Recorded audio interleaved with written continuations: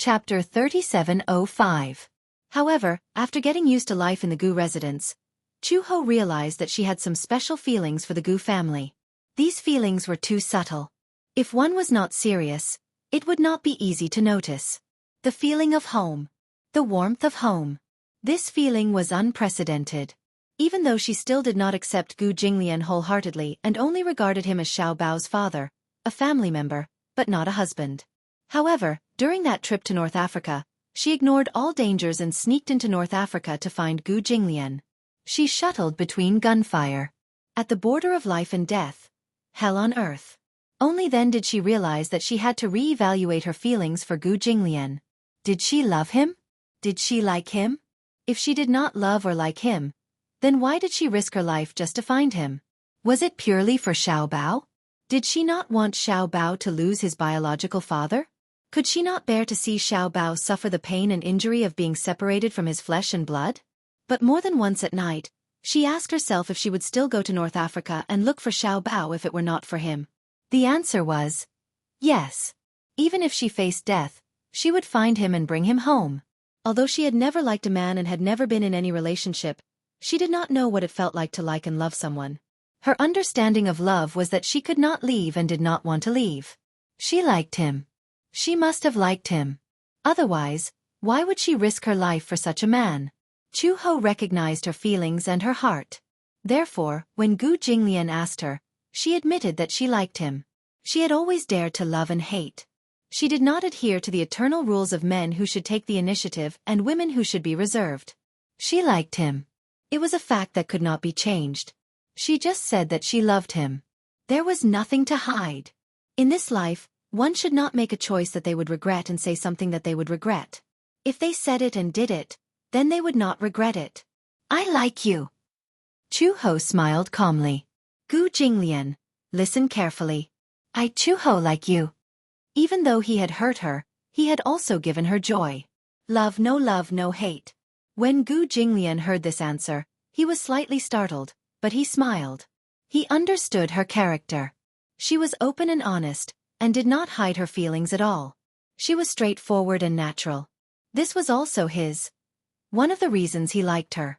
What about you? You haven't answered me yet. Chu-ho raised his eyebrows. I don't want you to marry me.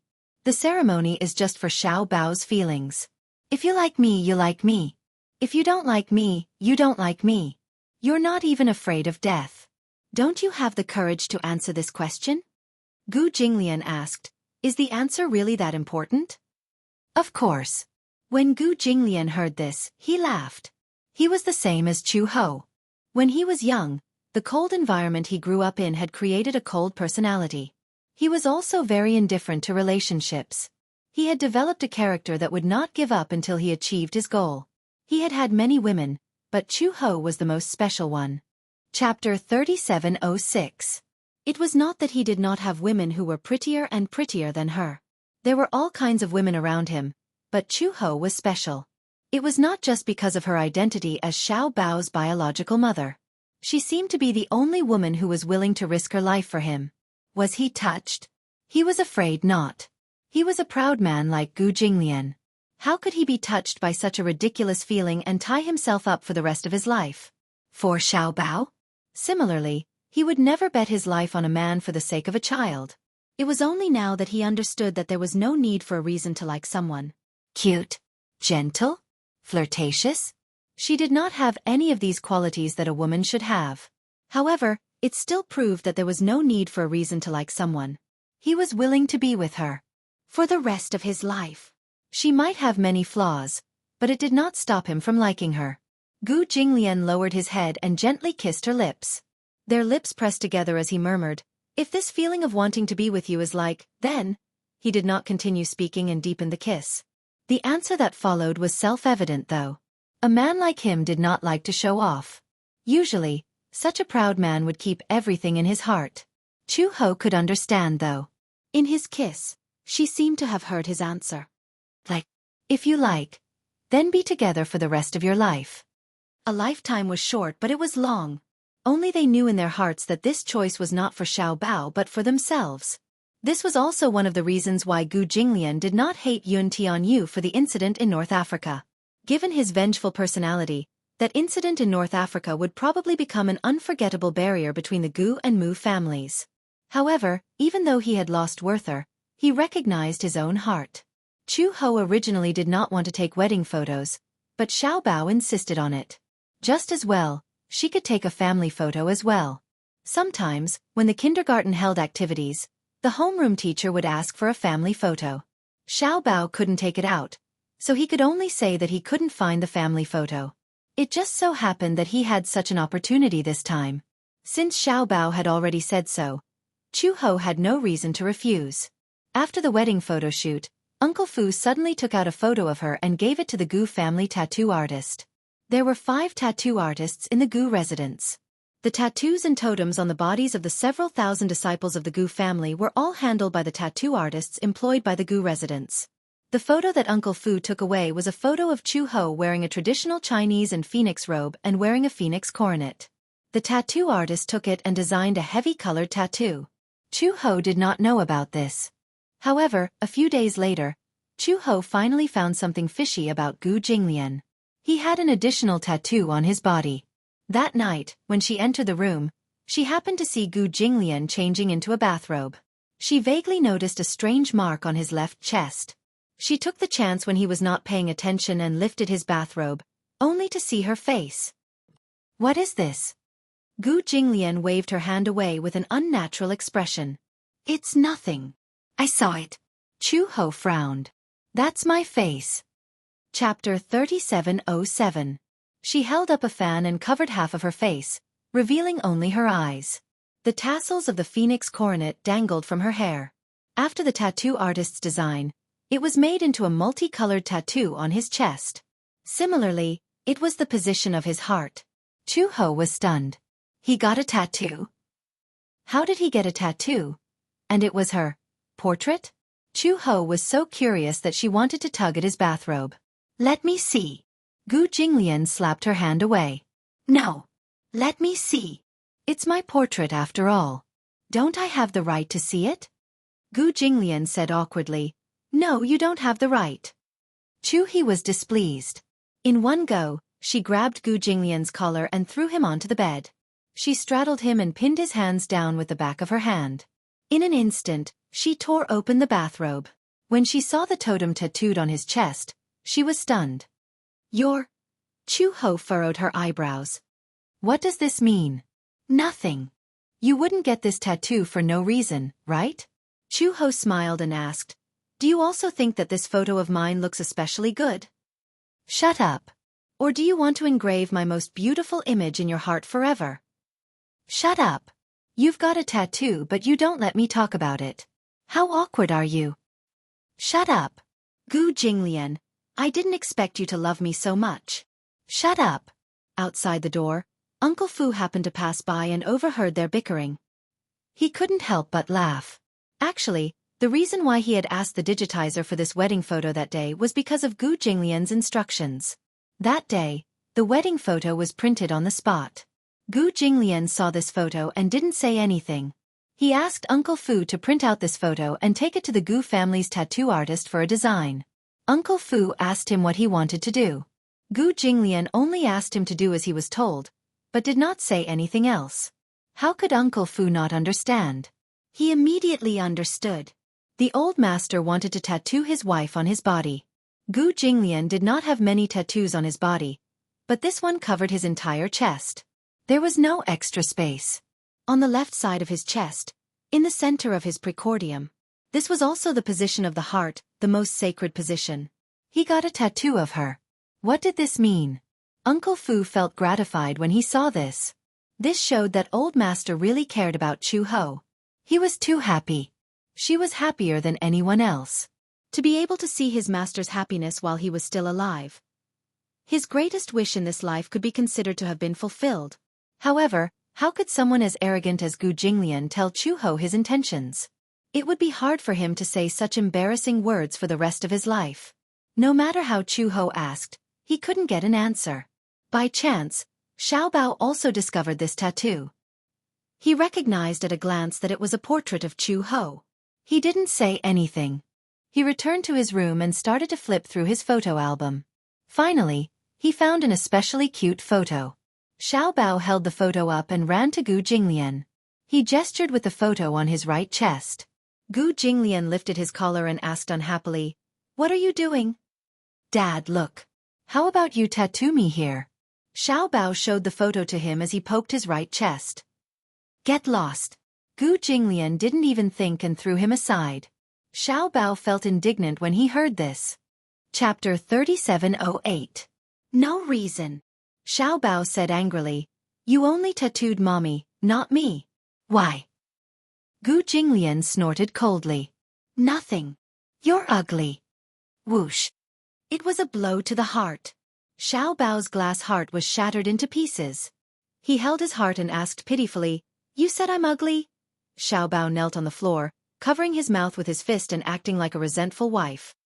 "You said I'm ugly. Daddy is biased." Gu Jinglian was speechless.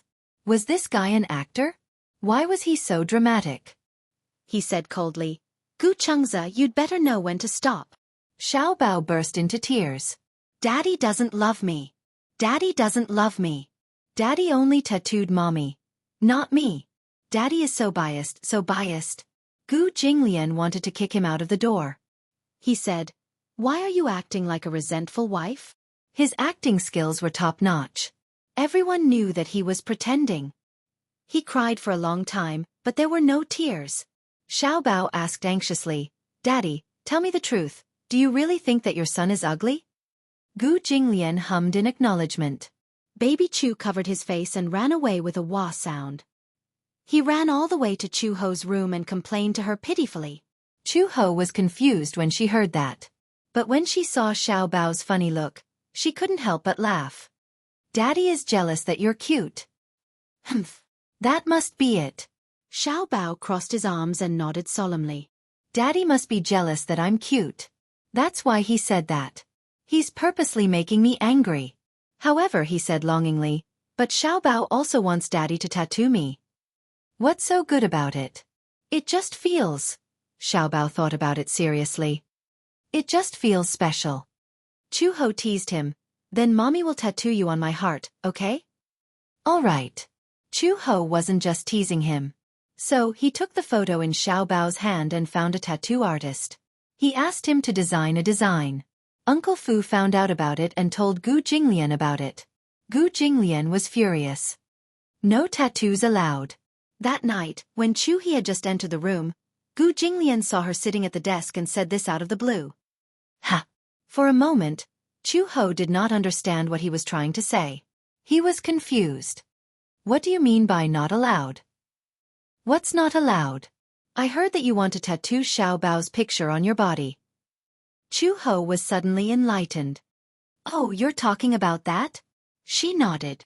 "I do have that thought. You are not allowed to." "Why?" This man was too domineering. Only the officials were allowed to set fires, but not the common people? "You already have a tattoo, so why can't I have one?" Gu Jinglian frowned but did not say anything. But in reality, he didn't want Chu Ho to have anything that was not harmonious. What if he saw Xiao Bao's picture tattooed on her body when they were in bed? That would be a very scary feeling. He kept feeling as if a pair of eyes were staring at him. He was not interested anymore. Moreover, her skin was so fair and smooth. If he had a tattoo on her body, it would ruin her beauty. "If I say no, then no. You're not allowed to get a tattoo." Chu Ho said, "I promised Xiao Bao and the child, so I have to keep my word. Besides, you already have a tattoo, so it's not a big deal for me to get one." You can get one. Chapter 3709. Make the tattoo smaller. Tattoo it on your butt. Xiao Bao would be so angry that he would cry, wouldn't he? How could he do such a thing to his son? Chu Ho could totally imagine how pitiful Xiao Bao would be when he found out that his portrait was tattooed on his butt. "Mom, I'm on your butt, and you're sitting on me every day." Sob, sob, sob. Xiao Bao feels so wronged. "No way." Chu Ho immediately interrupted him. Gu Jinglian replied, "Why not? You tattoo me on your chest, and I tattoo Xiao Bao on my butt. Isn't the difference in treatment too big?" Gu Jinglian sat down at the table and snorted coldly. Why should I tattoo him on your body? I won't allow it. You're so overbearing. You only know that I'm overbearing on the first day you met me? In Gu Jinglian's mind, he got the tattoo only because he liked that photo. Given his style of doing things, to him, having a portrait tattooed on his chest had a special meaning. Of course, he wouldn't agree to Xiao Bao's whim. Chu Ho was helpless. If Gu Jinglian didn't agree and he didn't say anything, the Gu family's tattoo artist wouldn't tattoo him. Thinking of this, he could only give up. When Chu Ho went back, Xiao Bao looked at her expectantly. However, she said helplessly, your dad didn't allow it. Why? Your dad said that it's okay to tattoo it, but it has to be on your butt. Xiao Bao was speechless. He frowned and asked suspiciously, what? He said that if you want to tattoo it, it can only be on your butt. Xiao Bao clutched his chest. What? How can he be so heartless? Good boy. Chu Ho smiled and squatted down. She patted his head and said patiently, actually, a tattoo is very painful. You don't want your mom to be in pain because of a tattoo, right? Xiao Bao listened and nodded, but he felt a little awkward in his heart. Actually, it wasn't a big deal if Chu Ho didn't get a tattoo. The problem was that Gu Jinglian actually said that he wanted to tattoo him on his butt. Bullshit. Boom. Charge. How infuriating. But in front of Chu Ho, she still had to maintain a smile. Xiao Bao clenched his fists, feeling indignant. He suddenly thought of something, and his eyes flashed as he chuckled. In the past few days, Xiao Bao had been well behaved. On this day of rest, Xiao Bao suddenly ran to Gu Jinglian's study in the evening. Gu Jinglian had just returned from the company. He dialed a number and explained some of the wedding procedures. After hanging up the phone, he looked up and saw Xiao Bao standing at the door of the room, wearing a bathrobe. However, the way he looked at him was a little malicious. Daddy. Gu Jinglian's eyebrows twitched. He did not know what this little guy was up to. What are you doing? I got a tattoo. Xiao Bao flipped his hair proudly and swayed his hips as he walked in front of him. He placed his little hands on the table, looking very pleased with himself. Gu Jinglian said, oh, but did not seem to be moved. What does it have to do with me? Of course it has to do with you. Xiao Bao held his chest and pretended to put on a flattering expression. In order to express my deep love for Daddy, I drew Daddy's picture and tattooed it on my butt. Deep love? His picture? Tattooed on his butt? Gu Jinglian was speechless. What? How is it? Chapter 37:10. Xiao Bao's eyebrows twitched. Look at how good I am to Dad. As he said this, he took half a step back and pulled his bathrobe open. He turned around and stuck out his back, revealing his round and bouncy little butt.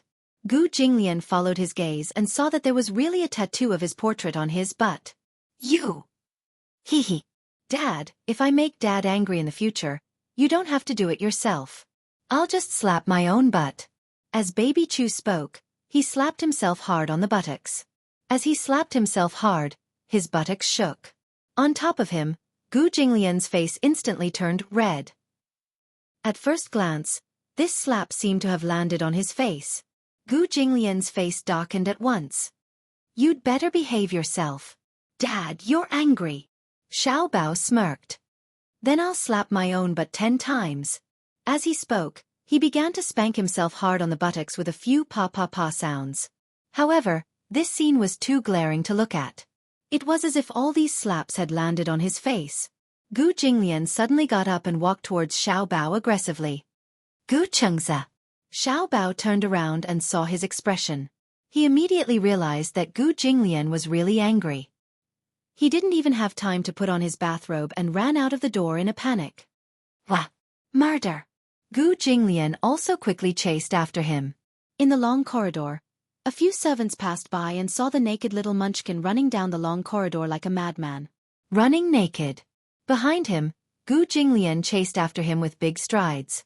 Like a gust of wind, he lifted Xiao Bao up in an instant. Wah! Shut up! Don't hit me! Bam bam! 2 unambiguous slaps. You like to hit your own butt so much? Gu Jinglian asked as he ravaged his hair. Then do you mind if I do it for you? Gu Jinglian didn't wait for Xiao Bao to finish his sentence before he started spanking him.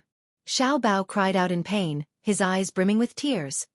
When Chu He returned to the room, she saw Gu Jinglian sitting elegantly on the sofa with his legs crossed and a cold expression on his face. Baby Chu, on the other hand, was kneeling on the sofa. More than half of his buttocks were swollen, and more than half of the painting on his buttocks had been knocked off. When Xiao Bao took the photo and was about to get a tattoo, the tattoo artist who was holding the photo didn't dare to really inscribe it. After all, she was still a child, and her words carried no harm.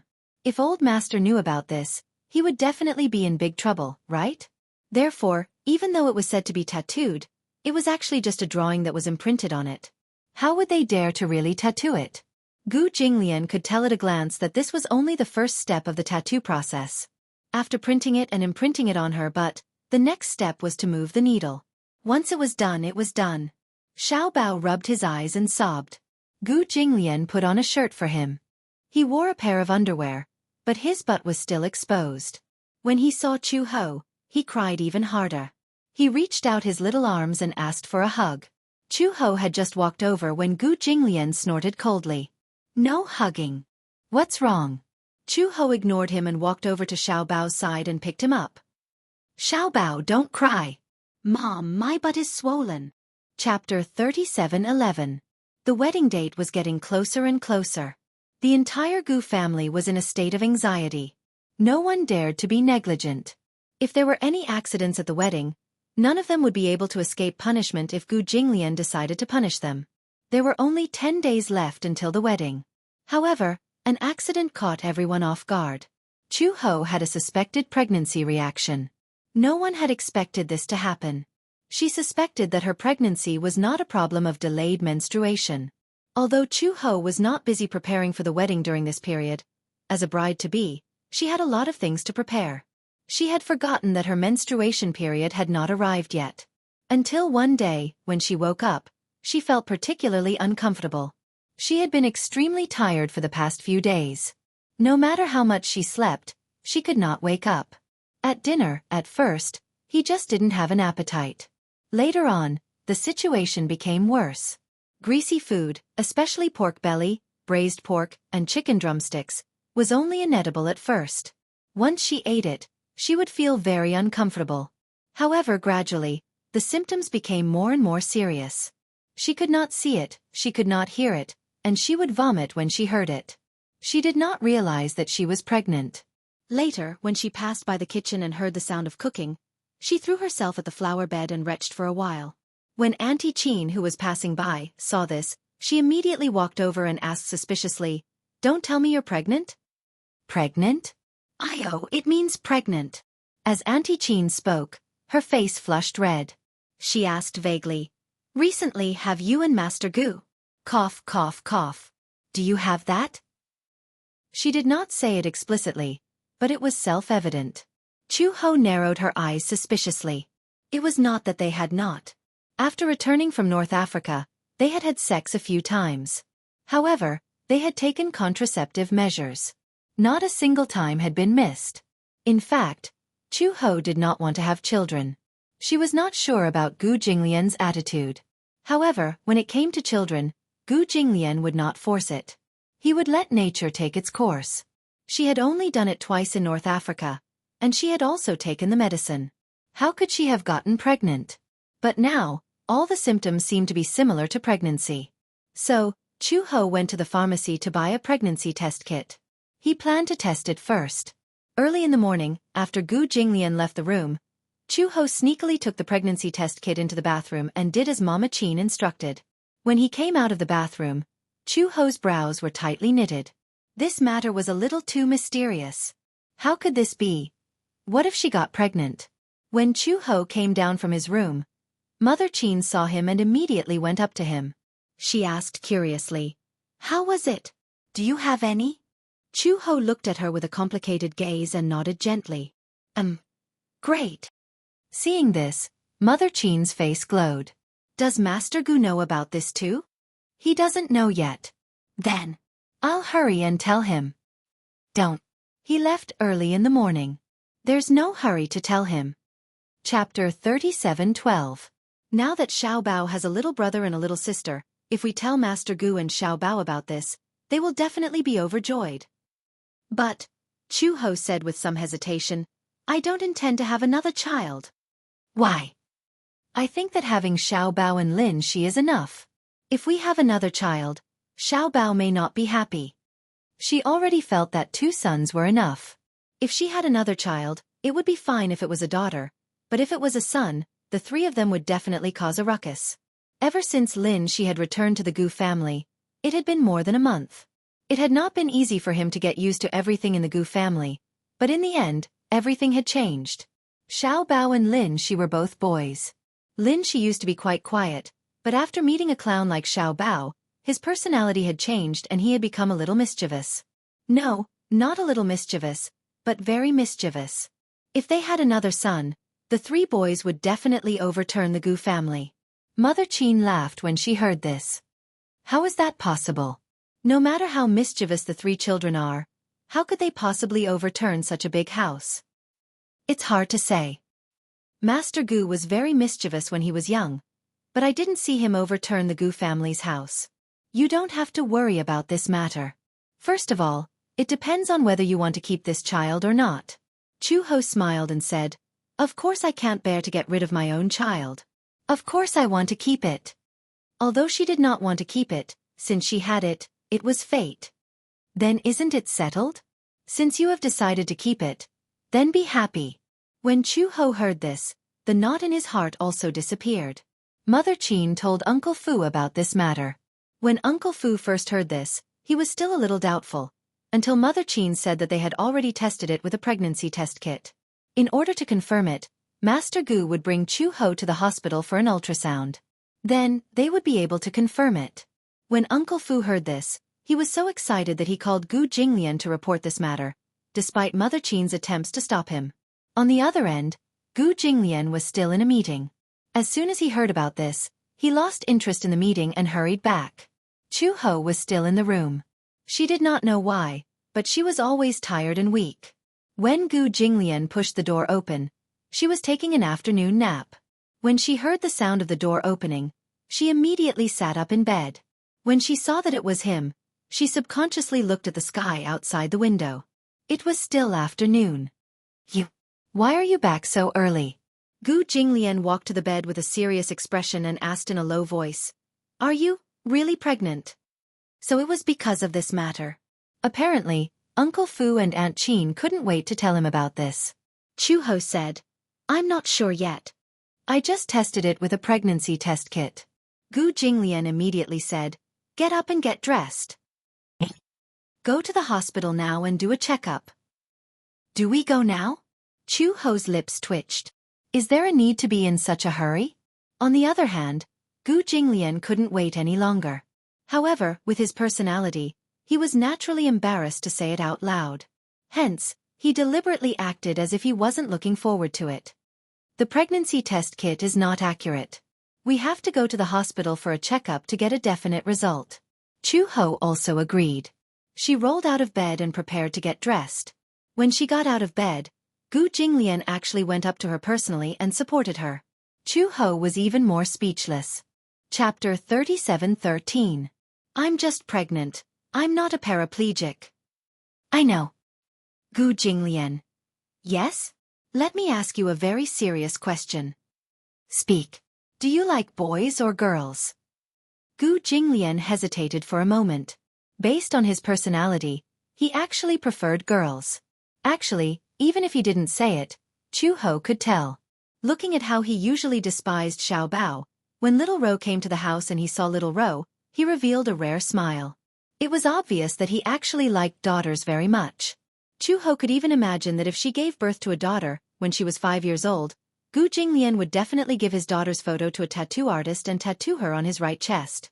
Xiao Bao would probably feel all kinds of psychological imbalance when he saw that.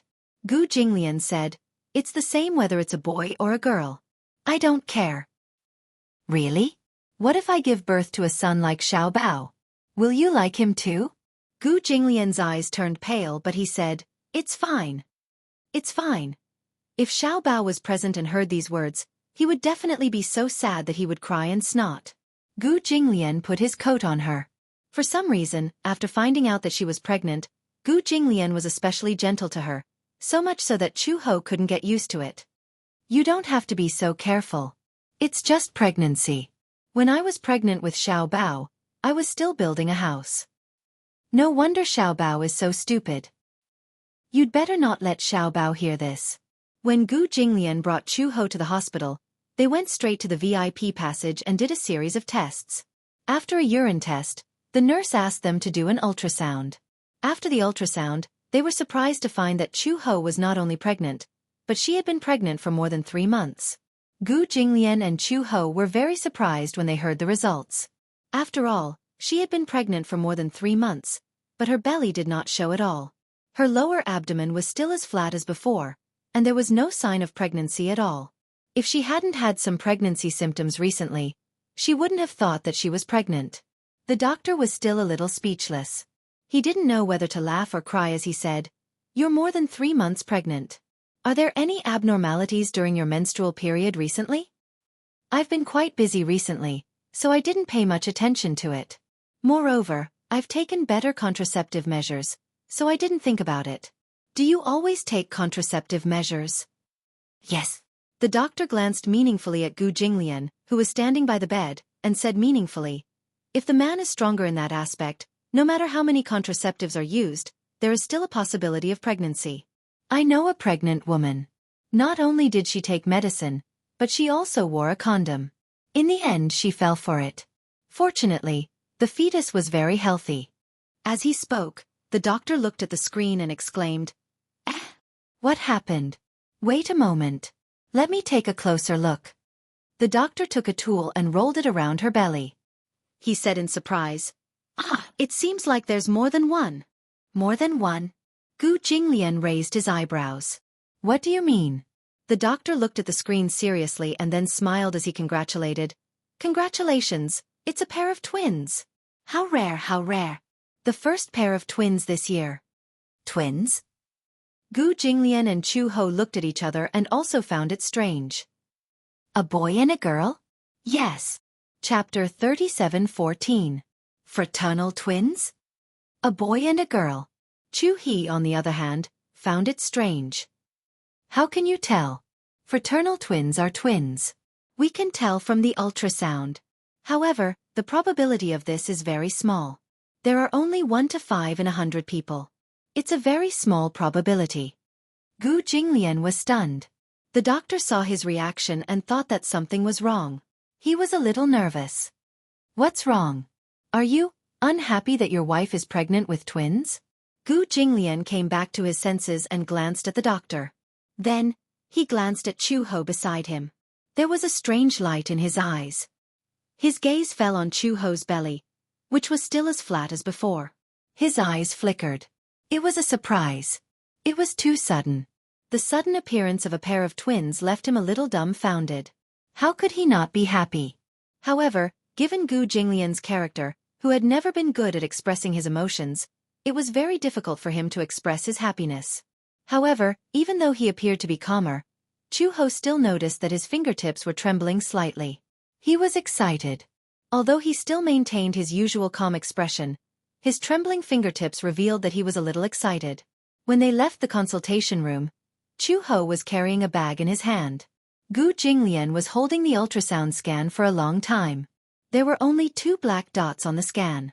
Gu Jinglian felt that these 2 black dots looked like Chu Ho had swallowed 2 potatoes. He could not tell what they were. On the report, there were black words on a white background. They were categorized as twins A and B. There was no doubt that they were fraternal twins. This proved that there were 2 little lives in her belly. Perhaps, one was a son and the other was a daughter. Gu Jinglian's cold lips gradually curved into a faint smile. Chu Ho observed the change in his expression and did not know whether to laugh or cry. "Gu Jinglian, what's with your half-smiling, half-crying expression?" Gu Jinglian heard this and immediately controlled his expression. He pretended to be calm and said, "I'm not smiling. The corners of your mouth are curled up. Is this not considered a smile?" "Gu Jinglian, if you're happy, just smile. You didn't see the expression on your face. It's uglier than crying." Gu Jinglian narrowed his eyes unhappily. Stop talking. She was disturbing his good mood. Do you want this child? Chu Ho suddenly asked. Gu Jinglian suddenly stopped and looked at her with a dangerous gaze. She asked this question. Did she not want to keep it? You don't want it? No, but I have to abide by your opinion. Chu Ho continued. We have Xiao Bao, Lin Shi, and now there are 2 more in your belly. There are 4 children in the family. I don't know if you're mentally prepared. Are you afraid that the 4 children will turn the world upside down? I'm really worried about that. In Chu Ho's heart, Gu Jinglian was undoubtedly the big devil. If the pure blood of this big devil gave birth to a little devil and a little witch, then the Gu family would not have a peaceful day in the future. Since you're pregnant, then give birth to them properly. It was not as if he could not afford to raise them. Even if they lived in a group like pigs, the Gu family would not be turned upside down. What if Xiao Bao can't accept it? Chu Ho had seen many families with 2 children. De Bao and Er Bao fought for favor and bullied Er Bao. Chapter 37:15. Although she felt that Xiao Bao would not bully his younger siblings or resent them, she still had such concerns. If she was worried about her younger siblings, her energy would be distracted and Xiao Bao would feel aggrieved. Why are you worried about this? Gu Jinglian did not think much of it. If he doesn't accept it, just beat him up. What a violent solution. Gu Jinglian said, Get in the car. We'll talk when we get home. Just as he turned around, he could no longer suppress the joy in his heart, and his lips curved into a gentle arc. He did not know when it started. Compared to the past, he was extremely disgusted when he saw children. Now, he actually had a lot of expectations for the 2 children who were about to arrive. Once when he was waiting for a red light in the car, he saw a man passing by with a cute little girl sitting on his shoulder. The father was holding his daughter's hands and laughing along the way. He actually felt a little envious. That scene was too heartwarming. It actually made him yearn for it. It was said that daughters looked more like their fathers, while sons looked more like their mothers. Then, would his daughter look more like him?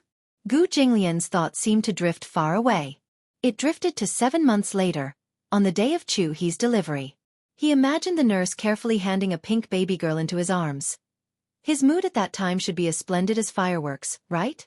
Look, even before the children were born, Gu Jinglian's balance was already unreservedly leaning towards his daughter's side. In the future, when Chu Ho's twins were born, the other one would probably cry miserably. She had met a father who liked her daughter and had nowhere to vent her grievances. The share of doting had already been decided before the children were born. Chu Ho did not know what Gu Jinglian was thinking. When the 2 of them returned to the Gu residence, Xiao Bao happened to come home from school. Gu Jinglian knew about it and ordered Uncle Fu to summon Xiao Bao into the study. Chu Ho originally wanted to follow in, but was stopped by Uncle Fu at the door, saying that Gu Jinglian had something to talk to Xiao Bao. In the study, Gu Jinglian hugged Xiao Bao in his arms and asked him a question seriously. Xiao Bao, do you want a younger brother? Xiao Bao looked confused. No. What about your younger sister? No. Xiao Bao said honestly, I already have an older brother. Gu gently and kindly stared at him. Now, your mother is pregnant with 2 Xiao Bao babies. Whether you like it or not, you must not bully your younger sister in the future, okay? Xiao Bao's eyelids twitched. Daddy, why didn't you tell me not to bully my younger brother? You can bully my younger brother. Biological father. He was really his biological father. Xiao Bao clenched his fists and suddenly understood. Oh, I know. Dad, you value girls more than boys. No wonder I have no place in your eyes. You don't like boys at all. Gu Jinglian played it down. You found out. The main thing was that this guy was really asking for a beating sometimes. Xiao Bao was about to say something when he suddenly reacted and sucked in a breath of cold air. Mommy is pregnant? Gu Jinglian nodded. She's pregnant with 2 babies? Gu Jinglian nodded again. Xiao Bao suddenly clenched his fists excitedly. I'm going to be an older brother? Gu Jinglian reached out and pinched his nose gently, which was rare for him. Aha! Wow! That's great! Chapter 37:16. Chu Ho could clearly hear Xiao Bao's cheers from outside the study. Yeah! I'm going to be an older brother. She widened her eyes in surprise as she looked at the door. She was a little surprised and also a little shocked by Xiao Bao's attitude. She had been so worried earlier because she was worried that Xiao Bao wouldn't be able to accept having a younger brother and sister. She didn't expect that Xiao Bao's anticipation for the two babies was no less than hers and no less than Gu Jinglian's. She relaxed her eyebrows and smiled. Her heart felt warm. It was her fortune to have such an older son like Xiao Bao. Knowing Xiao Bao's attitude, Chu Ho felt as if a rock had been lifted off her chest. The father and son's conversation ended. When the door opened, Chu Ho had already left quietly. Xiao Bao ran happily to Lin Shi's room. He found out from Uncle Fu that Lin Shi hadn't finished school yet. Lin Shi went to primary school while Xiao Bao was still in kindergarten. Hence, Lin Shi finished school a little later. The days of waiting were a little torturous. Xiao Bao couldn't wait to share this great news with Lin Shi. After waiting for a while, Lin Shi finally finished school. From afar, they could hear Lin Shi stepping into the backyard and greeting Aunt Qin and Uncle Fu with a smile. Xiao Bao ran down the stairs excitedly and threw himself at Lin Shi while cheering. Lin Shi! Lin Shi caught Xiao Bao in shock. Xiao Bao threw himself into his arms and hugged his neck as he jumped up and down. Lin Shi, we're going to be older brothers. We're going to be older brothers. Before Lin Shi could understand what was going on, he heard Xiao Bao introduce seriously. In the future, you'll be the eldest brother and I'll be the second brother, hee hee. When Uncle Fu and Aunt Qin heard this, they looked at each other and smiled. Lin Shi was a little surprised. Xiao Bao, what do you mean by that? I don't understand. Let me tell you a secret. Xiao Bao tugged at Lin Shi's sleeve and whispered to him. Mommy is pregnant. Father said that mother is pregnant with 2 children, a younger brother and a younger sister. Lin Shi stared blankly with his eyes wide open, unable to come back to his senses. This news. It was too unexpected. What a pleasant surprise. It was not until a long time later that Lin Shi reacted. She grabbed Xiao Bao's hand and asked in disbelief, Really? Really, really? Xiao Bao nodded solemnly. Daddy told me that himself. Oh my God, Lin Shi said. Then they must be twins. Twins? Yes, a pair of twins, a boy and a girl. This is very rare. There's a very small chance that they'll get pregnant at the same time. When Xiao Bao heard this, he was even more surprised. Really? I thought it was normal to have 2 babies. No way. Lin Shi was also excited. She pulled Xiao Bao and skipped in circles. Xiao Bao, we have a younger brother and sister. Yeah. Xiao Bao asked curiously. Do you like a younger brother or a younger sister? Me? I like both. If we're talking about who I like more, I'd like a younger sister more. He did not have a younger sister. Growing up in North Africa, those who were younger than him were all younger than him. I like a younger brother. Why? Xiao Bao said matter-of-factly. Because Dad seems to like a younger sister more. No one likes a younger brother, so I'll like him. Also, if there's a younger brother, I can teach him how to play football. When Lin Shi heard this, they looked at each other and smiled. Chapter 37:17. The wedding was imminent. However, Fu Bo had already arranged everything, no matter how big or small. In addition, Chu Ho was pregnant. For the Gu family, it could be said that it was a double blessing. It had been a long time since the Gu family had such a grand occasion. Everyone in the Gu family was in a state of excitement. However, since Chu Ho was pregnant, she could not drink at the wedding. Therefore, Gu Jinglian had already informed them in advance. It was more of a threat than a greeting. Whoever dared to force Chu Ho to drink would have their hands chopped off. When Uncle Fu heard this, he did not know whether to laugh or cry. Old Master's ability to protect his wife was improving day by day. However, this was also a good thing. At least, with Old Master's arrogant personality, he knew how to dote on his wife. It was really not easy. 2 days before the wedding, Uncle Fu took Chu Ho back to Uncle Fu's house. Aunt Fu had already decorated the boudoir a few days in advance. Chu Ho moved into the boudoir. Looking at Aunt Fu's thoughtful decorations, she sighed in her heart. She was so thoughtful. She was really thoughtful. Uncle Fu really treated her like his own daughter. Everything was ready. However, there was some disagreement about the bridesmaids. Chu Ho did not have many good friends, so there was a problem with the choice of bridesmaids. It was not good to have no bridesmaids. On the wedding day, there were many things to do. If there were no bridesmaids, there would be fewer people to help. Fortunately, Uncle Fu had a niece and a nephew, so he used them to make up the numbers temporarily. However, looking at the two bridesmaids, it seemed that there were not enough bridesmaids. During the wedding, Gu Jinglian's brothers were quite eye-catching. If they could not hold the door, it would be too boring. They did not know where Uncle Fu had gathered a group of sisters. It was said that many of them were from the side branches of the Gu family. Gu Jinglian did not have many cousins, but it was not a small number either. It was still possible to gather 7 or 8 of them. The group of sisters had come over the night before, but they were a little uneasy in front of Chu Ho. This awkwardness was built on the fact that Chu He was Gu Jinglian's wife. They were very afraid of Gu Jinglian.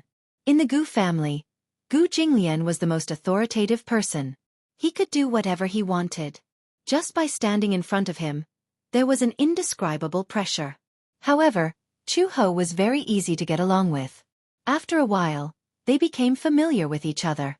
They saw that Chu Ho didn't put on any airs and didn't feel any pressure. At night, one of Gu Jinglian's cousins even worked hard to do a full set of skincare for Chu Ho, saying that his makeup would be better the next day. Fortunately, Uncle Fu's house was big enough. There were 3 or 4 rooms in total. There was also a very long sofa in the living room. As a woman from the Gu family, she did not care about trifles. She could make do with a night on the sofa. There were a total of 7 or 8 people. The 3 of them squeezed into one room and slept just like that. However, Chu Ho lay on the bed and couldn't fall asleep. She fell asleep at 10 o'clock in the morning. When she woke up at 1 o'clock in the morning, she couldn't fall asleep. She didn't want to sleep anymore. She decided not to sleep. She turned on the TV and turned it off, intending to watch TV until dawn. The 2 bridesmaids who slept with her saw that she had woken up and were too nervous to fall asleep. The 3 of them got up and chatted while putting on facial masks and watching TV. At 3 o'clock in the morning, the makeup artist and the styling team arrived. Chu Ho's makeup was a little complicated. With her hair tied up, it took 3 hours of work. Chapter 37:18. Everyone in the room woke up and started to get busy. Say, today is our cousin's big day. If we don't take advantage of this opportunity to play some pranks, we might not have the chance in the future. It was not known who brought this up, but the group of people all agreed. What ideas should we come up with? Mimi. One of the women raised her hand. I've prepared a detailed strategy in advance. When the groom comes to pick the bride up, we'll play some games for him to play. If he can't win, he can't come in. Hence, the group of people started to get busy. First, he cut the red ribbon into sections and stuck both ends with glue, blocking the door. It was as if he simulated the infrared aurora scanning of the Matrix. Only by using these infrared rays, and not touching any of them, could they enter the house. There were also people who prepared toast and mustard. They smeared a thick layer of mustard on each piece of toast. If they lost the game, the bride and groomsmen would have to eat the toast covered in mustard without missing a single bit. That's too much. Chu Ho felt a little suffocated when he saw that they had smeared a thick layer of mustard. Besides the mustard toast, there were also fresh lemon slices and dried chili. Oh my God! Would this kill anyone? After preparing the game, someone suddenly suggested, how about we play a thrilling game? We'll give Uncle Jinglian a special surprise. The group of people gathered together and started to whisper. Then, everyone suddenly looked at Chu Ho with evil smiles. When the latter saw their evil smiles, he couldn't help but feel his hair stand on end. On the other hand, Gu Jinglian woke up at 5:30 in the morning. He washed up, dressed up, tidied his hair a little, and put on his suit. The process of preparation for a man was much simpler than that of a woman. It had to be said that with Gu Jinglian's height and temperament, he looked extremely handsome in a suit. His domineering aura made people not dare to look at him directly. At 7:28 in the morning, Gu Jinglian set off to pick up the bride. The mighty convoy set off for Uncle Fu's house. When they arrived downstairs at 8:08, Gu Jinglian and his brothers went upstairs. Hearing the sound of firecrackers downstairs, the sisters in the house became nervous. They're here, they're here. Close the door. The group of people hurriedly locked the door and blocked the entrance. Just as the door closed, the elevator opened. Gu Jinglian walked to the door and saw that the door was closed. The best man beside him held a bouquet of flowers and knocked on the door. We're here. Open the door. How can I open the door without a red packet? That's right. We have more than 10 sisters working so hard. We won't open the door for you if you don't give us a red packet. Gu Jinglian snorted disdainfully. To him, anything that could be solved with a red packet was nothing. The groomsmen had prepared a big bag of red packets. They casually took out a dozen of them and stuffed them into the gap under the door. Some of the red packets were especially bulging. There was a thick stack of cash inside, and the gap in the door could not be squeezed in. Gu Jinglian said angrily, "Didn't I tell you to stuff less?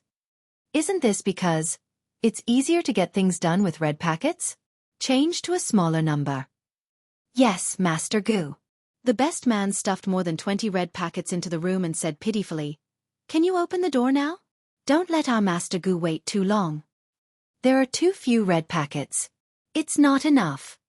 Chapter 37:19. The door opened a crack. When the groomsmen saw that, what were they waiting for? They immediately barged through the door. Gu Jinglian walked in and was surprised to find many red ribbons at the entrance. They looked like lasers. It seemed that they had planned to prank him from the moment they entered the door. "You guys are really good at pranking." "How can you say that we are pranking him? This is a test." "That's right. The bride is the most important today. How can we let you take her away so easily? The best part is yet to come. Groom, you have to go through with the groomsmen first. Be careful not to touch the red ribbons. Otherwise, if one of you touches it, everyone will be punished." Gu Jinglian looked back at the groomsmen and groomsmen. Fortunately, none of them were particularly fat, so he still had some confidence. For his skills, this trick was not enough. Gu Jinglian took the lead and went through the dangerous area. However, he was the second to be hit and broke 2 of the ribbons. Stupid teammate. The bridesmaids came over with a tray. There was a pile of toast stuffed with mustard. Gu Jinglian did not know what was on it and asked in confusion, "What's that green on it?" "Mustard." "Mustard." Gu Jinglian's face darkened and darkened. The groomsmen saw that his face had changed and immediately volunteered, "We will take all of it. Mr. Gu, you don't have to eat it."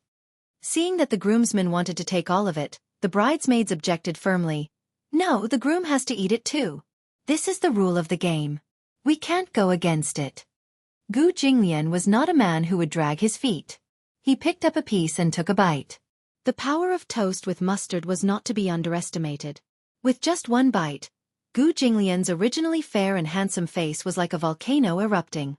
Blood rushed to his head, and it was so red that it looked like it was dripping blood. "Cough, cough." Gu Jinglian covered his mouth and choked. However, the bridesmaid said that if he did not eat the mustard toast, the bridesmaids would not let him in. There were a few more checkpoints inside. Gu Jinglian had no choice but to bite the bullet and eat all the toast. However, he felt uncomfortable after eating it. It was spicy. Choke. He felt like his lungs were burning. The groom has eaten. The groomsmen should hurry up too. Oh. The groomsmen took the toast pitifully. They took a deep breath and took a bite of the toast with their eyes closed. In an instant, everyone's faces turned red. They could not eat or vomit. What was even worse was that there was no purified water to serve them. Just by swallowing the toast dry, half of the people were gone. The bridesmaids and sisters laughed gloatingly. Among so many people, Gu Jinglian was the only one with the strongest mental fortitude. He was still standing after eating.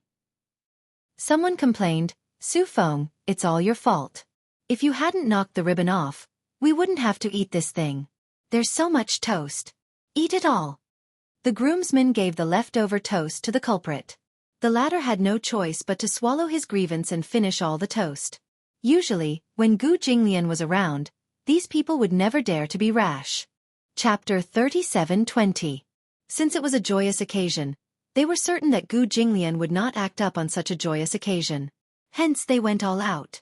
There was a long corridor leading to the boudoir, and it was covered with shiatsu boards. "What are these?" The groomsmen squatted on the ground and touched them with their hands. They did not feel anything just by touching them, but if they took off their shoes and stepped on them directly, the feeling was indescribable. "How do we do this?"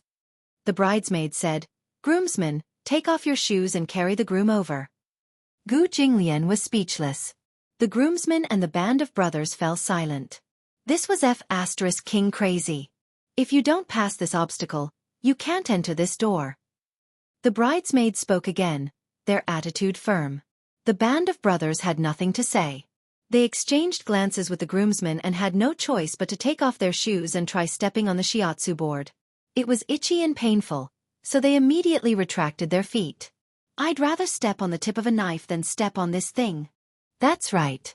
It makes the soles of my feet itchy and painful. The bridesmaids laughed. No way. Gu Jinglian's expression turned cold. Hurry up. Since the devil had spoken, the others did not dare to delay. They quickly took off their shoes and lifted Gu Jinglian up. 2 of them held his arms, and another 2 lifted his long legs. The 4 of them formed a human palanquin and carried Gu Jinglian onto the shiatsu board. The group of people wailed in pain. All sorts of screams were heard. Sister-in-law, spare us. Sister-in-law, it hurts. Hurry up and come out to help us. Sister-in-law, let us go. We came here sincerely to pick up the bride. The group of people wailed like ghosts and howled like wolves, but there was no response from inside the door. It seemed that Chu Ho was determined to ignore them. The band of brothers could only grit their teeth and close their eyes. They endured the excruciating pain in the soles of their feet and carried Gu Jinglian to the door. The shiatsu board was only a few meters long, but it took them a few minutes. The brothers put Gu Jinglian down. The groomsmen also took off their shoes and walked over. They knocked on the door and said flatteringly, Sister-in-law, we're here. Open the door. Inside, the sisters and bridesmaids were blocking the door, but they did not let him in. Gu Jinglian turned the door handle, but the door was locked from the inside.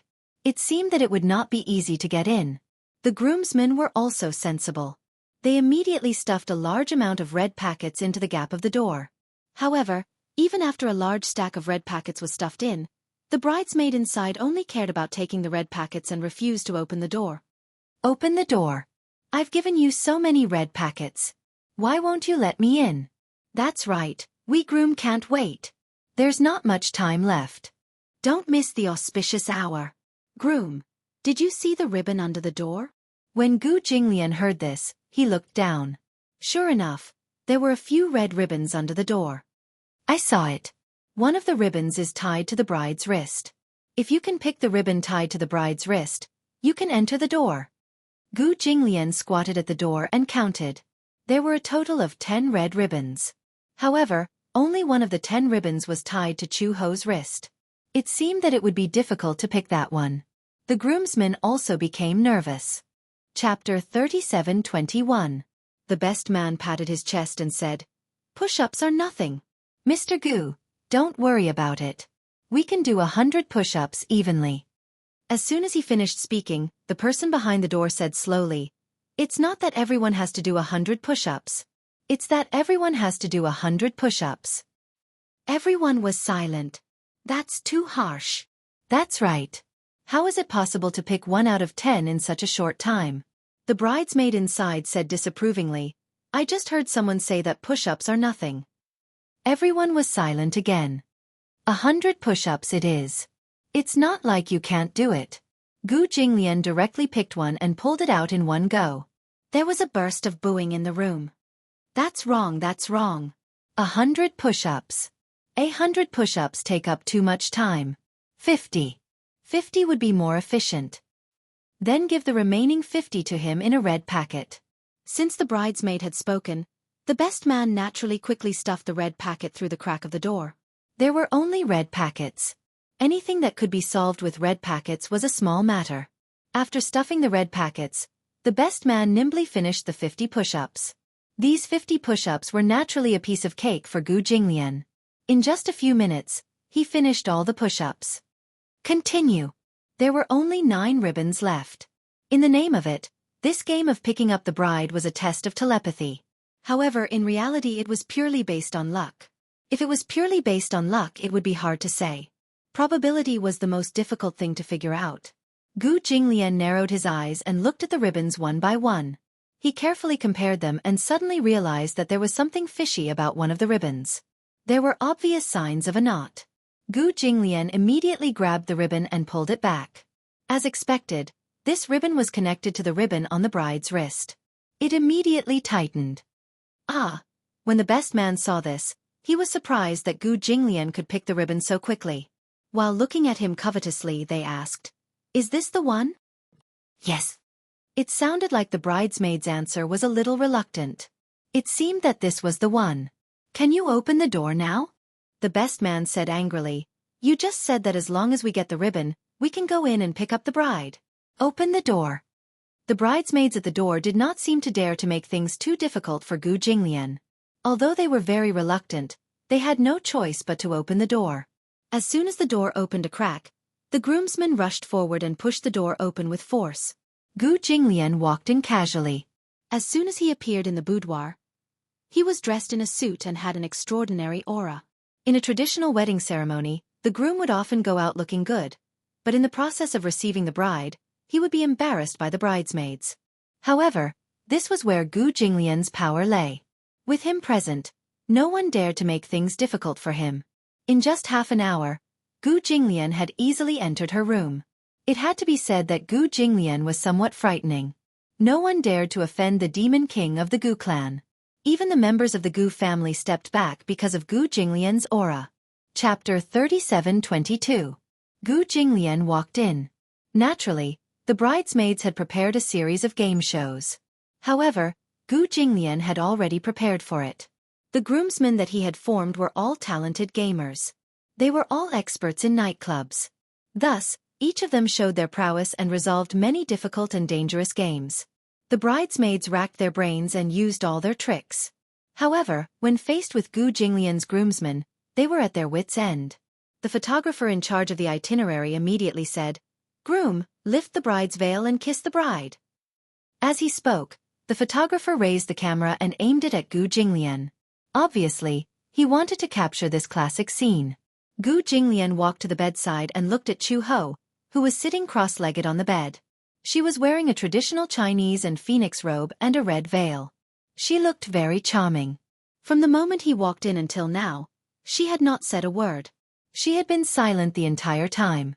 Was she nervous? Gu Jinglian was a little doubtful. This was the first time in her life that she had experienced a wedding. Could she be so nervous that she could not speak? Just as he was about to reach out and lift Chu Ho's veil, the photographer immediately said, "Does the groom want to say a few words to the bride?" Gu Jinglian raised his eyebrows and looked at him with some confusion. "Say what?" "Some romantic confessions. Or you can say some promises." "I didn't prepare anything." Everyone was silent. However, Gu Jinglian's reaction was not very surprising.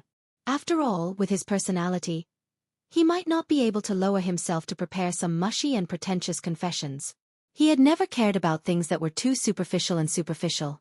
The photographer was still encouraging him. "Just say a few words." Gu Jinglian pursed his lips. His gloomy expression made everyone present feel that the atmosphere was a little cold. The aura that emanated from his body filled every inch of the room. Even the cameraman was shivering from the cold. So cold. So scary. He was not a member of the Gu family. Instead, he was a photographer that Uncle Fu had specially hired to record every happy moment of the wedding. Uncle Fu had specially instructed him to make the video as heartwarming and romantic as possible. He wanted to make it into a video so that he could keep it as a precious memory in the future. However, this bridegroom was quite uncooperative. The photographer silently picked up his DSLR with an expression that said, "Please go ahead." He didn't dare to say anything else. Gu Jinglian turned around and his gaze fell on the bride. He gently reached out his hands and slowly lifted the corner of the veil. Everyone was so nervous that they held their breaths. The bridesmaids, on the other hand, were grinning wickedly. As the veil was slowly lifted, what was revealed was not Chu Ho's delicate and beautiful face, but a man's extremely rough jaw. Then, the face of an unfamiliar man was exposed in front of Gu Jinglian. The bride wasn't Chu Ho. The person sitting on the bed was only wearing the wedding gown and a veil. Until now, he had not realized that the bride on the bed was not Chu Ho at all. Gu Jinglian was speechless. The bride had been switched. He had deliberately broken in, but he did not expect that the bride he had prepared to welcome would disappear into thin air and be replaced by a rough stranger. D***. Chapter 37:23. The scene froze for a moment, and the air seemed to have frozen. After a long period of dead silence, the crowd suddenly burst into laughter. Ha ha ha ha. Even the groomsmen fell to the ground laughing. This scene was really too impactful. Gu Jinglian stood in front of the bed in his suit, his face ashen. However, on the bed, there was a man wearing a phoenix coronet and a red robe. It was really frightening. The fake bride actually acted coy and pretended to be a woman as she threw herself at Gu Jinglian and said coquettishly in a rough voice, "Groom, what's wrong with you? I've been waiting for you for a long time." The crowd roared with laughter again. However, Gu Jinglian smiled and stared at him coldly. In the next second, a voice as cold as ice escaped from his throat. "Where is she?" Whoosh. It was as if the Arctic wind had blown past. The people present could not laugh at all. It was as if they had been frozen into ice sculptures. It was so cold. Originally, they had good intentions. They wanted to add some fun to the wedding and make it more festive. However, Gu Jinglian did not seem to like it very much. Very. Not.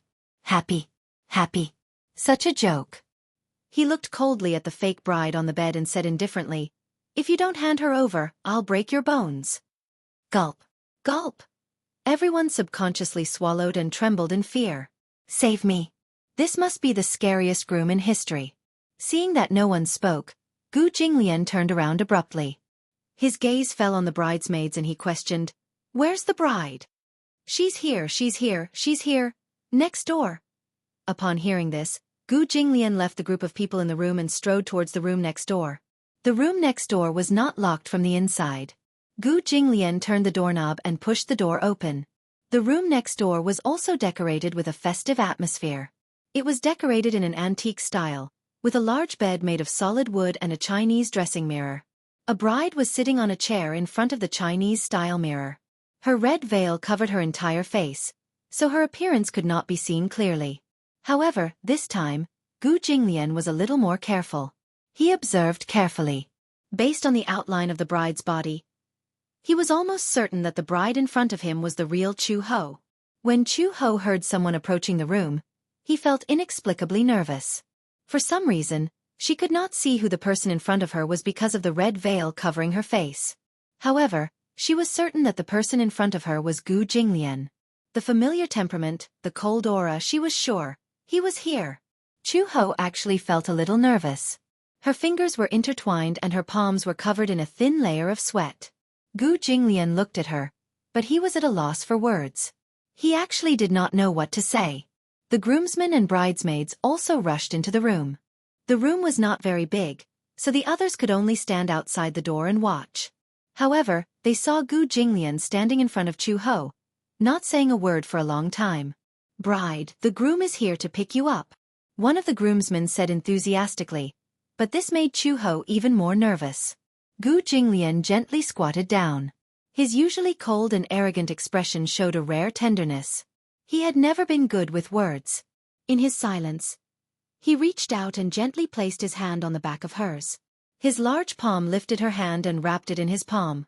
Her hand was not as delicate as other women's. Years of training had left a thin layer of calluses on her palm. Chapter 37:24. Holding her warm hand, ripples appeared in Gu Jinglian's heart. An imperceptible tenderness spread out in circles without a trace. Gu Jinglian gently rubbed her hand and asked calmly, "Come with me, okay?" Chu Ho didn't speak. Her red lips opened, but they were so dry that she couldn't form a coherent sentence. The bridesmaid reminded him carefully, "Groom, the bride's shoes have been hidden. You have to find them before you can leave." When Gu Jinglian heard this, he suddenly stood up and began to search the room. Even with his searching skills, he couldn't find the red wedding shoes that the bridesmaids had tried so hard to hide. The groomsmen were also anxious. Where are the shoes? However, they knew how to deal with this situation. They immediately walked to the bridesmaids with more than 10 red packets and smiled ingratiatingly. "Good sister, where did you hide the bride's wedding shoes?" The bridesmaids exchanged playful glances with each other. "How can we give you a hint so casually? If you want to give us a hint, you should at least give us something." The groomsmen looked at each other. They knew that this amount of red packets wasn't enough to get them to reveal anything. Thus, they took out all the red packets from their bags and presented them to the bridesmaids. "Good sister, this should be enough. You should be able to give us a hint now. The bridesmaids accepted the red packets with a smile and winked mysteriously. Isn't there a saying that goes, 100 years of cultivation is needed to cross the sea on the same boat? 100 years of cultivation is needed to cross the sea on the same boat? This time, everyone was even more puzzled. How could there be a boat in such a small room? 100 years of cultivation is needed to cross the sea on the same boat? Could it be that the wedding shoes were hidden in the model of the boat? Is there a model of the boat in the room? Yes. The model of the boat might be placed together with the model. The groomsmen started to suggest ideas. However, when they said this, the bridesmaids laughed in disdain. What idiots! They already said that it was a hint. If there really was a model of the boat, how could they give such an obvious hint? While the groomsmen were searching for the model of the ship in the room, Gu Jinglian strode to the bed, lifted the quilt with one hand, and grabbed the pillow. Everyone followed his gaze and saw a pair of bright red wedding shoes quietly hidden under the pillow. At this moment, everyone finally understood. The hint of the phrase, 100 years of cultivation leads to crossing the same boat, should be the next sentence. 1,000 years of cultivation leads to sleeping on the same pillow. This sleeping on the same pillow. Sleeping on the same pillow. Wasn't the wedding shoes hidden under the pillow? It had to be said that these bridesmaids were quite smart. They were quite particular about hiding the wedding shoes. At the same time, she was impressed by Gu Jinglian's shrewdness. He immediately guessed the hiding place of the wedding shoes. After finding the wedding shoes, Gu Jinglian walked over to Chu Ho with them. He looked at her deeply and suddenly knelt on one knee. He gently lifted one of Chu He's legs, and under the fringed hem of her skirt, a fair and delicate foot fell into his palm. He held her foot with one hand and slowly put a red high heel on her heel with the other. When he had put on the wedding shoes for her, Gu Jinglian looked up and gently lifted the veil. At this moment, Chu Ho's face was extremely red with embarrassment. Chapter 37-25. Gu Jinglian also noticed her blushing face. Although she had applied blush on her face, he could still tell if it was blush or shyness. Knowing that she was shy, Gu Jinglian did not point it out. Instead, he asked seriously, "Can I kiss my bride now?" Chu Ho pursed her lips, but her shoulders shrunk. She did not expect Gu Jinglian to be like other men and say things that made one's heart pound like thunder. However, when he said that, she did not feel that he was being frivolous. Instead, she felt a sweet feeling growing from the bottom of her heart. Everyone saw that she did not move and did not give a definite answer. They cheered enthusiastically. Gu Jinglian gave a rare smile. This was probably the first sincere smile he had given since he stepped into this room. "Close your eyes," he said. Chu Ho was reluctant at first, but Gu Jinglian's burning gaze fell on her face. She did not think too much and closed her eyes. Gu Jinglian lowered his head and gently covered her lips. This was the first time he had kissed her so gently. It was just a light touch, but it was more confusing than a passionate kiss. He kissed her slowly, but Chu Ho felt that her heart was beating faster and faster. She even felt like she was about to suffocate. The faster her heart beat, the more guilty she felt. It was as if her strong heartbeat would reach his ears. Gu Jinglian looked up and smiled at her. She thought that her heartbeat had been spied on by him, and she felt even more embarrassed. She had experienced life and death, and had also passed through the gates of hell. However, no matter how thrilling the experience was, it had never made her change her expression. But now, the color of her face changed again and again. In the end, it became the most beautiful color in Gu Jinglian's eyes. Gu Jinglian lifted her up. Chu Ho's blood immediately rushed to her head, and she did not know what was going on. She subconsciously lowered her head and buried her face in his chest. She only heard someone laughing and saying, "The bride is shy. The bride is so beautiful. But why is your face so red? Did you use too much blush?" When Chu Ho heard this, he lowered his head shyly. She did not even know how she got into the car. It was only when Gu Jinglian put her down in the back seat that she realized she was already in the wedding car. Gu Jinglian was surprised to see her blushing face. In his impression, Chu Ho was an extremely introverted person, but he was not a person who blushed easily. Perhaps it was because Gu Jinglian had always appeared cold and aloof, but he did not know that when she blushed, it was too much. However, he didn't say anything in front of outsiders. It was only after they got into the car that a certain man began to make fun of her. "Why is your face so red? It would have been better if he hadn't mentioned it. Now that he mentioned it, Chu-ho felt even more uneasy. She raised her hand to touch her face and realized that her face was very hot. She immediately explained, "Oh, maybe it's too hot. The sun isn't very bright today. Why are you feeling hot?" Gu Jinglian glanced at her. "Are your clothes very thick?" Yeah." She actually responded. How could Gu Jinglian not see that she was blushing because of shyness? She actually said that her blush was due to the heat in front of him. Therefore he wanted to expose her hypocrisy, so he actually unbuttoned her clothes. Chapter 37:26. Chu-ho was shocked by the man's sudden action. She retreated and grabbed his wrist. She said angrily, "What are you doing? I think you're hot." Chu-ho was speechless. "I was just joking. You don't look like someone who would make a cold joke." Chu-ho was speechless again. She turned her head away angrily and did not look at him anymore. Gu Jinglian found it interesting. She actually had the delicate side of a little woman, but she was actually quite cute. The car ride was not far, but the journey took a long time. Perhaps because of the wedding, the two of them were sitting in the car now, but their identities were completely different. She was his wife, and he was her husband. Therefore, the change in their identities gave people a different feeling. She was a little uneasy, but Gu Jinglian was very calm and did not feel uneasy at all. It was said that during a wedding, men would be nervous, touched, surprised, and even cry. However, when it came to Gu Jinglian, he was calm and did not have any extra expression. He was too calm. Chu-ho was affected by him and gradually calmed down. The wedding was arranged in an orderly manner. Uncle Fu was very efficient. There was nothing to worry about. As he said, Chu-ho only needed to wear the wedding dress. Everything else had been arranged properly. Even the accident at the wedding had been predicted. The wedding car suddenly slowed down. The man sitting in the front passenger seat suddenly said in a low voice, "Master, Uncle Fu was right. The Meng family is chasing after us."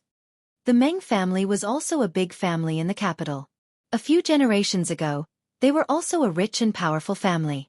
However, in recent years, they had some conflicts with the Gu family in business.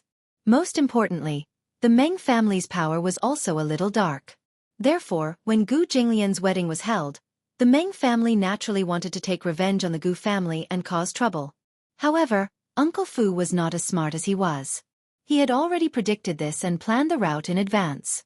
The roads in the capital were well connected. This was something that had already been planned in advance. Gu Jinglian said, "Follow the route and go around them." Understood. After the car passed a traffic light, it sped towards another road. There were many policemen on the road near the center, so it was naturally difficult to do anything. If it was a small road, it would be a different story. Gu Jinglian naturally did not want these things to happen. After all, it was their wedding day, and no one wanted to be unlucky.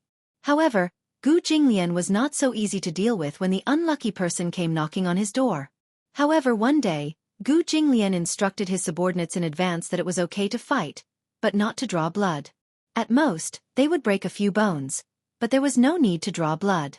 Regardless of whether it was his own blood or the enemy's blood, he should not see it. However, it could also be foreseen that the Meng family would definitely bring weapons when they came. However, the people from the Gu family weren't weak either. Not to mention bringing knives, even if they brought guns, they wouldn't be able to cause any bloodshed. The convoy drove to another road, and there was no one around.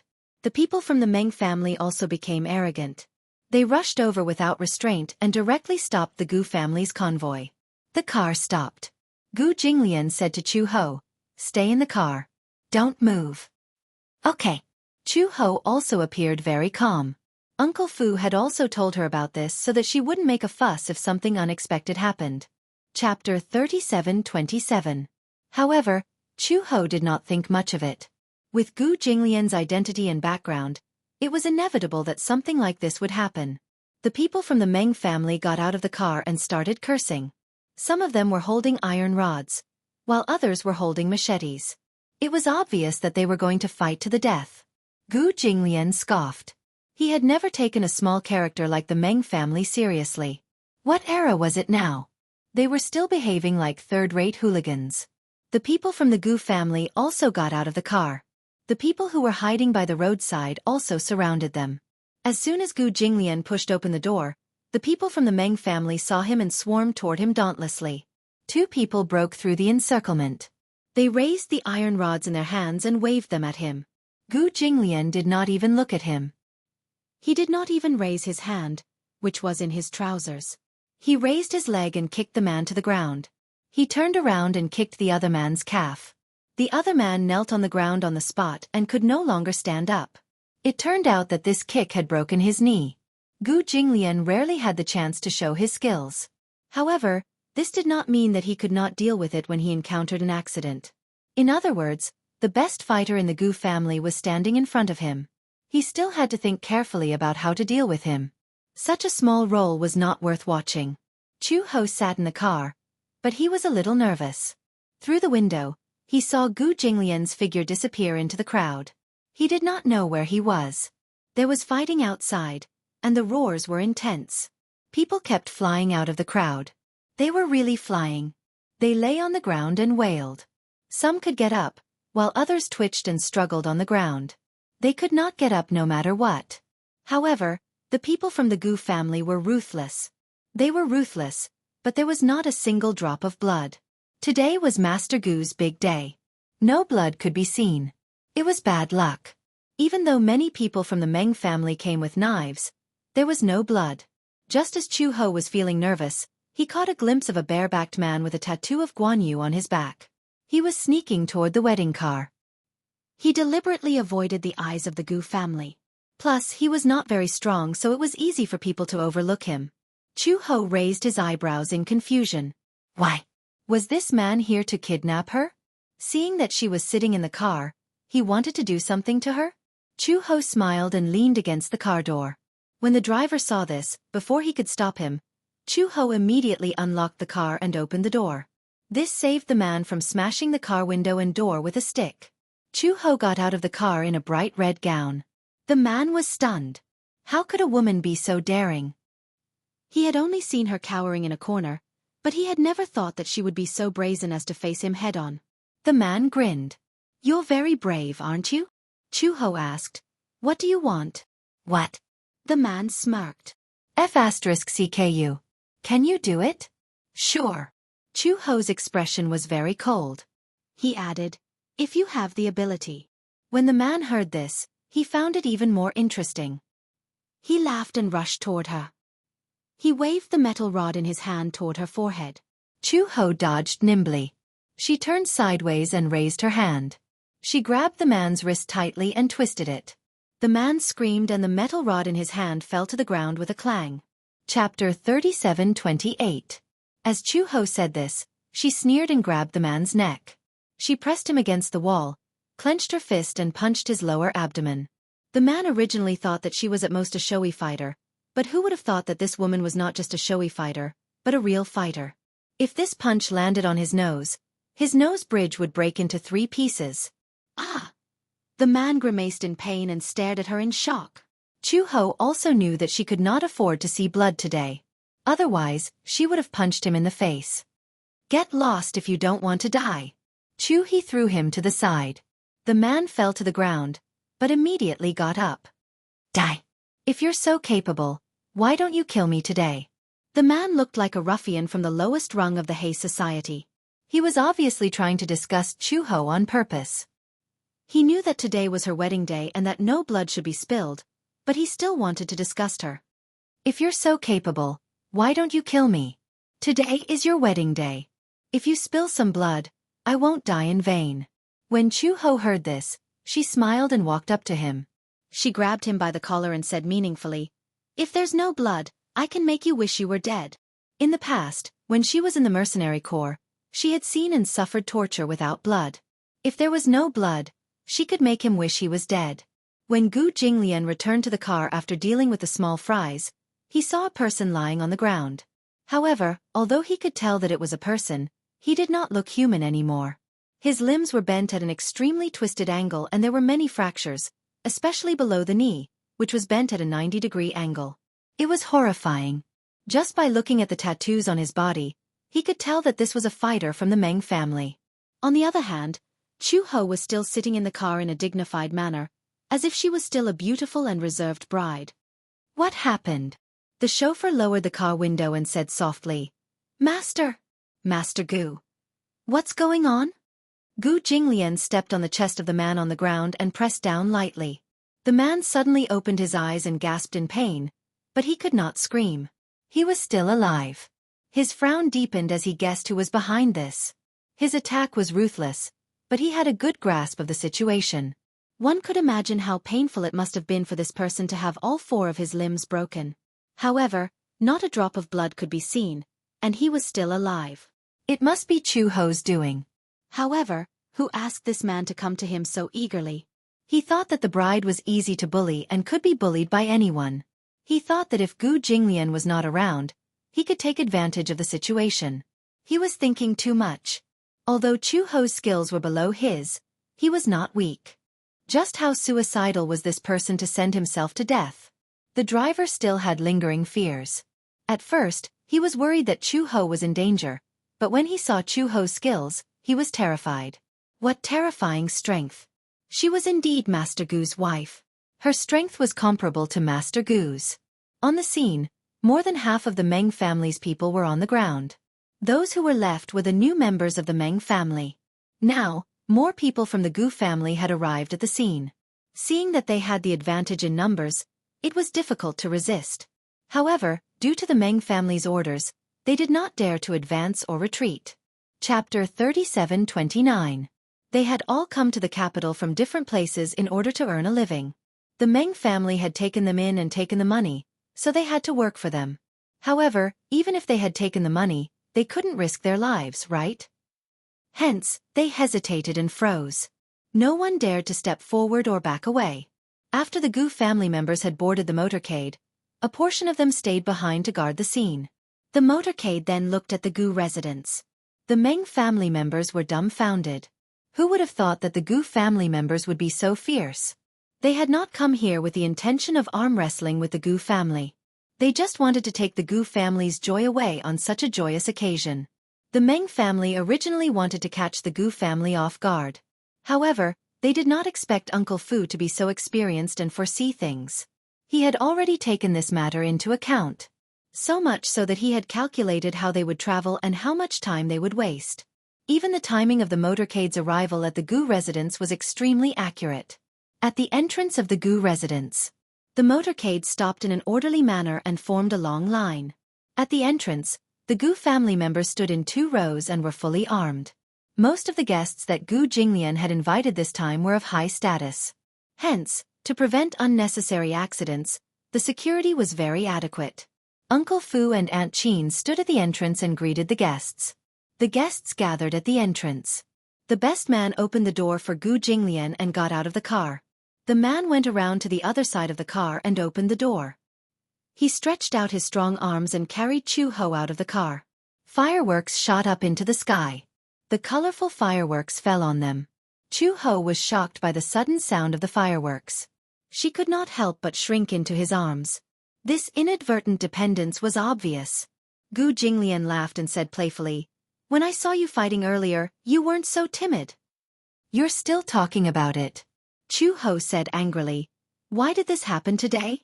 It's fine if there's no blood, but when there's blood, I feel unlucky." When Gu Jinglian heard this, his eyes turned cold. "After the wedding, I will settle the score with the Meng family." After a pause, Gu Jinglian smiled and changed the topic. "However, since today is our wedding, you don't have to think too much. Leave everything to me." "Hand it to you?" "Fortunately, I didn't give it to you. However, fortunately, I have some skills. It won't be a problem to have a few more of those shrimp soldiers and crab generals." As Chu-ho spoke, he raised his head, his eyes filled with pride. In that case, Gu Jinglian should quickly go along with her thoughts and praise her. A woman who is worthy of me, Gu Jinglian, is naturally not an ordinary person. Chu-ho could not help but laugh. "Are you praising me or yourself?" "You won't lose out if you praise me." Gu Jinglian lowered his eyes and stared into her eyes. "Only a man like me is worthy of you." Chu-ho was amused by him, but she pursed her lips and held back her laughter. "Speaking of which, aren't you tired of carrying me like this?" From the entrance to the wedding room, they had to walk through several winding corridors like this. They had to pass through 3 courtyards, all of which were landscaped courtyards. She was very thin, but with her height, she definitely wasn't light. An ordinary man would be panting from exhaustion after carrying her for a while. Chapter 37:30. For Gu Jinglian, Chu Ho was considered relatively light. His arm strength was definitely not trained for nothing. When he was young, his hands and feet were tied to 10 kilograms of iron. He persevered and ran with weights to train his physical strength. Is it heavy? Gu Jinglian did not answer but asked instead, do you think it's heavy? Chu Ho blushed and said, I don't think it's heavy. I don't usually eat much, so I'm not considered fat. It's heavy. Gu Jinglian said, I'm carrying the whole world. Do you think it's heavy? Chu Ho widened her eyes in surprise. It was normal for couples to speak sweet nothings. However, when such affectionate words came out of the mouth of a man like Gu Jinglian, it was a little unusual. In her eyes, Gu Jinglian was a more old-fashioned man. He was obviously still very young, but he gave people a feeling that he had been through a lot. When he spoke, he always spoke in a commanding tone. He was very strict and serious. He had always been a man who did not smile. He was a man who would not even laugh when he was joking. When he joked, he was a man who did not even know how to joke. Now, he had blurted out such sweet words of love. Chu Ho really could not imagine that these words came out of Gu Jinglian's mouth. What's wrong? Gu Jinglian saw that she was stunned and did not think much of it. What's with your expression? I can't tell. Chu Ho sighed and said, You're quite good at saying sweet nothings. If you want to hear it, I'll say it to you in the future. As Gu Jinglian said this, he added, The premise is that I'm in a good mood. Wasn't that the same as not saying anything? Chu Ho asked in return, When have you ever been in a good mood? She saw that he always had a serious face, as if the whole world owed him money. She always felt that he had never been in a good mood. Of course. Gu Jinglian snorted coldly. For example, today, I'm in a good mood. This was the truth. Ever since he woke up in the morning, his mood had become very light. Even if he encountered people like the Meng family who came to pick a fight, it did not dampen his mood at all. Chu Ho's heart was shaken by something, and he trembled slightly.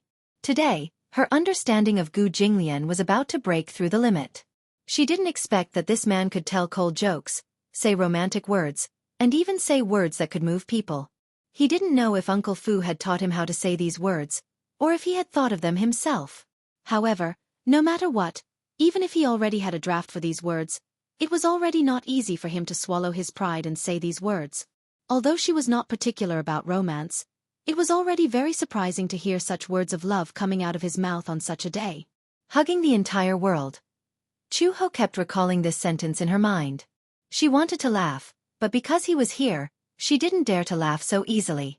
She didn't want him to think that she was laughing at him. Hence, she secretly covered her mouth and held the apple in her hand to the side of her mouth. The corners of her lips curled up uncontrollably. The apple in her hand was given to her by Mama Fu before they left. Mama Fu said that hugging an apple in her hand would ensure the safety of the two of them for the rest of their lives. This was a moral and also a tradition. Chapter 37:31. Gu Jinglian carried him into the bridal chamber. There was already a group of people gathered at the entrance of the bridal chamber. When they saw Gu Jinglian carrying Chu Ho in, they held up colorful confetti in their hands and sprinkled them over their heads. Chu Ho buried her face in Gu Jinglian's chest. Gu Jinglian also instinctively shielded her to prevent the confetti from falling into her eyes. When the two of them entered the room, Gu Jinglian carried Chu Ho and sat her down on the bed. The bed had already been made the night before. The red embroidered bedsheet and quilt cover, as well as the white quilt on top of it, were stuffed with dates, peanuts, longans, and lotus seeds. The quilt was pieced together to form the words, "Give birth to a child soon." Chu Ho glanced at it and her face instantly turned red. She instinctively stroked her lower abdomen, thinking that this child and daughter had already been in her stomach for a long time. According to tradition, when these quilts were laid out, an underage child would be invited to crawl on them. It had a special meaning of joy. Hence, this heavy responsibility fell on Xiao Bao and Lin Shi's shoulders. At night, Uncle Fu carried Xiao Bao and Lin Shi to the bed. They rolled and crawled on the bed. Uncle Fu watched from the side and chuckled. He was extremely happy. However, Xiao Bao did not know the purpose of this. He pestered Uncle Fu and asked him why they had to crawl on the bed. Uncle Fu said, "This is a tradition.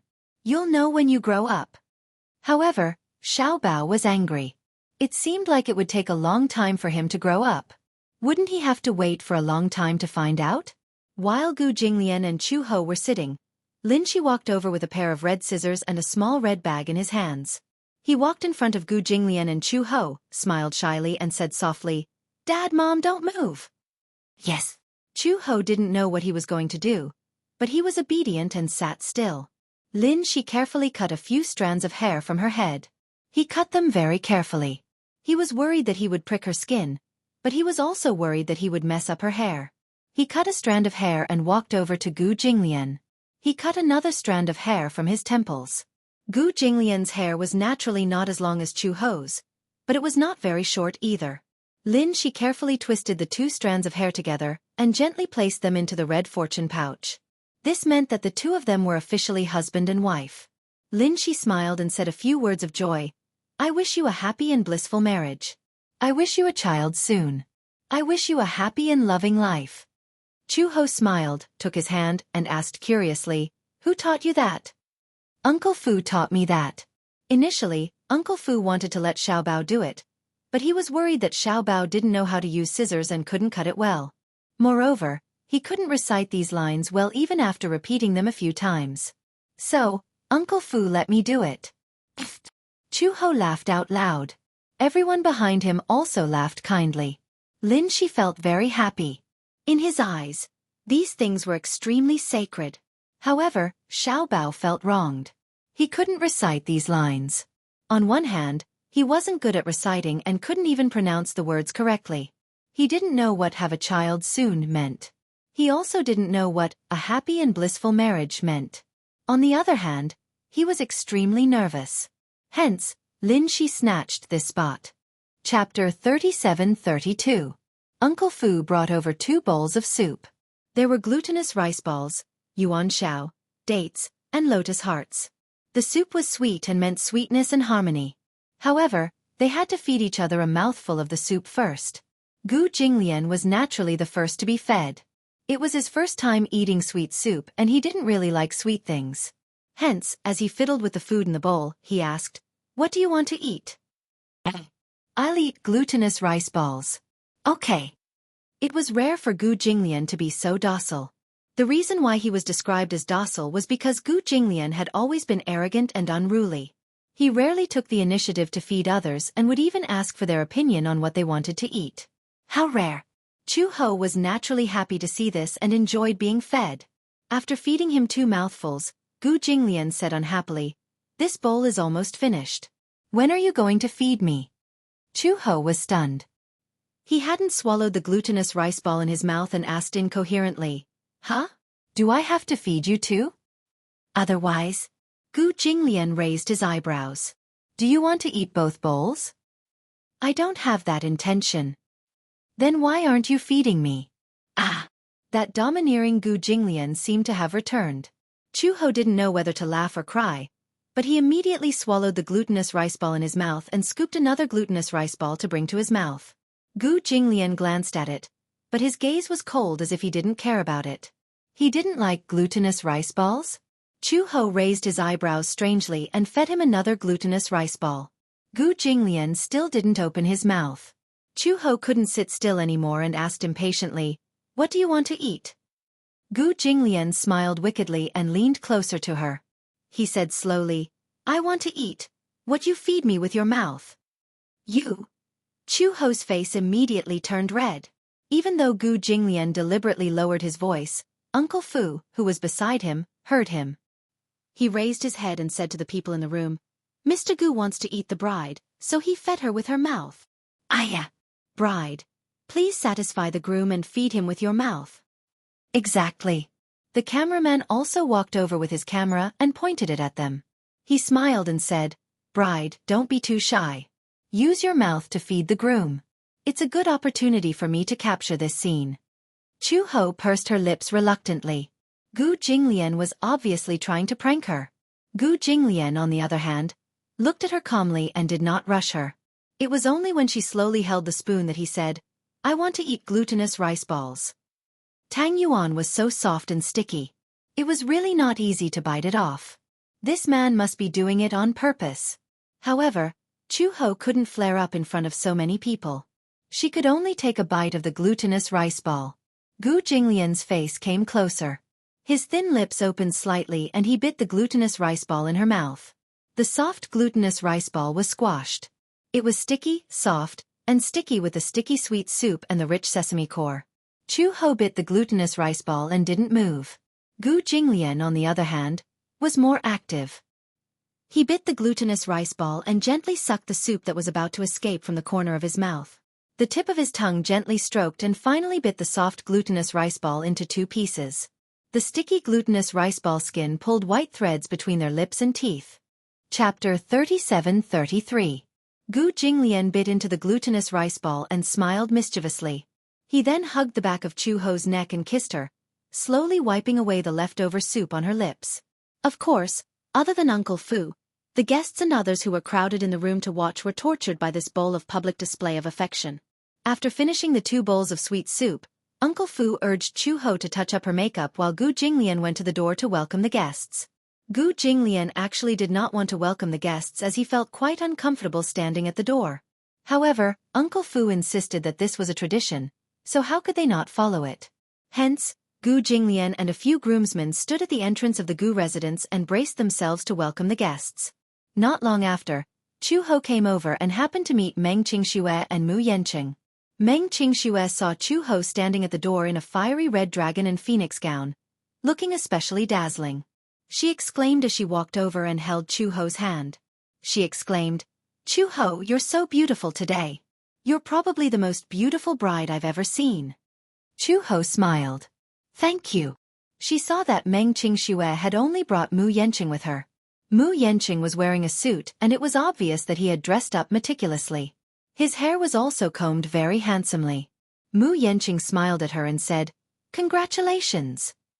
Mu Yanqing did not dare to look Gu Jinglian in the eye. However, Gu Jinglian said in a rare amiable manner, "Welcome." Chu Ho asked, "Why don't I see the little guy?" "The little guy caught a cold a while ago. Otherwise, I would definitely bring him over." Meng Qingxue continued, "Chu Ho, congratulations. I wish you a blissful marriage and a child soon." "Okay, thank you." After saying that, Meng Qingxue held Mu Yanqing's arm and stepped through the door. Uncle Fu led the way. Mu Yanqing also passed the monetary gift he had prepared in advance to Uncle Fu. Uncle Fu happily accepted it. It was packed in a large red envelope. Uncle Fu was very experienced. With just a touch, he knew that there was 100,000 yuan inside. Mu Yanqing was even more generous with 100,000 yuan. Actually, Meng Qingxue and Chu Ho did not interact much. They kept in touch through phone calls and text messages, but Chu Ho had taken care of Meng Qingxue in the past, so Mu Yanqing was naturally grateful to him. Hence, this monetary gift had to be presentable, and it was also for her sake. Gu Jinglian and Chu Ho stood at the entrance to welcome the guests. They stood there for an hour. Not long after, 2 Bentleys stopped at the entrance. Gu Jinglian glanced at them and saw that it was Mu Yaja and Yun Shishir who got out of the car. Yun Shishir carried Yue Yao from the back seat. The driver of the car behind opened the door for Yu Yu, Xiao Chen, and Lisa to alight. It was a family of 6 people in a grandiose manner. Gu Jinglian's expression changed when he saw this. Mu Yaja was the most ostentatious and had attracted the most people. Gu Jinglian's gaze fell on Lisa. Seeing that she was also here, he guessed that Lisa must have settled down at the Mu residence. However, compared to Meng Qingxue and Mu Yanqing's amiability, when Mu Yaja led the family of 6 to him, Gu Jinglian saw Yu Yu's arrogant expression. Clearly, he was disdainful of him. Gu Jinglian's eyes turned slightly cold. This fellow, he had not even settled the score with him for the North Africa incident, yet he was already showing such an infuriating expression. Chapter 37-34. Yu Yu had an arrogant look on his face, as if attending Gu Jinglian's wedding was beneath him. Everyone was silent. Gu Jinglian almost blurted out, "Get lost." Fortunately, Uncle Fu was good at reading people's expressions. He quickly stopped him and muttered softly, "Old master, it's a big day. Don't get angry." Mu Yaja tried not to laugh. His son was too arrogant. Even if it was Gu Jinglian, he didn't intend to show him much respect. He was too fierce. Yun Shishir didn't know whether to laugh or cry. Chu Ho couldn't help but burst out laughing. Xiao Chen, on the other hand, tugged at Yu Yu's sleeve nervously. "Hey Yu Yu, at least say, congratulations." After all, Gu Jinglian was his and Lisa's savior. Hence, Xiao Chen had a good impression of Gu Jinglian. However, Yu Yu didn't like Gu Jinglian and looked at him with contempt. Gu Jinglian didn't get along with him either. The two of them, one adult and one child, looked at each other with great hostility. Yun Shishir quickly stepped forward and said to Gu Jinglian and Chu Ho, "Jinglian, Chu Ho, congratulations. Congratulations on your marriage and may you live a long and happy life together." Gu Jinglian snorted, but his expression didn't look too bad. Obviously, Yun Shishir's timely consolation had more or less calmed his anger. Chu Ho couldn't help but say, "This little guy is too cute." He was practically made from the same mold as Gu Jinglian. Why were their temperaments so similar? They were arrogant, aloof, and looked down on everyone. One was a big devil and the other was a little devil. No wonder they didn't get along. Yun Shishir was also somewhat helpless. How would she know that there was a conflict between Yu Yu and Gu Jinglian? When they were in North Africa, the two of them had a huge conflict. Yu Yu caused Gu Jinglian to lose a piece of land, and Yu Yu obviously did not take the arrogant Gu Jinglian seriously. It was only natural that the two of them would not get along. Mu Yaja stepped forward and said to Gu Jinglian, "Congratulations on your marriage. This is just a small gift from me. I hope you'll accept it." He handed over a red packet. The red packet was long and big, but it was very flat. Gu Jinglian immediately knew that this red packet must be very valuable. Mu Yaja couldn't have stuffed $100 bill into the bag.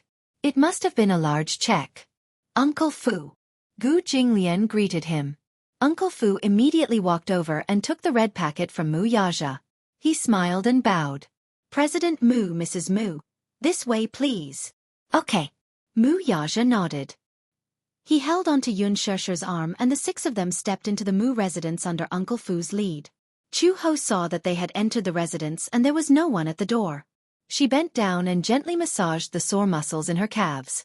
She was wearing high heels, but she didn't usually wear high heels. In addition, she was standing at the door motionlessly in high heels. Her calf muscles were tense, and it was inevitable that she would feel a little sore. When Auntie Chin saw this, she immediately said, "High heels must be uncomfortable, right?" Chu Ho nodded. "Yeah, it's against my feet. My toes hurt too." "Okay, wait for me for a while. I'll get you a pair of flats." Auntie Fu asked, "Do you have flats with red flats?" "Yes, but they're cloth shoes. They're also red, so it's okay to wear them. Chu Ho is pregnant. She can't wear high heels all the time. It's not good for her health." "Yeah, you're right. Hurry up and change them." Chapter 37-35. This was because it was a traditional Chinese wedding. Therefore, there was also a ceremony to worship heaven and earth. After all the guests had arrived, Gu Jinglian and Chu Ho followed the tradition and worshipped heaven and earth. Then, the ceremony was considered complete. It was the first time that Chu Ho had experienced such a traditional wedding. She found it very novel. However, this wedding had a special meaning to Gu Jinglian.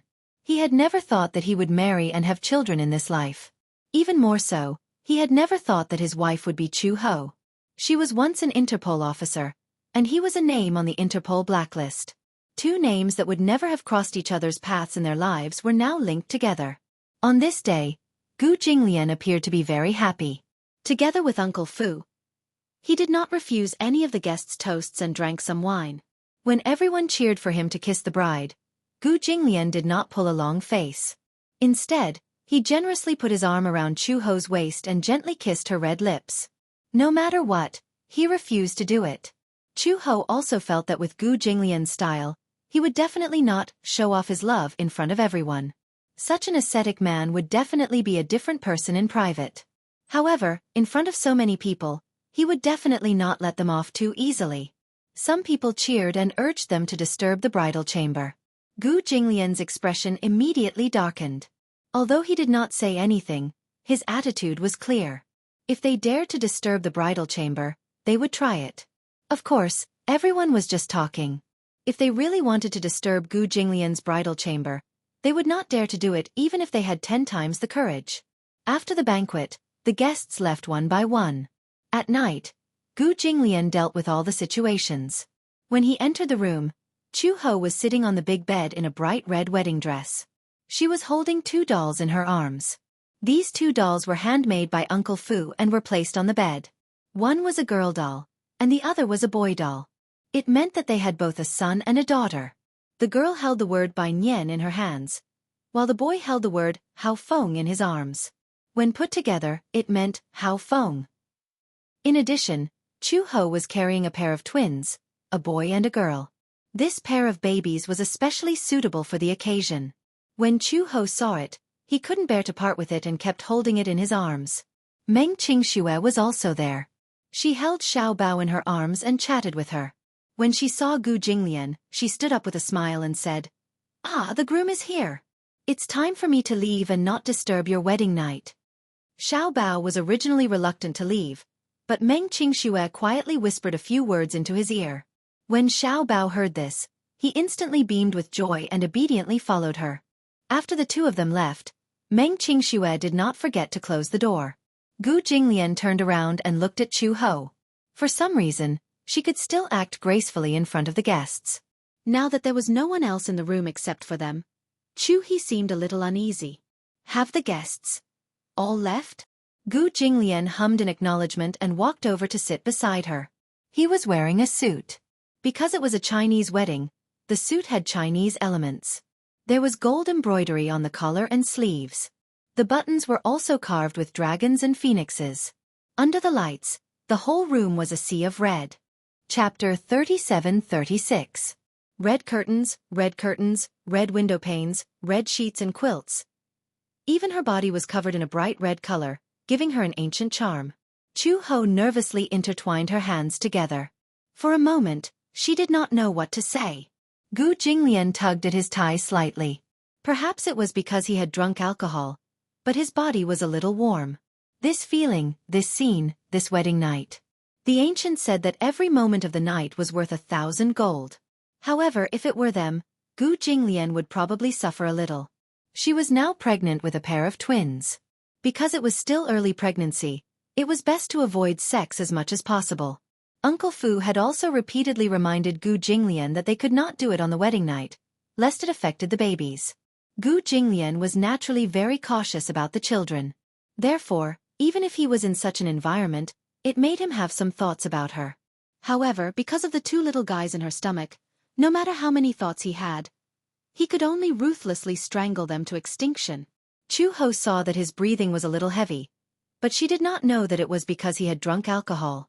She thought that he was suppressing it, so she said with a red face, "Mother Blessing said that when you're pregnant, you should avoid sex as much as possible. I'm afraid you can't do that today." She said it more ambiguously. When Gu Jinglian heard this, he turned his face and looked at her deeply, but he asked knowingly, "Which one?" She played dumb.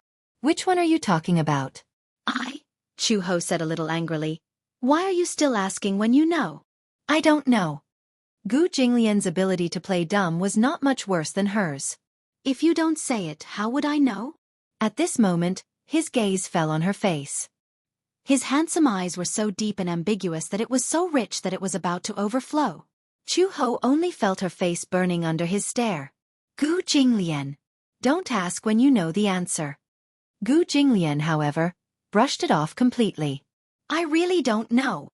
"Humph." Chu Ho snorted disapprovingly. He turned his face away awkwardly and said, "It means that we can't have sex." Gu Jinglian said, "Oh," but the last syllable was dragged out. He suddenly moved closer and pinched her chin, forcing her to face him. "From your tone, it sounds like you're very regretful?" Chu Ho's face instantly turned red. "What do you mean I'm sorry?"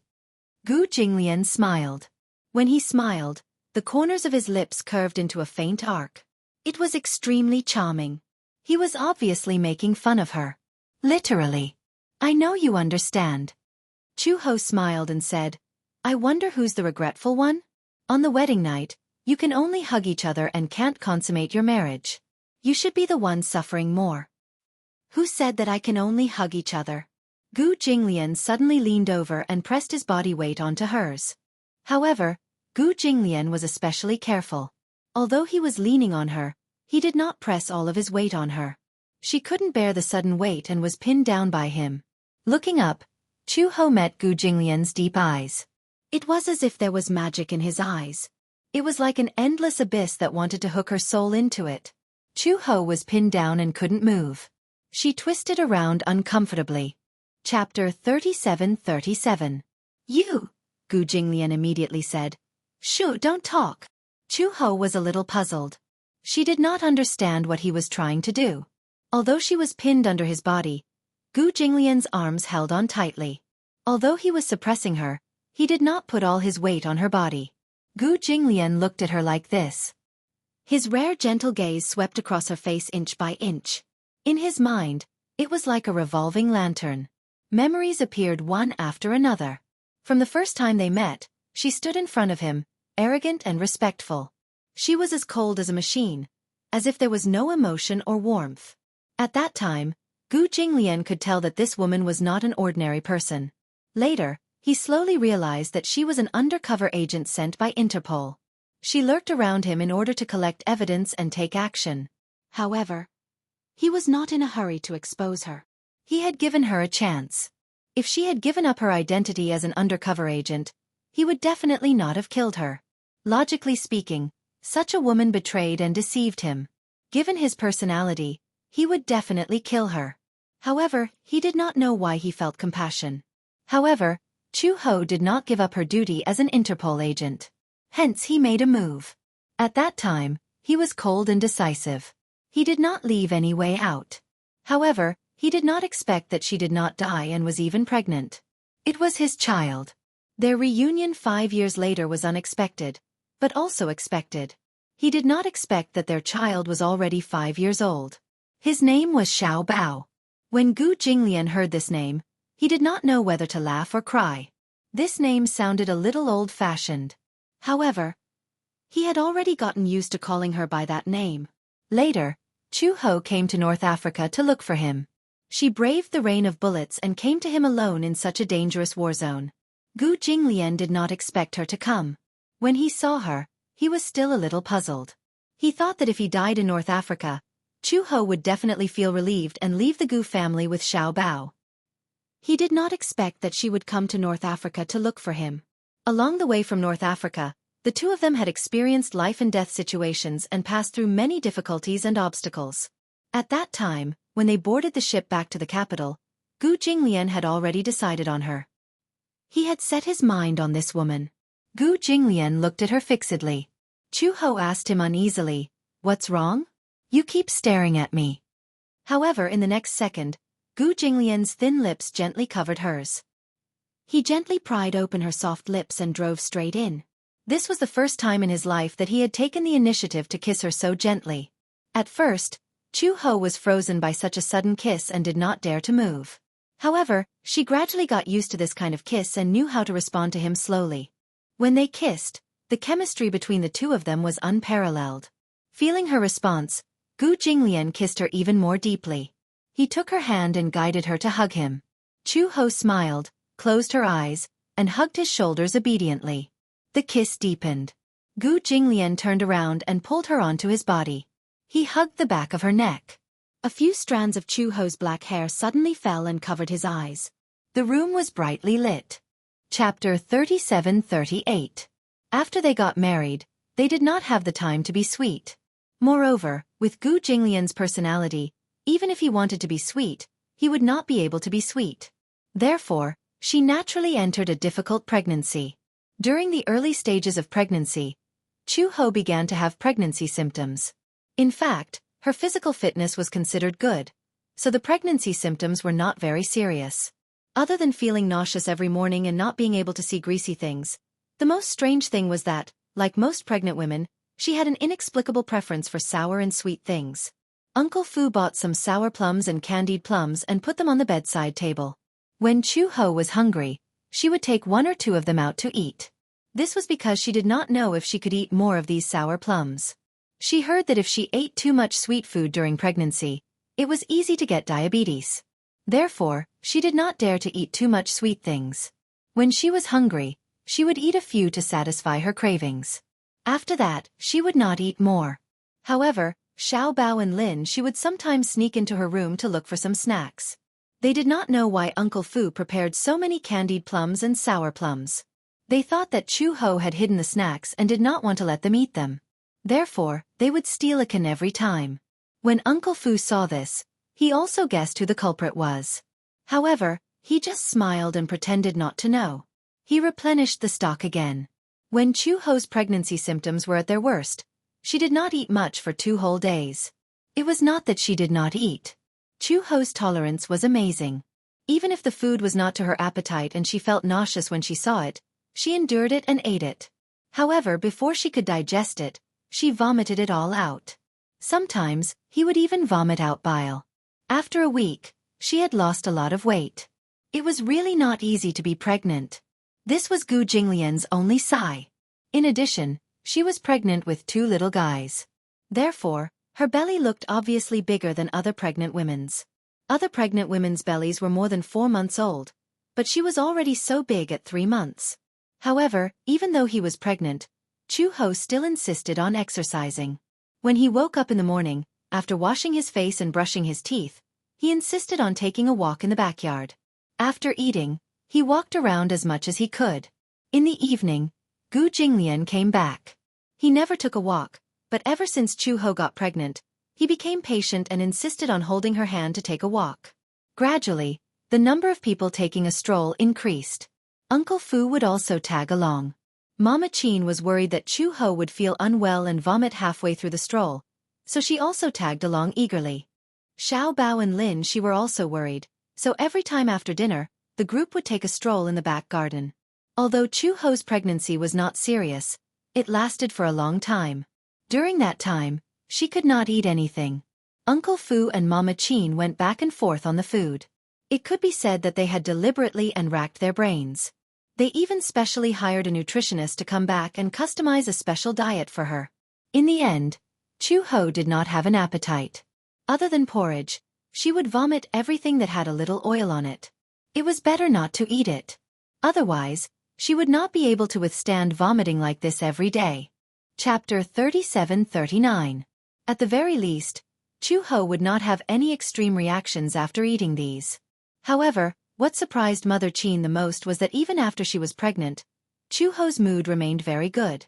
It was said that during pregnancy, especially in the middle, pregnant women would often lose control of their emotions and become very irritable. Sometimes, they would lose their temper for no reason. However, Chu-ho would not. His mood was so stable that it made one's hair stand on end. He still looked calm and composed, no different from usual. On the other hand, Gu Jinglian's temper changed a lot. In front of Chu-ho, no matter how bad his mood was, he would not show any negative emotions. However, when it came to other people, his temper was worse than before. Especially every time Chu-ho vomited everything he had just eaten, he would find Mother Qin and vent his anger, blaming her for not preparing the food well. As a result, Gu Jinglian was especially irritable when he saw Chu-ho suffer. He had never been good at expressing his feelings in front of Chu-ho. Everyone could tell that he was just worried about Chu-ho. Chu-ho once found out about it and felt very apologetic. Whether he vomited or not really had much to do with the food Mother Qin prepared.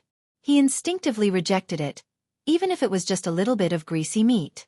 Perhaps he would feel better after this period of time. Chu-ho looked for Mother Qin guiltily and apologized to her. However, Mother Qin laughed.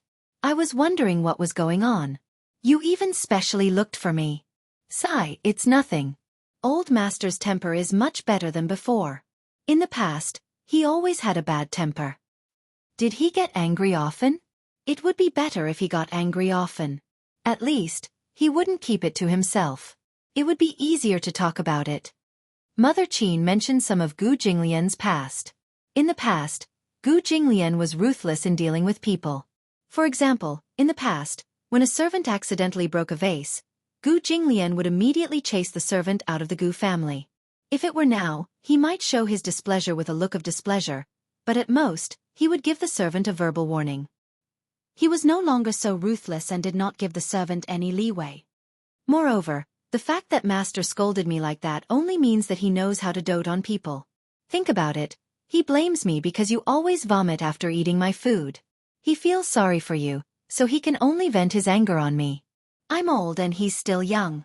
How can I argue with him?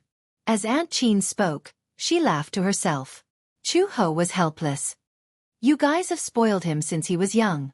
That's why he's so spoiled. If it were me, his temper wouldn't be so bad. Master's heart is not bad. Everyone outside says that he is very bad, and his reputation is extremely vicious. However, as long as you put your heart into it, you'll find that Master is actually very gentle inside. Aunt Qin sighed again. You say that we spoil him, but we also feel sorry for him.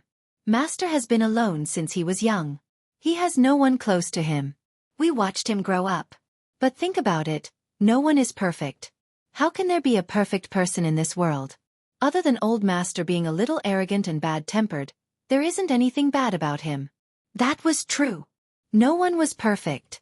No one was perfect in this world. Gu Jinglian was not a god. He was just a mortal. Even a god was not perfect, let alone a human. Chapter 37-40. Besides, Master's temper has been restrained a lot now. Look, no matter what troubles he has in business, he rarely brings these emotions home. You've been pregnant for so long, but he's never been angry with anyone else, let alone you. Even in front of you, he's never been angry with anyone else. People change for the sake of their loved ones. Even though you might not realize it, as bystanders, we can see it very clearly.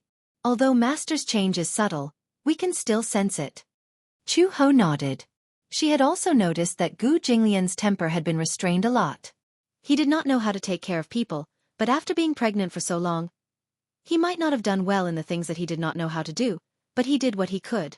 For example, when she was not feeling well at night, because her stomach was a little big and her back hurt from lying down, even if he was so sleepy that he could not open his eyes, he would use his hands to rub her sore waist.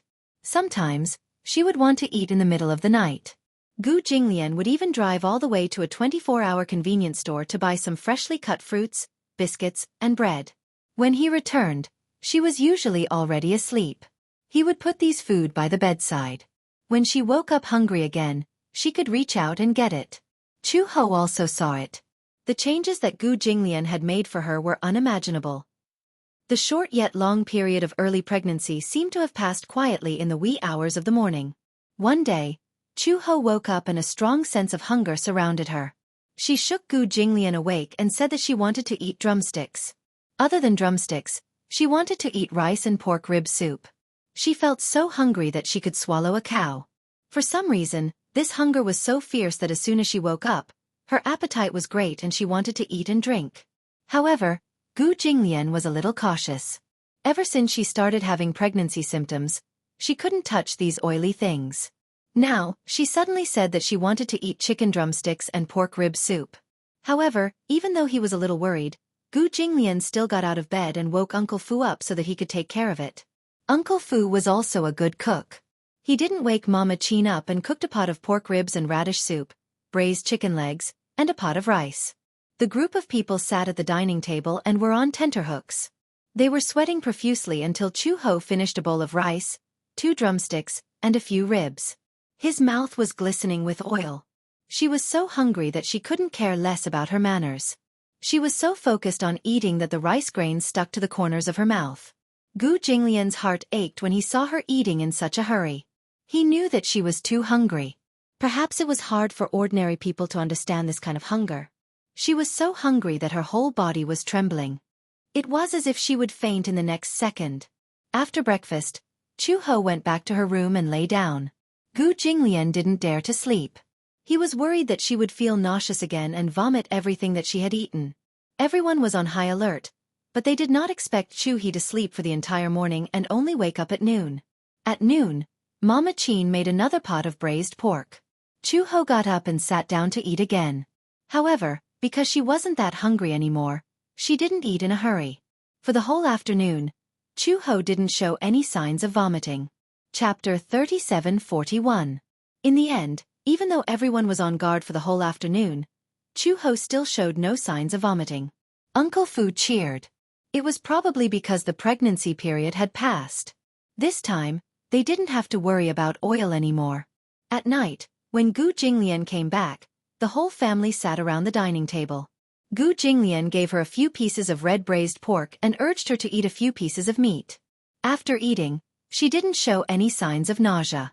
Mother Qin said happily, "Chu-ho, don't you feel uncomfortable anymore?" "Yes, I don't," Chu-ho said with a smile. "I won't vomit anymore." Wah! Mother Qin beamed with joy. She and Uncle Fu looked at each other and were very gratified. "It's good that you don't vomit anymore. You can finally nourish your body." Uncle Fu said with heartache, "You haven't been able to eat much oil recently, and the whole family has been nervous. You haven't seen old master. He hasn't slept well for a few days, and he's worried that you're not feeling well." Gu Jinglian cleared his throat and looked at him warningly, blaming him for talking too much. Uncle Fu smiled. "Old master is shy. He's worried about his wife, and he won't let others talk about it." "Uncle Fu," Gu Jinglian warned again, and Uncle Fu was so scared that he kept quiet. Chu-ho covered her mouth and laughed. "All right, stop threatening Uncle Fu," Chu-ho said. Then she said to Uncle Fu, "Uncle Fu, I've made you and Mother Qin worry for a while. I don't know what happened, but in just one night, when I woke up, I really wanted to eat some oil and meat. I was craving it. After eating drumsticks and ribs, I didn't feel sick or sick. It's really amazing. At that time when I was pregnant, it was the same. This pregnancy reaction came and went quickly. It came and went quickly. It came and went as I wished. It was gone just like that. This means that your pregnancy reaction has subsided." Chu-he nodded as if a heavy burden had been lifted from her shoulders. The pregnancy reaction was too torturous. She didn't know how to get through this period of time. It was too torturous. She also felt tormented, and so did everyone else. Fortunately, it was already over. After the pregnancy symptoms passed, Auntie Qin and Uncle Fu were busy adjusting her body. Due to her pregnancy symptoms, she had been eating and vomiting, and she had lost a lot of weight. Hence, Mama Qin stewed an old hen and fed it to Chu-ho with chicken soup for 3 days in a row, hoping that Chu-ho would be able to replenish the nutrients that she had lost previously. Chu-ho didn't really like soup, so Uncle Fu coaxed her, "The nutrients of an old hen are all in the soup. Eating chicken can't compare to drinking this soup. Besides, you have to think about it. This chicken soup isn't for you to drink. You have to think about it. You're pregnant with 2 little guys. If you don't want to, then don't treat them unfairly." When Uncle Fu said this, Chu-ho understood. For the sake of the 2 little guys in her stomach who were waiting to be fed, Chu-ho drank the soup no matter how much she didn't like it. There weren't many ingredients in the chicken soup. It was the original flavor. Although it was light, it was also naturally delicious. Other than the chicken soup and rib soup, Uncle Fu also paid attention to the nutritional balance. According to the nutritionist's formula, Chu-ho gained some weight after half a month. Everyone was happy. This meant that the nutritious meals made sense. In half a month, she had more or less gained weight. However, Chu-ho was a little worried. Chapter 37:42. "Uncle Fu, if you keep feeding me like this, I'll definitely become a pig." Uncle Fu was amused when he heard this. "Why? Are you worried that old master will despise you if you become a pig?" Chu-ho laughed and said, "If I really become a pig, I'll despise myself, let alone him." "No, why would old master despise you?" Chu-ho snorted and said, "I don't want to eat until I'm fat. Don't feed me so much in the future." However, even though he said that, he still continued to eat. She still ate and slept as usual. Chu-he felt that she was almost no different from a pig. She ate and slept. She did not have to worry about anything. Gradually, when she was more than 5 months pregnant, Chu-ho's belly became bigger and bigger. Usually, a 5-month pregnant woman's belly wouldn't be very big, but Chu-ho's belly had become round and bulging. Usually, when he was at home, he didn't notice it. However, when Gu Jinglian accompanied him to the prenatal checkup, the contrast was immediately reflected when he compared it with other 5-month pregnant women. Chu-ho even wondered if his belly had become so big from eating too much, or if there were other reasons. The doctor said that other people only had one child, but he had two. Naturally, his belly was bigger than other people's. However, this was too big. Because he was more than 5 months pregnant, Mother Chin was worried that Chu-ho's hair was too long and he was eating too much nutrition. Hence, she suggested to Gu Jinglian that they take Chu-ho to have his hair trimmed and cut.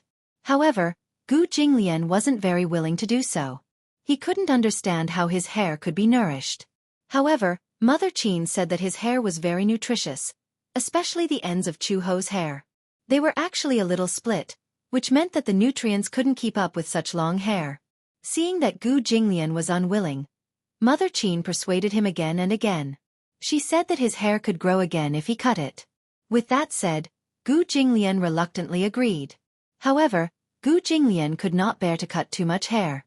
The scissors reached his ears, so Gu Jinglian could not bear to cut his hair. He stood at the side and stared at the scissors in the barber's hand. His burning gaze made the barber feel as if the scissors in his hand were about to melt. It was so hot.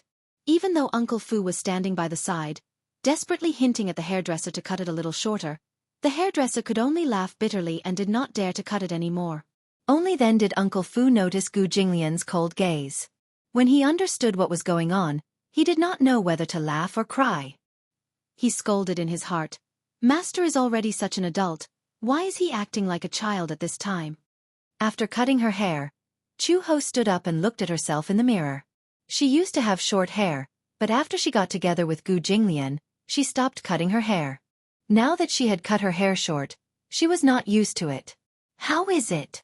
Chu-ho turned to look at Gu Jinglian and mumbled, "I'm not used to my short hair." Gu Jinglian snorted unhappily. He was not used to it even more than she was. Seeing his unhappy expression, Chu-ho suddenly reached out and patted his head. "All right, don't be angry. When we unload the goods, I'll let my hair grow a little longer." Unload the goods? Gu Jinglian did not understand what this term was. Chu-ho and Uncle Fu looked at each other and smiled.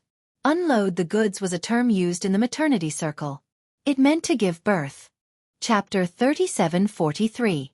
She didn't use WeChat much, but ever since she got pregnant, she had been bored out of her mind. She started fumbling with her phone and entered a WeChat group for expectant mothers in the same city. It was filled with pregnant women or women who had just given birth. Some of them were lying in the waiting room, chatting on WeChat about how they felt about waiting for labor. For example, how painful the contractions were, and how they had only opened 3 fingers in one night.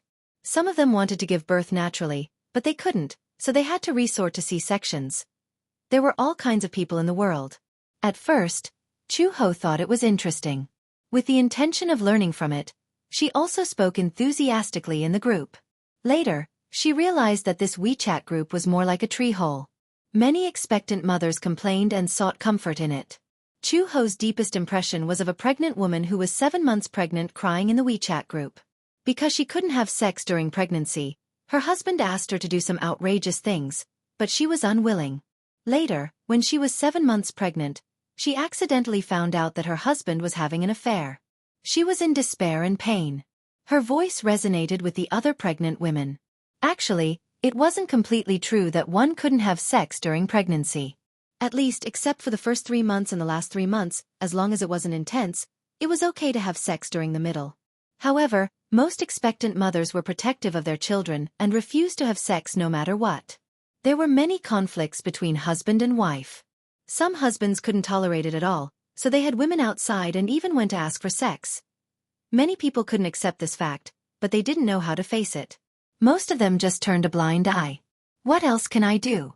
My stomach is so big and I'm going to give birth soon. Do I have to divorce him while I'm pregnant? If we get divorced, the child will belong to me. I can't afford it. If the child belongs to him, I won't accept it. I have nothing left. The house and car are premarital assets. I won't get a single cent. As long as it's not too much and they don't come knocking on my door, I can only tolerate it. There's no choice. After being pregnant for so long, no man can tolerate it." That's right. Men are all animals who think with their lower bodies.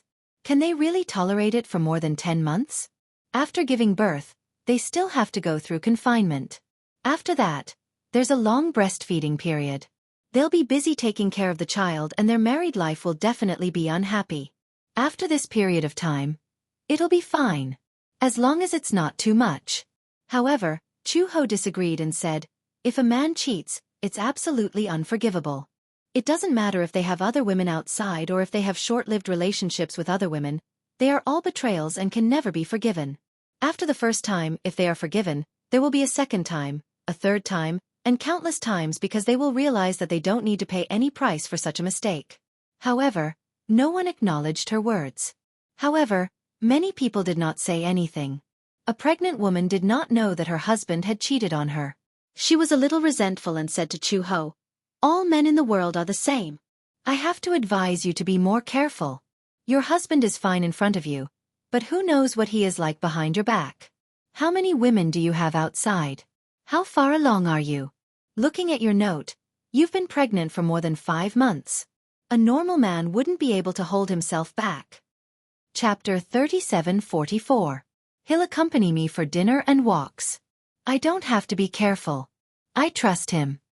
Without a comparison, Chu-ho would not have realized how gentle and responsible Gu Jinglian was. Every day, other than work matters, he would spend most of his time around her, fearing that he would overlook her. In the WeChat group there was too much negativity.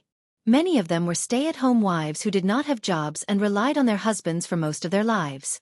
During her pregnancy, her husband did not want to be lonely and had an affair. Many people were angry but did not dare to say anything. Even if they knew, the most they would do was cry and throw a tantrum. Some men with a conscience would often admit their mistakes and say that there would not be a next time. This was to give her a way out. If they were pushed too hard, the man would say, then let's get a divorce. Many people would be at a loss and would not know what to do. It was as if they did not know what to do if they left the man. That woman was aggressive. Ha! You trust him. Before this happened to my man, I also trusted him. I did not suspect that he would go out and find another woman. But it has happened. I don't want to believe it, but I have to accept the reality.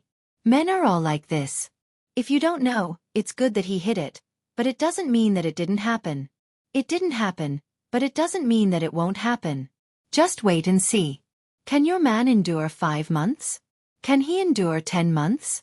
Can he endure 10 months? Can he endure your confinement and breastfeeding period? Don't think too highly of men. Men are like that. Her last sentence was full of contempt. Chu-ho laughed.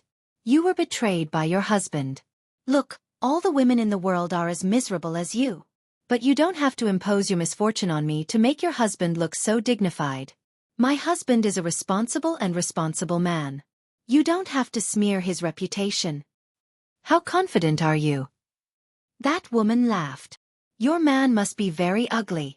Otherwise, why can't he even find another woman? Seeing that the atmosphere was getting tense, the other said nervously, don't be like this. Everyone should be friendly. Don't make things unpleasant. Since this has happened, let's think of a way to deal with it. Don't quarrel. Exactly. Chu-ho stopped talking and threw his phone aside. He was full of anger. She was not angry because the man had cheated on her, but because these women condoned the betrayal. If it were her, she would not be able to tolerate such betrayal. She even wondered if Gu Jinglian would get tired of this marriage one day and fall in love with another woman. If that was really the case, she would not try to save him. When he had a change of heart, he was already not loyal to his marriage. She couldn't accept a little bit of infidelity. Be it his body or mind, he could not tolerate even the slightest bit of betrayal. Similarly, she would not betray him. Even if a man better than him appeared one day, she would never betray him. Since she had chosen him and had bowed to the heavens and earth during the wedding, she had made a promise. She had to be faithful to her promise and stay by his side for the rest of her life. This was Chu-ho's understanding of marriage.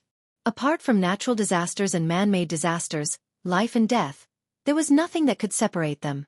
Then, did Gu Jinglian think the same? Chapter 3745. Chu-ho put her phone aside and ignored the WeChat messages. However, a few people in the WeChat group had formed a new group. One of the pregnant women who had a conflict with Chu-ho just now was unhappy with Chu-ho and started to make a scene in the group. Who was the one who pulled Chu-ho into the group? How can there be such a naive woman in this world? Men are not good people. It's not that I want to overturn everyone, but this is the problem. How many men these days are really responsible? The people in the group started chatting as well. I admit that there are men who don't cheat on their wives. However, we are pregnant and have to do some teaching at home. In the end, when men come home, they are either lying on the sofa or lying on the bed. They are just like masters. At this point, she opened the floodgates of resentment. Most of the pregnant women who joined the group did not have a harmonious family life. After complaining about their disappointing husbands, one of them sent a disdainful emoji. That Chu-ho just wants to show off how much her husband loves her, how well he treats her, and how much he dotes on her. She just wants to feel superior. Humph, I don't think so. Her husband must be very ugly. I have seen men who are obedient to their wives. They are either very ugly or very honest. I have seen many rich people and rich second-generation heirs. Which one of them doesn't have a red flag at home and a red flag outside? At this moment, the pregnant woman who had pulled Chu-ho into the group spoke. I was the one who pulled Chu-ho into the group. At that time, we met during a prenatal checkup. My mother-in-law accompanied me for a prenatal checkup. Chu-ho seemed to be accompanied by her husband. Her husband accompanied her for a prenatal checkup. The group of people was shocked. It was not that it was strange for a husband to accompany Chu-ho for a prenatal checkup, but that person had exaggerated and described how Gu Jinglian protected Chu-ho and how considerate he was. Many people felt that it was unfair. Then her husband must be very ugly. Exactly. How can there be such a handsome and gentle husband who is so considerate of his wife? He's simply the best of the best. It's hard to come by in 100 years. Why did she have to meet him? That person said meekly, I've seen Chu-ho's husband before. It's unforgettable. He's even more handsome than a celebrity. You guys know Gu Xingze, right? At the mention of Gu Xingze, everyone reacted. I know, the nation's Prince Charming, but isn't he dead? Chu-ho's husband looks quite similar to Gu Xingze. At first glance, I thought Gu Xingze wasn't dead. I even suspected that the news of Gu Xingze's death was an excuse for Gu Xingze to retire from the entertainment industry. Perhaps Gu Xingze isn't dead. He just got married and wanted to retire from the entertainment industry to return to his family.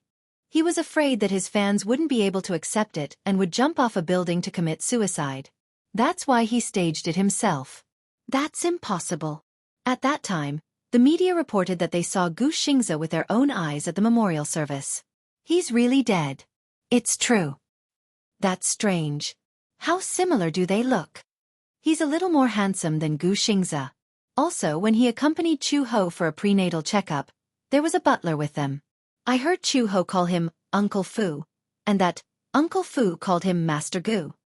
Chapter 3746. His surname is also Gu? Did you mistake son-in-law for Master Gu? Many people felt it was unfair. Are you serious? Ai me, did you see wrongly? Is Chu-ho's husband really that handsome? Yeah, I'm just jealous. My husband hasn't accompanied me for many prenatal checkups, but I think Chu-ho's husband seems to know how to take care of her. He wouldn't even let her carry a normal hospital bag. Chu-ho's belly is even bigger than mine. When I was waiting for the prenatal checkup report, I saw her husband holding her hand and walking slowly along the corridor. They didn't talk much, but I could tell that they were very close. To be honest, I was a little jealous when I saw that. I really can't compare them. It's infuriating to compare. At that time, I thought that it would be great if I were Chu-ho. I wouldn't have to work so hard to get pregnant. She sent another long paragraph. Pregnancy is really hard. I don't understand these men. They make it seem like they're working and I'm at home with a big belly, so it's so easy. I can't ask him to accompany me for a walk, but he says that I don't understand him and that it's so hard for him to earn money. Sometimes when I'm alone, he'll lie next to me at night and play with his phone. After playing for a while, he'll fall asleep without caring about me. Sometimes when I'm sad and cry at night, he won't change his mind. When we got married, he made it sound so nice. He said that he would love me and understand me all his life. But what happened in the end? Because I was pregnant, I quit my job and stayed at home to take care of my husband and child. Now, Dabao is going to kindergarten and I'm pregnant with another one. I still have to send Dabao to school every morning and play with him at night. I asked him to take care of the child, But he refused. I really don't understand why I married him. Now, he's raising a slut outside. I even found it in his WeChat chat history. Tell me, why did he keep the chat history? Was he deliberately showing it to me? I'd rather he be smarter and more cunning. I'd rather he delete the chat history and lie to me for the rest of his life. Now, I don't even know if I should divorce him. Get a divorce. Do you want to keep this kind of man for the new year? But if we get a divorce, he bought the house before we got married. My house has been renovated, and it's a big flat that costs hundreds of thousands. He even bought a car. If we get a divorce, I won't have a share of the house. I might not even be able to get custody of the children. Even if I get custody, I might not be able to afford to raise them. You have to be careful with your divorce. Divorced women were often discriminated against. No matter how good a woman is, once she hears that it's her second marriage, her value will immediately drop. It's not fair. Just thinking about it makes me angry. At this time someone said coldly, "You see others living a glamorous life, but that doesn't necessarily mean that they are truly happy. Just like on the surface, aren't you in love with your husband? How can others see the resentment and grievances you've suffered in private? Chuho's life might be worse than yours." She even had a strong sense of justice, saying that her husband would never cheat on her. I think she doesn't even know that I cheated on her. Chapter 37:47. A group of pregnant women became like a group of resentful women because of some trivial matters in their lives. Isn't there a gathering soon? At that time, we can meet Chuho's husband. I want to see who he is. Chuho had no idea that a few pregnant women had started a small group and were talking about her. When Gu Jinglian returned home, she was sitting on the sofa and learning how to knit a scarf from Mother Qin. The weather was getting cold. She thought that since she was pregnant and had nothing to do, the whole family would take care of her properly. Hence, she wanted to learn how to knit. Knitting a scarf was a beginner level and was very simple. Hence, she planned to knit a scarf for Gu Jinglian, Xiao Bao, and Lin Shi each. It was a good opportunity to practice. Hence, she asked Mother Qin for help. Mother Qin naturally taught her everything without holding back. When Gu Jinglian returned home, Chuho was sitting on the sofa and knitting a scarf. She had already started the needle and was knitting several rows. Gu Jinglian was stunned. He could not associate a good wife and loving mother, like knitting a scarf with Chuho. "What are you doing?" When Chuho heard this, she looked up. She was so focused on knitting the scarf that she did not realize that he was back. "You're back." Chuho smiled. "It's getting cold. I want to knit a scarf for you, Xiao Bao, and Lin Shi." Gu Jinglian did not have the habit of wearing a scarf. Usually, he would get into the car directly after leaving the house. No matter where he went, the heater would be on, so there was no need for a scarf. However, if it was knitted by her, it would be a different story. Gu Jinglian was inexplicably happy, but he did not seem to care much. He casually picked up the ball of yarn and asked, "Do you know how to knit?" "Mother Qin taught me. Although it's not very difficult and the pattern is very simple, I've already gotten the hang of it." "Oh." Gu Jinglian pretended to be calm and scribbled, "Oh, I'll knit it later. Let's go downstairs for dinner." After he finished speaking, he turned around expressionlessly. However, when he turned around, the corners of his lips curled up slightly, unable to contain the smug and satisfied curve. When she went downstairs, Uncle Fu happened to be upstairs. He saw Gu Jinglian walking downstairs with a smile on his face as if he had seen a ghost. When Gu Jinglian saw his eyes widen, he immediately stopped smiling and resumed his usual cold expression. "Why are your eyes so wide open?" "Master," Uncle Fu asked tentatively, "what are you so happy about today? Why are you asking this? Look at you, the corners of your mouth are about to split open." Gu Jinglian frowned slightly and subconsciously rubbed the corner of his lips with his hand. He noticed Uncle Fu's teasing gaze and said angrily, "You're mistaken." With that, Gu Jinglian walked down the stairs seriously, not caring about his expression. Uncle Fu covered his mouth and snickered. Master's awkwardness hadn't changed at all. It was not until Uncle Fu walked into the room and saw Chuho that she put aside the scarf she had been knitting. He was a little surprised. "You're knitting a scarf?" "Yes." Mother Qin smiled. "This is for Master." Chuho picked a dark gray one. However, Chu-ho is smart and learns everything quickly. I've only taught her the first time and she's already learned it well. When Uncle Fu heard this, he could not help but laugh. No wonder Master looked so pleased with himself when he put it down and went downstairs. Chapter 37:48. What an awkward feeling. Uncle Fu muttered to himself. Chu-ho asked Uncle Fu, "Uncle Fu, do you think a dark gray one suits Jinglian?" "Yes, it suits him." "It's fine as long as you think it suits him. It can't be just me who thinks it suits him. What if he doesn't look good in it?" Chu-ho smiled and said, "He doesn't usually wear a scarf. I wonder if he'll wear it after I finish knitting it?" As she said this, Chu-ho muttered to herself, "Why don't I give this scarf to Xiao Bao?" Earlier, when she saw that Gu Jinglian didn't seem interested in the scarf in her hands, she was worried that she would be upset if he didn't even look at it after she had painstakingly knitted it and left it in the wardrobe. Uncle Fu panicked and said, "You can't do that. Didn't you say that you would knit this scarf for Old Master? If you give it to Xiao Bao, Old Master will be angry." "Angry? Why?" Chu-ho was a little confused. "It's not that he doesn't like to wear scarves. That's different." Uncle Fu said, "As long as it's knitted by you, Old Master will definitely wear it every day. He won't throw it away even if it's torn." After a pause, he smiled again and said, "Chu-ho, don't you know Old Master's character? He has a sharp tongue but a soft heart. Perhaps he'll verbally complain that the scarf you knitted is not pretty, but he'll actually be happy on the inside. However, Old Master has always been awkward. He may say that he doesn't like it, but he actually likes it very much. It's just that he doesn't want to lose face and say it directly." "Really?" Chu-ho smiled when she heard this, but she didn't quite understand.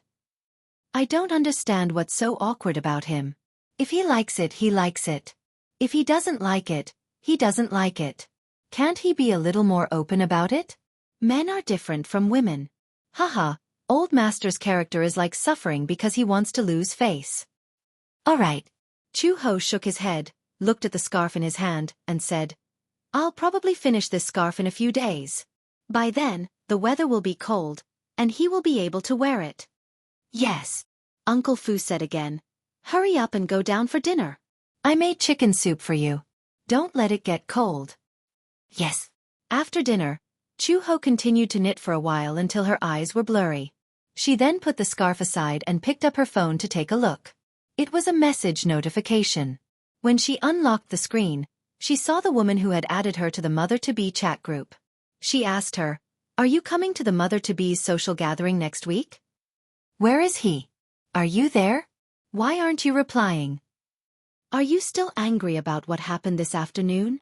When Chu-ho saw this, he replied, "An exchange meeting for expectant mothers. What is this for? Didn't I tell you before?" That person immediately replied, "After all, many mother-to-be in the group feel lonely after getting pregnant, besides taking care of the fetus. Everyone happens to be from the same city, and they are all mother-to-be. Some of them are veterans who have already given birth. It's rare for everyone to gather together to chat and share their experiences." Chu-ho was a little hesitant. "I've been busy knitting scarves recently. I don't think I have time to go out." The point was, after all, they had gotten into an argument, so it was inevitable that it would be awkward to see them. Knitting scarves? For the baby? Chapter 37:49. "Aya, you should ask me for advice on this. I'm an expert at knitting. I know all kinds of patterns. I can teach you. I'll definitely teach you without holding anything back." Chu-ho was amused. "Are you serious? I'm clumsy and won't be able to learn all this. I won't be able to learn quickly." "Don't worry. I'm very patient. When the time comes and you bring all the materials over, I'll draw for you. I guarantee that you'll get the hang of it quickly." "Oh." Chu-ho was a little tempted. That person continued, "Actually, I know that you're probably afraid that it'll be awkward when you meet her because of the argument in the group. But it's okay. We're all moms and don't have any bad intentions. Actually, she's upset too. She's already upset. If you continue to say that, won't you be suspected of making her hate you?" Chu-ho smiled and replied, "I'm not angry anymore. I was just being nice and felt that it's wrong for a man to have an affair. In the end, she went overboard and argued with me. Actually, There's no need for me to say so much to her. She lives her own life and others can't tell her what to do. I'm not angry anymore. I just feel wronged. She shouldn't have been so nice. If it had been someone else, they would have thought that she was showing off. It was pointless to say anything when they didn't get along. But what she said was true. Then it's settled. That person probed. Will your husband come then? Ha! Chu-ho sent a confused emoji. Why would my husband come? Aya, if your husband comes, it'll be easier for us to interact. Otherwise, it won't be appropriate to leave him alone at home when you're out. The date of the appointment happened to be a Sunday. She had thought that Gu Jinglian didn't have to go to work. In fact, although Gu Jinglian had holidays, they were not fixed. He could rest whenever he wanted, but most of the time, he didn't rest much. On Sundays, if Chu-ho didn't need a prenatal checkup and there wasn't anything important, he would still go to the office, but he would come back earlier. Chu-ho said, "My husband is a little busy. He probably won't be able to go." Ah, let's go together. Doesn't your husband rest on Sundays? He doesn't rest. So hard. That person sent a smiling emoji. Is your husband a salaryman? Which company do you work for? However, Chu-ho was not willing to talk about Gu Jinglian's profession in depth, so he changed the topic and said, I understand. I will definitely be there on that day. When the time comes, I will need you to teach me how to knit the baby's cotton-padded clothes. It's nothing. As long as you come, I will teach you well. After ending the conversation in a hurry, Chu-ho put down his phone and saw Gu Jinglian walking out of the bathroom. Looking at him, she was reminded of the conversation she had in the group earlier. For a moment, she felt a little uncomfortable. Sitting on the bed, she groaned and called out to him, Gu Jinglian, I have a question for you. Even though they were married, she was still used to calling him that in most cases. Gu Jinglian turned around and raised his eyebrows as he wiped his wet hair. What's wrong? Let me ask you a question. Okay, go ahead. What do you think about cheating? Cheating? Gu Jinglian's eyes flashed with confusion. Why are you asking this? Chapter 3750. There's nothing to answer. Gu Jinglian sat on the sofa and pursed his lips. What's there to cheat on? If you don't like her, you can just break up. Since you've already broken up with someone else, there's no cheating, right? Then, what if you cheat on someone else when you're still together? Gu Jinglian smiled. I don't understand. Why are you still thinking about someone else when you're still together? Chu-ho hesitated. Maybe your feelings for her have faded? You don't like her anymore? Gu Jinglian replied bluntly, if you don't like being apart, then so be it. Then, what if you still like her? It was just a moment of impulse. If you still like her, there's no reason to cheat on her. You're already an adult. Don't use impulse as an excuse for everything. Gu Jinglian paused and his gaze suddenly became dangerous. He stared at her meaningfully. Why are you suddenly asking this? Are you going to cheat? Chu-ho snorted coldly. Of course not. Is there a need for me to cheat? Besides, I'm pregnant. How can I cheat on her? I'm more like a condom. A condom? How dare you? Gu Jinglian looked even more nervous. What's the matter? Why are you suddenly asking this? I feel like you have something on your mind.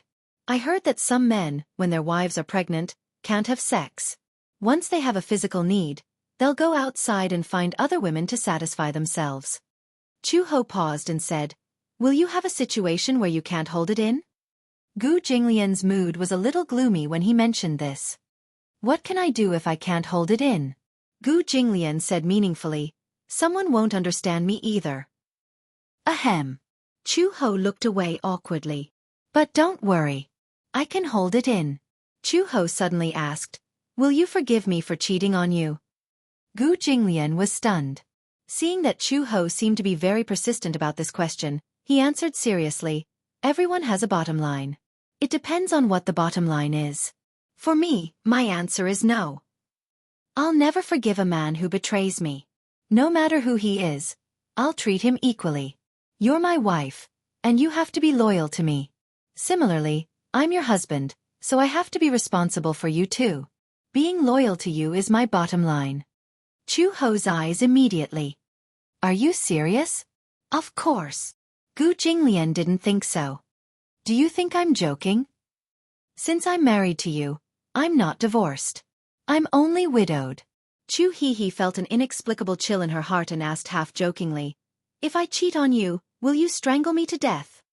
Yes, I will choke you to death first, then choke that adulterer to death. How? Be it no that. Gu Jinglian snorted. So be good and don't betray me. I won't strangle you to death. What about you? Chu He suddenly asked with interest.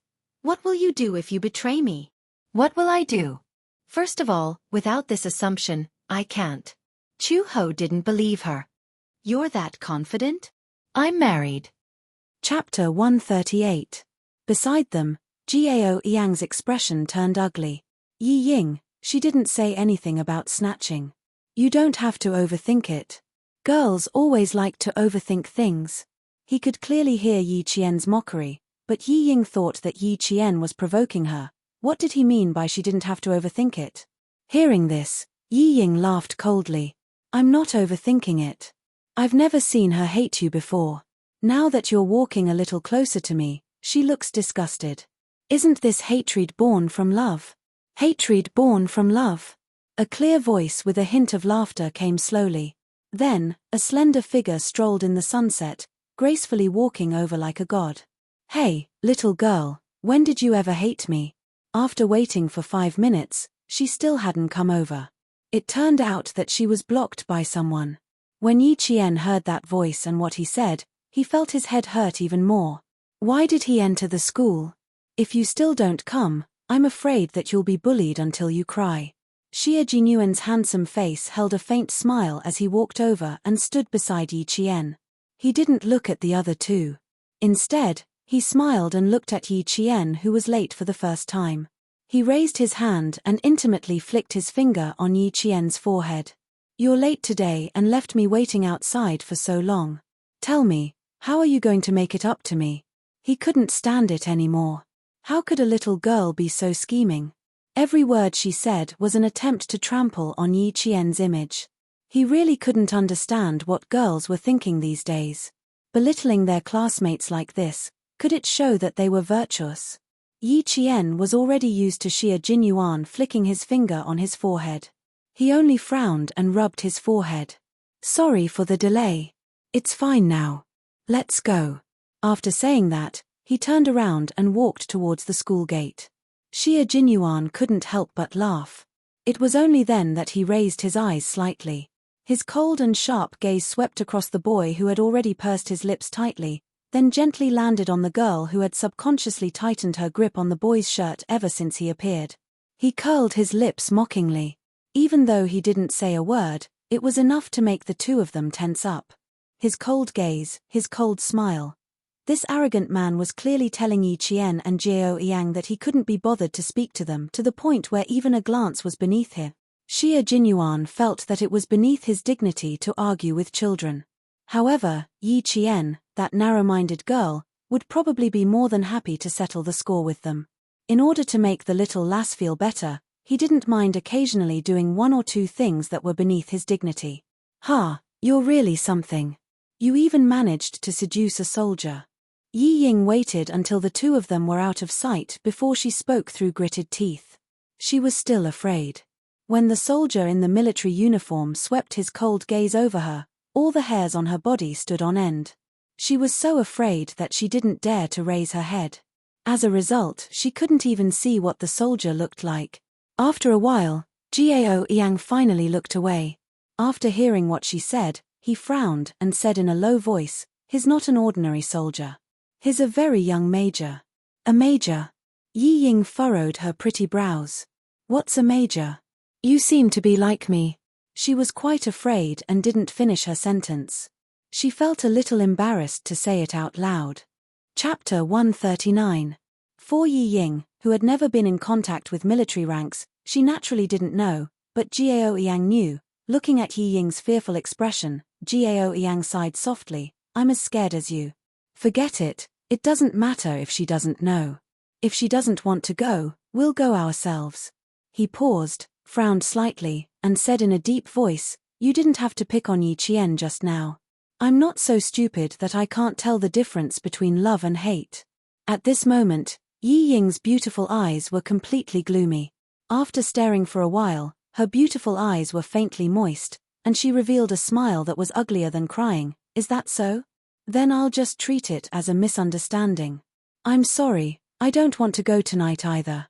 Goodbye." She didn't insist on her views in front of him, but instead took all the blame. Coupled with the faint tears in her eyes, it was enough to make a 15-year-old boy like Jiao Yang surrender and admit his mistake. Seeing him apologize to her, Yi Ying faintly smiled. She had always known how to use her advantages, and she was also good at manipulating people. Teacher Zhu and the Capital Experimental Middle School's director Li walked out as they spoke. "Then, I'll have to trouble you about the tickets." Director Li, seeing Jiao Yang in front, he said a few words to Director Li and then walked over with a smile. When Jiao Yang and Yi Ying heard that the Capital Experimental Middle School had already arranged for cars to go to the orchard farm on the outskirts of the capital after the preliminaries for the students to relax, they were stunned. "What, you don't believe me? Ha ha ha, I didn't lie to you. Quickly go and inform the other 3 students. Yi Qian doesn't need to go, I'll talk to her." Teacher Zhu patted Jiao Yang's shoulder, and the smile on his face deepened. "There are only a few days left until the competition. This is specially arranged for the 12 of you to relax. We, ha ha ha, are basking in your glory." Teacher Zhu's gaze lightly glanced at Yi Ying. The two of them seemed to be walking very close. Why did it seem like they were in a relationship? "You mean that we'll all stay at the farm tonight and we'll only be back at noon tomorrow?" A trace of darkness flashed across Yi Ying's beautiful eyes, and she asked uncertainly, "What time will we leave the capital tomorrow? Can you catch the train if you don't come back for one night?" Teacher Zhu smiled and said, "Don't worry, we'll definitely be able to go home tomorrow. Quick, we agreed to meet in 20 minutes. Let's meet 10 minutes earlier." When Yi Ying saw this, her eyes flickered slightly. She said to Jiao Yang impatiently, "Then I'll inform the girls. You go inform the boys." After that, he said goodbye to Teacher Zhu and left in a hurry. Not only was her eyes gloomy, but they were also filled with a frightening malice. Yi Qian, who had already walked out of the school, did not immediately get into the car. He looked at the man, who was as straight as a spear, and a trace of amazement flashed in his eyes. In his military uniform, Xie Jinyuan not only raised his temperament to the peak, but he also looked as elegant as jade. He felt that a gentleman should be like this, and his every move was noble and extraordinary. "I'm sorry, I can't go out tonight. Just now, Teacher Zhu from the provincial first high school said that the school arranged for the 12 of us to stay at an orchard farm. I didn't refuse." Yi Qian raised his eyes slightly, and quietly concealed his amazement. "I can only miss tonight. I'm very sorry." Chapter 140. Her apology only made Xie Jinyuan raise his eyebrows slightly. He smiled and said, "If that's the case, we can only do it next time.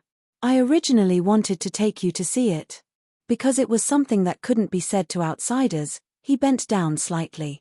His tall and slender body completely covered Yi Qian's slender figure, like a pine tree sheltering the sun, protecting the still-growing sapling. "To see the latest model of our country's artillery shells that are ready to be used in the army." He was so close to her that he could smell the faint fragrance on her body. It wasn't the smell of artificial perfume, but the faint and elegant fragrance of a young girl's body. The little girl's skin was very white, like white jade with a translucent luster. Oh, she had grown a little taller since the first time he saw her, and her body had become slimmer. She already had the graceful bearing of a young girl. Xie Jinyuan's dark eyes darkened slightly, but he didn't bat an eyelid. His gaze lingered on Yi Qian's slender, swan-like neck. It wasn't abrupt, but purely out of appreciation for beauty. In an instant, Yi Qian, who was enveloped by his minty scent, retreated slightly. While she was momentarily moved, she looked up. The moment their eyes met, Yi Qian saw the confident smile on his sexy thin lips, as if she would definitely agree and reject the school's arrangement. Yi Qian, who was also rebellious, saw this and didn't pull away. Instead, She glanced at him from the corner of her eyes. Her clear black and white eyes looked at him with a half-smile. She shook her head and said, "Thank you for the trouble, Captain Shia. I really want to go, but unfortunately, I still can't." He clearly saw that she was moved, but why didn't she agree? He was afraid that she had plans for the day.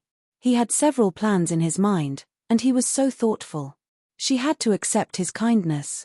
At home, he had arranged to take Yi Qian to a private restaurant in Beihai Park to eat authentic Imperial City cuisine. Then, he would take her to the courtyard's training field to see if she had improved in the few days that he had been away. This arrangement didn't seem to be enough to keep the little girl by his side. Therefore, he changed his strategy at the last minute and brought out the artillery shells and the military factory. The tactics were good, but the people they encountered were not ordinary. Xia Jinyuan was about to succeed, but in the end, he was told that he still couldn't go. Driving away, he experienced the feeling of sadness for the first time. The little lass was not only smart, but also very determined. She was really not easy to coax. Yi Qian waited until his car was out of sight before returning to school. It was not even 6 o'clock yet, so he decided to go back to the dormitory and wash his face first.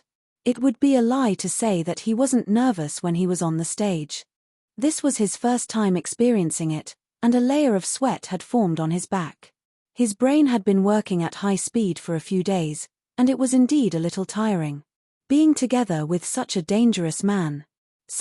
While her whole body was tense, she had to constantly pay attention to his faintly discernible flirting which could cause misunderstandings. Just like just now, he could have stayed away from her to talk, but he insisted on staying so close to her. He even bent down to let her be surrounded by his masculine scent. This made her even more reluctant to go. By the time Yi Qian got out of the car, there were already many students chatting. They were all contestants from various schools, and there weren't many of them, only 42 people. 6 of the 12 students from Fujian town had already returned. The remaining 6 students were led by the students and teachers of Capital Experimental High School to a bus and headed to the orchard farm. Chapter 141. It was already lively in the car.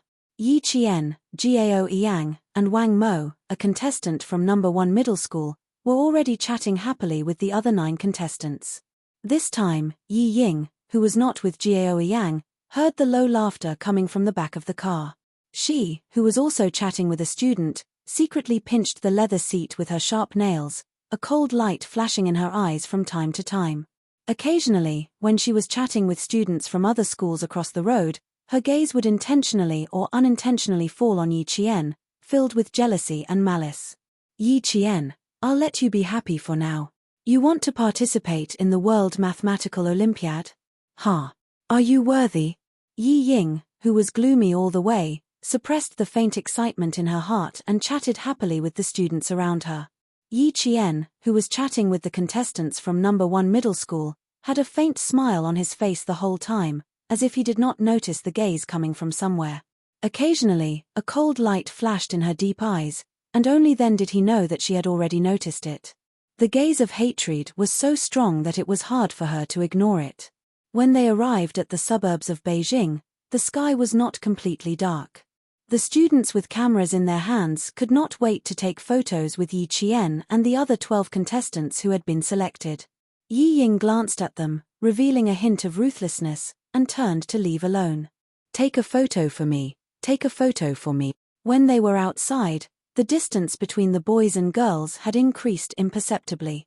The boys from each school fought to be the first to take photos with Yi Qian, and some even left their addresses, hoping that they could often write to each other in the future. Of course, they were learning how to write to each other. After Yi Qian changed the trajectory of her life in this life, Shoyan's demure brows had unknowingly become more cheerful. Regardless of whether it was a boy or a girl, she could communicate with all aspects, leaving a good impression in the hearts of her classmates as educated and well-mannered. Someone was sitting in a wicker chair on the leisure balcony on the 2nd floor of the farm, watching the figures of the students playing in the forest. His gaze was not just focused on one spot, but also seemed to be searching for something. "Young Master Shia, you're really interested. Is the fun place in a farm with no women, no wine, and no food?" A slender man with a dozen cans of beer in his hand walked over. I only took a vacation this year, and I can't believe I accompanied you to this extent. The man placed the beer on the table and pointed at the orchard with his slender hand. I must have been out of my mind to agree to come to this kind of place where children come to play. I won't force you to stay. You can leave any time. Xie Jinyuan picked up a can of beer, opened it, and took a sip elegantly. He glanced at his childhood friend who looked like a ruffian in his military uniform and said, "You're welcome. I won't see you out." After he finished speaking, his gaze was fixed on a slender figure. His gaze no longer searched, but stopped with interest. The little girl was indeed very popular among the male students. Every male student was fighting to be the first to take a picture with her.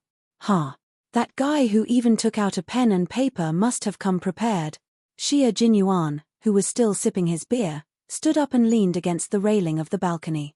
His piercing cold gaze fell on a boy who dared to raise his hand and put it on Yi Qian's shoulder. "You little brat, men and women shouldn't touch each other." As soon as he finished speaking, he saw Yi Qian say something, and the boy also smiled. The two of them took a picture shoulder to shoulder, a finger away from each other. Chapter 142. Xie Jinyuan nodded in satisfaction. Suddenly, he noticed that Yi Qian seemed to be looking in his direction. He quickly stepped back, intending to sit down on the rattan chair again. After taking 2 steps back, Xie Jinyuan turned around and stared at the man who was moving the rattan chair to the side, intending to make himself fall and embarrass himself. He raised his eyebrows and sneered, "Han Zheng, you're still playing this kind of game at your age. Don't you find it childish?" Han Zheng, 20 years old, held the military rank of captain. Like Xie Jinyuan, he was a proper third-generation member of the Red Army. They grew up together in the same courtyard, so they were familiar with each other to the point that they were young and had seminal emission. When he heard this, he raised his eyebrows as well, but with a wanton charm. Compared to your behavior just now, mine is not childish at all." He held an unopened can of beer in his hand as he casually stood there. Every part of him exuded a lazy and wanton air. "However, I'm really interested in this group of students." "Which one of them are you interested in?" He didn't say boys or girls, but only students. Intentionally or unintentionally, he was making things difficult for his childhood friend. He even said that it was improper to touch. Since when did young Master Xie care about these things? How interesting. Xie Jinyuan glanced at his childhood friend who was like a walking pheromone. He curled his lips and didn't answer his question. Instead, he smiled faintly and said, "Do you know why I only brought you here? Do you still need to say it? Compared to the rest of them, I, Han Zheng, am handsome and elegant. Bringing me out is very impressive." "Yes, it is indeed very impressive." Xie Jinyuan looked at his childhood friend meaningfully, his deep eyes containing a dark smile. "However, it's not you who is impressive, it's me who is." Han Zheng elegantly adjusted his military collar and laughed even more happily after hearing this. "Of course, who am I, Han Zheng, and who can become my friend is impressive. Of course, being friends with young Master Xie is also very impressive." This was definitely the truth. Among all the influential families in the capital, who could compare to family Xie? Old Master Xie was one of the founding generals of the country. He didn't catch the hidden meaning behind Xie Jinyuan's words. His handsome face was still full of smugness as he continued happily, "Let's go, I'll give you more face. By the way, I'll introduce you to the little beauty who made you drive your car all the way to the suburbs of Beijing. You're jealous of a few young boys. There's no hurry. I'll take you there later." Xie Jinyuan calmly glanced at his childhood friend with a smile on his face. No matter how one looked at it, it seemed to be a meaningful smile. In the orchard, Yi Qian felt that his face was a little stiff from smiling. After taking a picture with the teachers from each school, Yi Qian decided to go for a walk by himself. Just now, he didn't know if it was his imagination, but why did it feel like someone was looking at him from the small building at the side of the orchard? After taking a few steps, he saw 2 boys pushing Jiao Yang out from behind a fruit tree. When they saw him, they laughed loudly and said, "Yi Qian, come, let's take a picture together." Another student said, Gao Yang, where did you hide just now? You didn't take a picture with our great beauty Yi Qian. Come, stand, I'll take a picture of the two of you first. Hearing the laughter, the teachers joked, the two of you must take a picture together. You're from the same school, and you're senior and junior. Come, that boy over there, give me your camera. I'll take a picture of them personally. Chapter 143. Since even the teacher had said so, the students became even more excited. They did not notice that Yi Ying, who was holding 2 bottles of mineral water, was standing not far away and looking at them with a sinister expression. Soon, she composed herself and walked over with a faint smile. Did you guys forget about me? She handed the water to Gao Yang. Drink some water. I heard your voice was a little hoarse just now. Oh. The students who had let go of the water seemed to understand something. They let out a long oh. Not bad. They even looked at Gao Yang ambiguously and blinked. When the teachers saw this, they shook their heads helplessly and changed the topic to the students' puppy love. At this moment, Yi Qian was really thankful that she had appeared in time. Amidst the laughter of the students, Yi Qian and the other 2 girls left, talking and laughing. After taking 2 steps, she turned back to look in the direction of the house. Her eyes moved slightly, and under the urging of the other girls, she turned and walked towards the stream. The little girl's eyes are so sharp. I was so scared that my heart skipped half a beat. Han Zheng, who was holding a pair of binoculars, patted his chest. He crouched down under the railing with a look of surprise on his face. She doesn't look like a girl in her teens. Where did you find this child bride? The great young master Xia, who had countless young ladies from prestigious families in the capital, had actually taken a fancy to a little girl. This news was really fucking explosive. Xia Jinyuan looked at his childhood friend, who had been swept away by the little girl's gaze, and joked, your reaction is not bad. I don't usually see you being so attentive in school. It seems that the military is better. Your skills are getting better and better. Han Zheng had not graduated from military school and had been frequently sent to the grassroots of the military since this year. Isn't it because I'm afraid of being discovered? In front of you, it doesn't matter whether I have an image or not. I just need to maintain my image in front of the other students. Han Zheng stood up nimbly and placed the binoculars on the table. When he sat down, his expression became more serious. You really plan to join that team? Commander-in-Chief Xia agreed.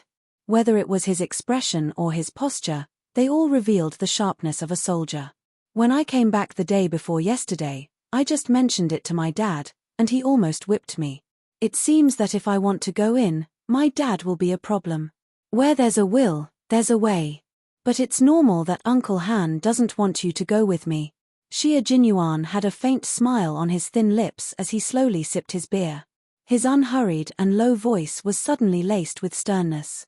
How dare a student go to a KTV so brazenly? Han Zheng, who gave you the guts to do that? His voice wasn't loud, but it was like a clap of thunder. Han Zheng's scalp instantly tensed up as he explained, it's true that we're going to the KTV, but we're not going there to drink or have fun. Fuck, it was Wu Yunjie who caused trouble for me. I wasn't careful and fell into a trap. Forget it. Let's not talk about this today. I'm going to the military academy because I want to join the brigade. My dad has to agree even if he doesn't want to. After saying a few words, Han Zheng seemed to realize something. His flirtatious peach blossom eyes instantly burst forth with a wolf-like ferocity. Commander-in-Chief Xia agreed to let you go? Why did he agree so readily? The brigade was on the brink of life and death, and he actually agreed. The sky was already dark, and the laughter of the students could no longer be heard in the orchard. Xia Jinyuan stood up lazily and looked down at his surprised childhood friend. Your goal for entering the military academy is to enter the brigade. Unfortunately, so am I, Xia Jinyuan said to Xia Jinyuan. Chapter 144. The difference is that I've already discussed it with Commander Xia before the exam. I'll report on time after a year of training in the army. Young Master Han, you're still too inexperienced. After saying that, she turned around and walked into the room, leaving behind a stunned first young Master Han. He didn't come back to his senses for a long time. Brother Xia, young master Xia, my young master, give me some advice. You have to give me some advice. A gust of wind blew past and Han Zheng, who was instantly sober, chased after him. Give me some advice first, then go see your child bride, okay? Xia Jinyuan's indifferent voice came from outside the room. Child bride? I don't have the guts to do that. I'm just protecting the little girl. Let's go, young Master Han. If you want me to do something, you have to perform well. Treat the little fox as a child bride. He really didn't have the guts. The little girl was his informant among the students. Not only did he apply for international police protection, but he also applied for personal protection. Now, whether it was in the country or abroad, protecting her was his current mission. When it was time for dinner, the restaurant of the farm was already filled with the aroma of the food. The local students from Beijing played the role of host and introduced each dish that was served. Xia Jinyuan, who was sitting in the private room, looked through the bamboo curtain at Yi Qian, who was clinking glasses with his classmates. He didn't touch much of the food that was served. You're protecting her personally, right? Why do you look like you don't want her to know? Han Zheng didn't touch the food on the table either. Following his friend, his gaze landed on the girl who scared him with just one look. Through the bamboo curtain, he could see more clearly at a closer distance. He smacked his lips and said, "She's really pretty." Look, before he could finish his sentence, Han Zheng saw a long-haired girl sitting behind the girl smiling as the waiter served the hot soup. She stood up. She didn't know what happened, but as soon as she took a step forward, she suddenly fell towards the waiter who was holding the hot soup. Realizing that something was wrong, Han Zheng's expression changed drastically. He shouted, "Be careful." With this loud shout, the waiter, who was completely unprepared, bumped into the bowl of hot soup that spilled out of the bowl and scalded his hand. At the same time, the bowl in his hand flew directly towards the back of the girl sitting at the other table. Yi Qian, who had his back to the waiter, seemed to be prepared. Accompanied by a loud shout from behind the bamboo curtain, Yi Qian stood up in a flash. At the same time, his slender hand grabbed the back of the chair. Under Yi Ying's gloating gaze, he gently lifted the chair to block the waiter. The disaster that would have befallen Yi Qian was instantly stopped by this chair. The entire process happened in the blink of an eye. The chair collided with the large bowl. Accompanied by the waiter's frightened cry, after the bang, there was the sound of porcelain shattering all over the floor. This scene happened so quickly that Yi Ying, who still had a sinister sneer in her eyes, was completely caught off guard. A bowl of hot soup was directly poured onto her legs. "Ah!" she screamed at the same time. In her contracted pupils, she saw Yi Qian mocking her. It was as if he was saying that she already knew what she was doing. The soup didn't completely pour onto her legs. Because of Yi Qian's sneer, Yi Ying simply bent over and squatted on the ground, crying out in pain. From the cause of disaster to the victim, the huge change in status made Yi Ying, who was squatting down, grit her teeth until her facial features were hideous. Even like this, she actually managed to dodge it. Chapter 145. From the perpetrator of the disaster to the victim, the sudden change in status caused Yi Ying, who was squatting down, to grit her teeth. Her facial features were contorted in anger. She actually managed to avoid it. The students in the cafeteria all stood up. Not only did the students react to the sudden turn of events, but the teachers as well. The two people who rushed out from behind the bamboo curtain quietly retreated. Han Zheng, who was sitting back in his chair, said in surprise, "You reacted so quickly. Have you practiced before?" "Yes, I'm pretty good at fighting." Xia Jinyuan, whose eyes were dark, poured himself a cup of tea. As he sipped the tea, he hid the cold glint in his eyes. If Yi Qian hadn't been on guard, that bowl of hot soup would have spilled all over her. Yi Ying was really vicious. Han Zheng squinted his long, flirtatious eyes. After a while, he nodded and said, "Not bad indeed." "Are you okay? Are you okay?" The girl sitting next to Yi Qian was so scared that her face turned pale. Her lips trembled as she asked Yi Qian, "Are you scalded? Let me take a look." She was so scared that she was about to cry. The other girl had a bad temper. She had already stood up and shouted angrily at Yi Ying, who was still squatting on the floor, Are you kidding me? The waiter even reminded us that hot soup is here. Do you have a brain? Do you know that this bowl of soup almost spilled all over Yi Qian? The girl was from Beijing and spoke bluntly. Her tone was just a little harsh, but it was enough to make Yi Ying, who had scalded herself, cry. Gao Yang walked over from another table. He pursed his lips and looked at the angry girl from Beijing. He squatted down and said to Yi Ying, who had just screamed, "Are you scalded?" "Where?" He was the only one who was concerned about Yi Ying, who was squatting on the floor. The rest of the students frowned and looked at the two of them. "It's fine if you scalded yourself, but don't implicate others." Seeing this, the girl from Beijing didn't say anything else. She turned and asked Yi Qian, "Why don't we go back to our rooms to rest first and wake up early tomorrow morning to play?" Yi Qian smiled at the girl and bent down to pick up the overturned chair. He walked step by step to Yi Ying, who was still squatting on the floor and pretending to be the victim. He slowly bent down. "Yi Ying, one who is unjust is doomed to destruction. You should really be glad that you spilled a bowl of hot soup." If. In Gao Yang's tense gaze, Yi Jian had already gently moved to her ear. Her breath was cold, but her words were like needles. "If it was a knife or something like that, I'm afraid that one of your legs would be crippled."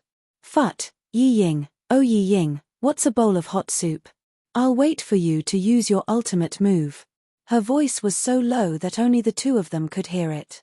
Yi Ying was frightened by the sharp voice. She suddenly panicked. She buried her head tightly and her nails pierced her arm. She endured it and didn't look up.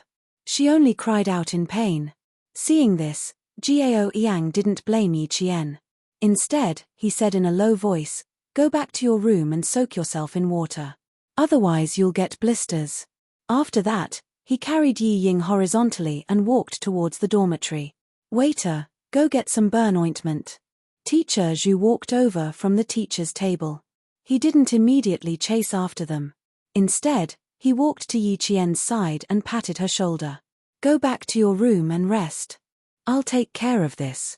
They were having a nice meal, but this had to happen. Let's see how Yi Ying's burns are first. Chapter 146. "Okay, I'll come over if there's anything." Yi Qian bowed slightly. There was no panic or shock on his face. "I'm sorry to have made you worry." Teacher Zhu wasn't the only one to say this. The other teachers also comforted Yi Qian before going to visit Yi Ying in her room. Yi Qian thanked them one by one and looked in the direction of the moving bamboo curtain. If she wasn't mistaken, she recognized one of the two military green figures that rushed out of the bamboo curtain. Xia Jinyuan. I bet she found out about us. Behind the bamboo curtain, Han Zheng covered his face with his hands. She's already looked in our direction a few times. Young Master Xia, your secret protection plan has failed. Xia Jinyuan began to eat slowly. When he heard this, he smiled faintly. His handsome features were like blooming flowers, elegant and gorgeous. But she won't take the initiative to look for me, so it doesn't matter if she finds out. After hearing this, Han Zheng pondered. Why did it feel like something wasn't right? He didn't know if he was thinking about something wrong. Did it mean that the little girl didn't want to see the great young Master Xia? So, young Master Xia was secretly protecting her? Calm down. Is there a need to be so surprised? Xia Jinyuan tapped his slender fingers on the table twice. He calmly let his childhood friend know that Yi Qian didn't like him. That's why I said this little girl is interesting. Up until now, no one had ever disliked him. No one had ever piqued his interest like this little girl did. He wanted to see how far she could go. He also wanted to reach out and give her a hand when she needed help. Han Zheng closed his gaping mouth and stuffed a piece of vegetable into his mouth. Brother, don't blame me for saying this, but if you go on like this, don't go crazy. The little girl doesn't know anything now. Don't do anything bad. Oh my God, he was really worried. If he was interested in a little girl, no one would have to worry about him going crazy. How could a playboy like him linger over a flower? But young Master Xia was different. Everyone in the family was infatuated. From Master Xia to Commander-in-Chief Xia. In his mother's words, Family Xia was the best man in the world. Whoever married into a family Xia was destined to enjoy life.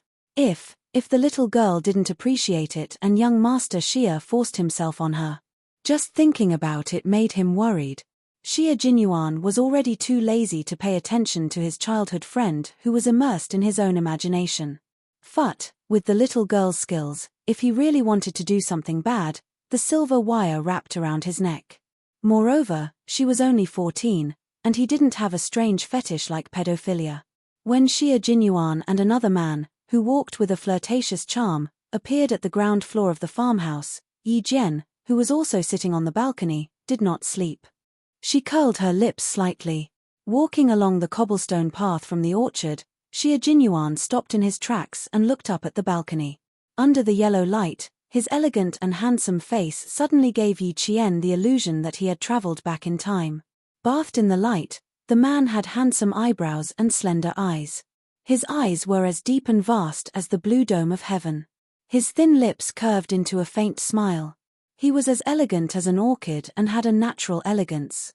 He was like the noblest person in the ancient imperial city, dressed in luxurious clothing. Chapter 147. Their eyes met. Xia Jinyuan placed his right hand on his forehead and waved it away gracefully.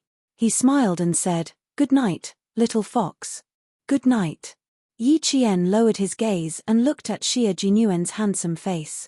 His faint smile was as free as the wind. She waited until Xia Jinyuan entered the building before she sat back down on the rattan chair to admire the starry night sky. Her state of mind was tranquil, but Yi Ying's state of mind was like a hurricane passing through. She stared at Jiao Yang with tears in her eyes. Suppressing the hatred in her heart, she asked in a hoarse voice, "So, you think I did it on purpose?" "Whether you did it on purpose or not, Yi Ying, it doesn't mean what other people think." Jiao Yang took the ointment from the waiter and applied it on her reddened calves and insteps. "Ask yourself if you did it on purpose or not." Yi Ying was so angry that she laughed. "Why should I ask myself? I'm the one who's hurt, not Yi Qian." "Jiao Yang, look carefully. I'm the one who's hurt. If I did it on purpose, why would I hurt myself? Damn it. Why is everyone suspecting me?" Even the boys who liked her remained silent in the face of the teacher's intentional or unintentional questioning. They didn't stand up to speak up for her. "I know. You think I'm just trying to win your trust, right? Ha ha ha, Jiao Yang, I originally thought that you understood me, but now it seems that I was thinking too much." Yi Ying laughed self-deprecatingly. Her beautiful face was filled with desolation. Change, everything has changed. You've all changed. In the past, they only trusted her. But now, they only trusted Yi Qian. Even if they were the ones who got hurt, they would rather believe that Yi Qian was innocent and that she had ulterior motive. They've changed. They've all changed. Why did she still lose to Yi Qian even though she tried so hard? Why was it so unfair? Jiao Yang pursed his lips and looked at the stubborn Yi Ying. He gently put down her legs and sighed after a long time. "It's not that we've changed, Yi Ying. It's just that you haven't recognized the truth. The old Yi Qian is no longer around. She no longer listens to you, and you're starting to worry." Jiao Yang sat down in the chair and looked calmly at the girl who had tears in her eyes. "You're afraid that Yi Qian's light will overshadow yours. You began to worry that one day, everyone would think that Yi Qian was more capable than you, that he was more successful than you. That's why you started to panic. You started to go around trying to prove that you're better than Yi Qian." After all, he knew Yi Ying well. Every word he said hit the nail on the head, directly exposing the darkness in the depths of Yi Ying's heart. This caused her to panic instantly. Faced with the bloody truth, Yi Ying was so angry that her whole body trembled. Nonsense. Why should I be worried? I've always been more outstanding than her. Shut up, stop talking, don't say another word. If he didn't let her see the truth earlier, it would only have a deeper impact on her future. Jiao Yang looked at her deeply, got up, and closed the half-closed door. Outside the door, a few girls who were eavesdropping were caught red-handed and left awkwardly. Soon, Yi Qian found out about the matter. After hearing it, he smiled faintly and said, "I didn't expect Jiao Yang to be so understanding." I really couldn't tell in the past. He really couldn't tell. But he knew that Yi Ying would definitely not be persuaded by him to come to her senses. Chapter 148. Because no one in this world knew Yi Ying better than she did, Yi Qian's guess was proven correct. It wasn't until 10 o'clock at night that the students returned to their dorms after playing poker. They saw the usually cold Gao Yang storming out of the room with a furious expression. Yi Ying's soft sobs could be heard from the room where the door was not closed. Yi Qian, who was about to go to bed, smiled lightly and didn't say anything about it. Gao Yang definitely wouldn't have an easy time tomorrow. Yi Ying was the type of person who would make everyone else uncomfortable as long as she was uncomfortable. Suddenly, Yi Jian, who had closed her eyes, opened her eyes. She said to the girl who slept in the single bed next door, "Do you know the girl who slept in the same room as Yi Ying? Why don't we just let her sleep with us?" If Yi Ying was going to cause trouble, she didn't want to implicate others. When the girl from the capital heard this, she thought it was a good idea. "Why didn't I think of that? If we combine the beds, won't the three of us be able to sleep together?" She got out of bed, took off her shoes and walked outside. "Wait for me to come back so we can move the beds together." Yi Qian agreed with a smile. When the two girls from the capital came over, she had already moved the beds. With one more friend, the three of them chatted until 1 o'clock in the morning before they fell asleep. Early in the morning, when Yi Qian came back from her run, she saw Teacher Zhu and a few other teachers from experimental middle school standing in the corridor with serious expressions. A student ran over from the orchard and said breathlessly, "No, we looked everywhere, but there was no one." Yi Qian's gaze turned cold and she quickly walked over. When she saw Teacher Zhu, she said in a hurried voice, "Yi Qian, did you see Yi Ying?" Yi Ying, who was supposed to be in the orchard, was missing. Just as Yi Qian said, if she was unhappy, she would make everyone unhappy. Nothing in the room was touched. Even the bed looked like it hadn't been slept in. The blankets and sheets were neat and tidy, without a single wrinkle. The disposable slippers and the things in the bathroom were untouched. It was as if no one had been in the room at all. Yi Qian stood there quietly, his gaze fixed on the pillow. Downstairs, Gao Yang, with beads of sweat on his temples, was surrounded by cold air. He turned a deaf ear to the teacher's call and directly rushed to the second floor. Teacher Zhu realized that something was wrong with Gao Yang and hurried up to him. Someone said, "Yi Qian is upstairs." This made everyone's heart skip a beat, and they all chased after Gao Yang. Hearing the commotion outside, Yi Qian stood beside the single bed where Yi Ying used to sleep. When he moved the pillow away, Gao Yang rushed in with the morning fog. He asked coldly, "Did she come to see you last night? Shouldn't you be the last person to see her last night, Gao Yang?" His question made Yi Qian's eyes turn cold. After he moved the pillow away, he reached into the seam of the bed. Gao Yang, with a frosty look in his eyes, walked closer and handed a bottle of mineral water to Yi Qian. "I found 2 bottles like this by the stream. One is yours, and the other is the one Yi Ying drank from. When I left last night, Yi Ying didn't finish this bottle of water, and you didn't finish the bottle of water on the dining table." His words made the students who followed him into the room unhappy. "Hey, are you kidding me? What do these 2 bottles mean? So what if you found them by the stream?" Chapter 149. If he found them by the stream, then it proves that Yi Ying and I met alone last night, Yi Qian said calmly. It's normal for Gao Yang to make such a guess. She pointed at the mineral water bottles in his hand. "One bottle should be in my hand, and the other bottle should be in Yi Ying's hand. Now that both of them are by the stream, it makes people think that Yi Ying and I went to the stream in the middle of the night. After all, both of us almost got into trouble last night." This was something that couldn't be explained clearly. It was just a simple setup, but it was enough to make her speechless.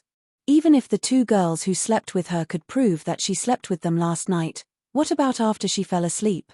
Could they prove that she still slept with them? When Gao Yang heard this, the coldness on his face deepened. "She didn't sleep last night, and now she's gone. Yi Qian, she didn't sleep last night? Did you see with your own eyes that she didn't sleep last night?" Yi Qian laughed, and her cold eyebrows became a little more beautiful. You need to understand. Number 1, just because the 2 bottles were together, it doesn't mean that we were together because you didn't see it with your own eyes. Number 2, you didn't see with your own eyes whether she slept last night, so you can't be so sure that she didn't sleep last night. It's the same as how my roommates can't prove that I didn't go out last night after they fell asleep. If you didn't see it with your own eyes, then everything you say doesn't make sense. Everyone present was smart, so they could understand what Yi Qian was saying. She made it very clear that the 2 bottles together didn't mean that she and Yi Ying had definitely met. However, Yi Qian couldn't prove that she wasn't with Yi Ying, so Jiao Yang could assume that Yi Qian and Yi Ying met by the stream last night. Similarly, Jiao Yang couldn't prove that Yi Ying didn't sleep last night in her room. The reason was the same: they didn't see it with their own eyes. Working with a bunch of highly intelligent students, as teachers, it was quite stressful. What they were thinking was also what the students were thinking. Yi Qian walked over to Mr. Li and Mr. Zhu. He picked up a few strands of black hair from the side of the bed and said, "This is Yi Ying's hair. At least it proves that she slept on the bed. As for why she tidied up the room so neatly, we have to find her to find out. She had clearly slept on the bed, yet she wanted everyone to misunderstand that she hadn't." After realizing the deeper meaning behind Yi Qian's words, the expressions of the teachers and students changed slightly. Jiao Yang clenched his teeth so hard that his cheeks were visible. He looked deeply at Yi Qian and said, "Sorry, I was too impatient." Then he turned and walked downstairs. His slender figure still looked somewhat young.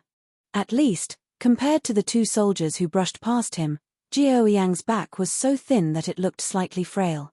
"Male student, why are you in such a hurry to leave? Come, let's have a chat." Seeing that they were about to brush past each other, Han Zheng instantly reached out and put his hand on Jiao Yang's shoulder with an undeniable aura to make him stay. Dressed in a military uniform, Han Zheng put away his bone-chilling charm and looked full of military might. He smiled and said, "We'll leave together later. We still need you to bring us to the stream."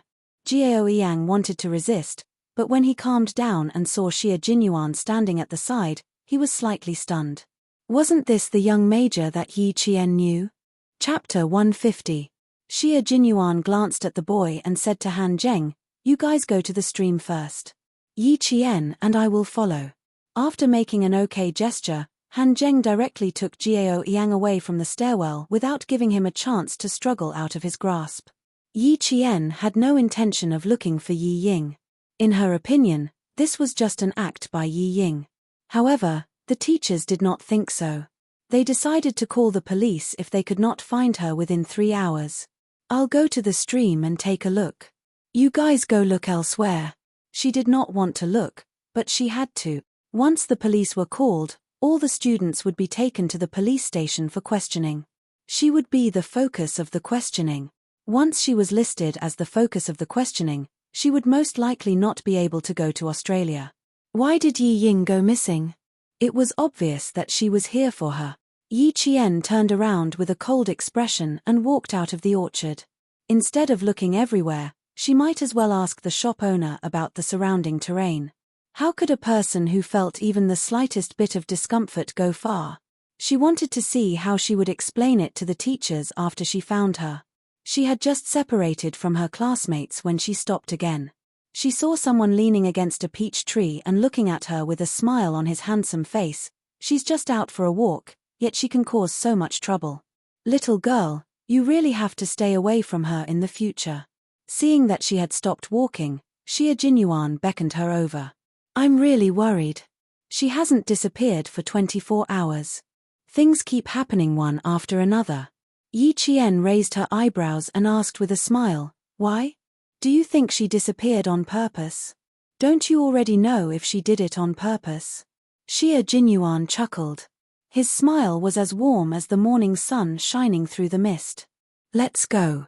You have an hour to hand her over to your teachers for a good lesson. Finding Yi Ying within an hour might be impossible for others, but it was not difficult for Yi Qian. After understanding the situation from the shop owner, she said to Xia Jinyuan, I'll go look for her. There's no need to trouble you and your friends. You know where he is so quickly. How can you analyze it? Xie Jinyuan looked at Yi Qian in surprise, who seemed to already know what was going on. Xie Jinyuan asked with interest, only 10 minutes. You have plenty of time. At this time, the sun had already dispersed the faint mist. Yi Qian, who was following a small path into the mountains, stopped and turned around. His eyes contained a hint of a cold and sharp smile. He said indifferently, "There's no need to analyze. It's just because you know yourself and your enemy. Know yourself and know your enemy, and you will be victorious in every battle." Xie Jinyuan chuckled softly and sighed. That sister of yours, have you ever thought of asking her to leave school? Why did you let her leave? Yi Ying was unwilling to give up and wanted to surpass me in every aspect. She wanted to prove that she was better than me in every aspect. Yet, he couldn't get his way every single time. If I let her leave, I will feel very bored. She spoke in a low voice, filled with the mischievous interest of a little girl. It could be seen that she really hated Yi Ying. The only difference was that she disdained to use underhanded and immoral underhanded tricks. She liked to use her strength to suppress others and make them live under her halo forever. For someone who wanted to surpass her, this was a form of torture, both physically and mentally. Chapter 151. I can go alone. Don't worry, Captain Xia. Yi Qian once again stopped Xie Jinyuan from going with her. She only hoped that she could handle the matter with Yi Ying herself. Since she insisted, Xie Jinyuan didn't force her. He stared at her quietly for a while, then smiled faintly and said, "Okay, find me in my room when you need me." As she turned around, Xie Jinyuan looked at her tenacious and slender back and said in a low voice, "Take good care of yourself. Don't forget, you have a mission now." Yi Qian didn't look back. She just stopped in her tracks and nodded to show that she understood. Walking up the mountain path, there was a small pavilion for climbers to rest in. Further to the left of the pavilion, there was a mountain deity temple that only the locals knew about. Yi Qian looked at the newly broken twigs and the bent grass on both sides of the path. She sneered and walked straight in the direction of the mountain deity temple. Behind her, the armor-green figure hidden in the branches and leaves didn't leave immediately.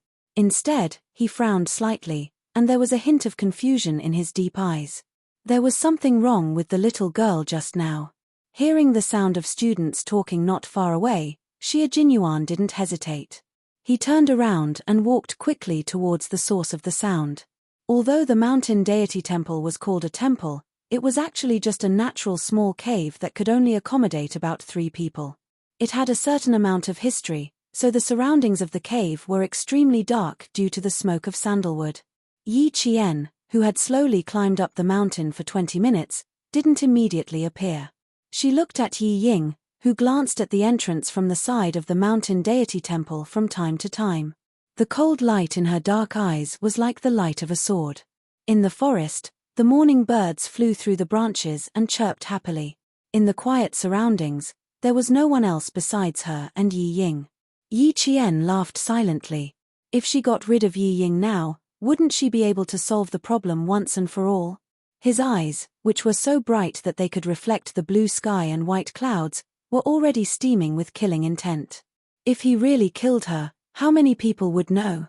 Yi Jian's right hand gently grasped the silver wire that had been wrapped around her left wrist like a bracelet. Hiding behind the leaves, Yi Jian took a step forward in the strong killing intent, and a pair of warm and strong hands grabbed her arm. "Don't worry, wait a little longer." Xie Jinyuan, who had appeared out of nowhere, grabbed Yi Jian and stopped her from taking a step forward. His dark and gloomy eyes were unreadable. He controlled his strength very well. It was as if he was really just holding her back and asking her to wait a little longer. Murderous intent. Xie Jinyuan could tell that she was bathed in blood. Her murderous intent was as thick as ink. He couldn't understand why a 14-year-old girl would have such a strong murderous intent towards someone of the same age.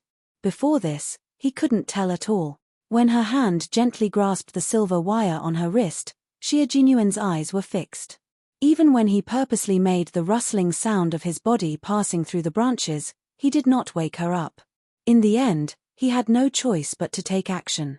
The moment Xie Jinyuan grabbed her arm, Yi Qian gently closed her eyes. In just a few seconds, She restrained her murderous aura. Of course, he couldn't kill her here. There was too much evidence and witnesses. If he really killed her, he would be the one to die in the end. Looking back, Yi Qian's clear black eyes calmly looked at the man whose handsome face revealed a hint of seriousness. He sneered and said, "What, do you really think I would do something that would harm myself? How could that be?" It was just a moment of anger.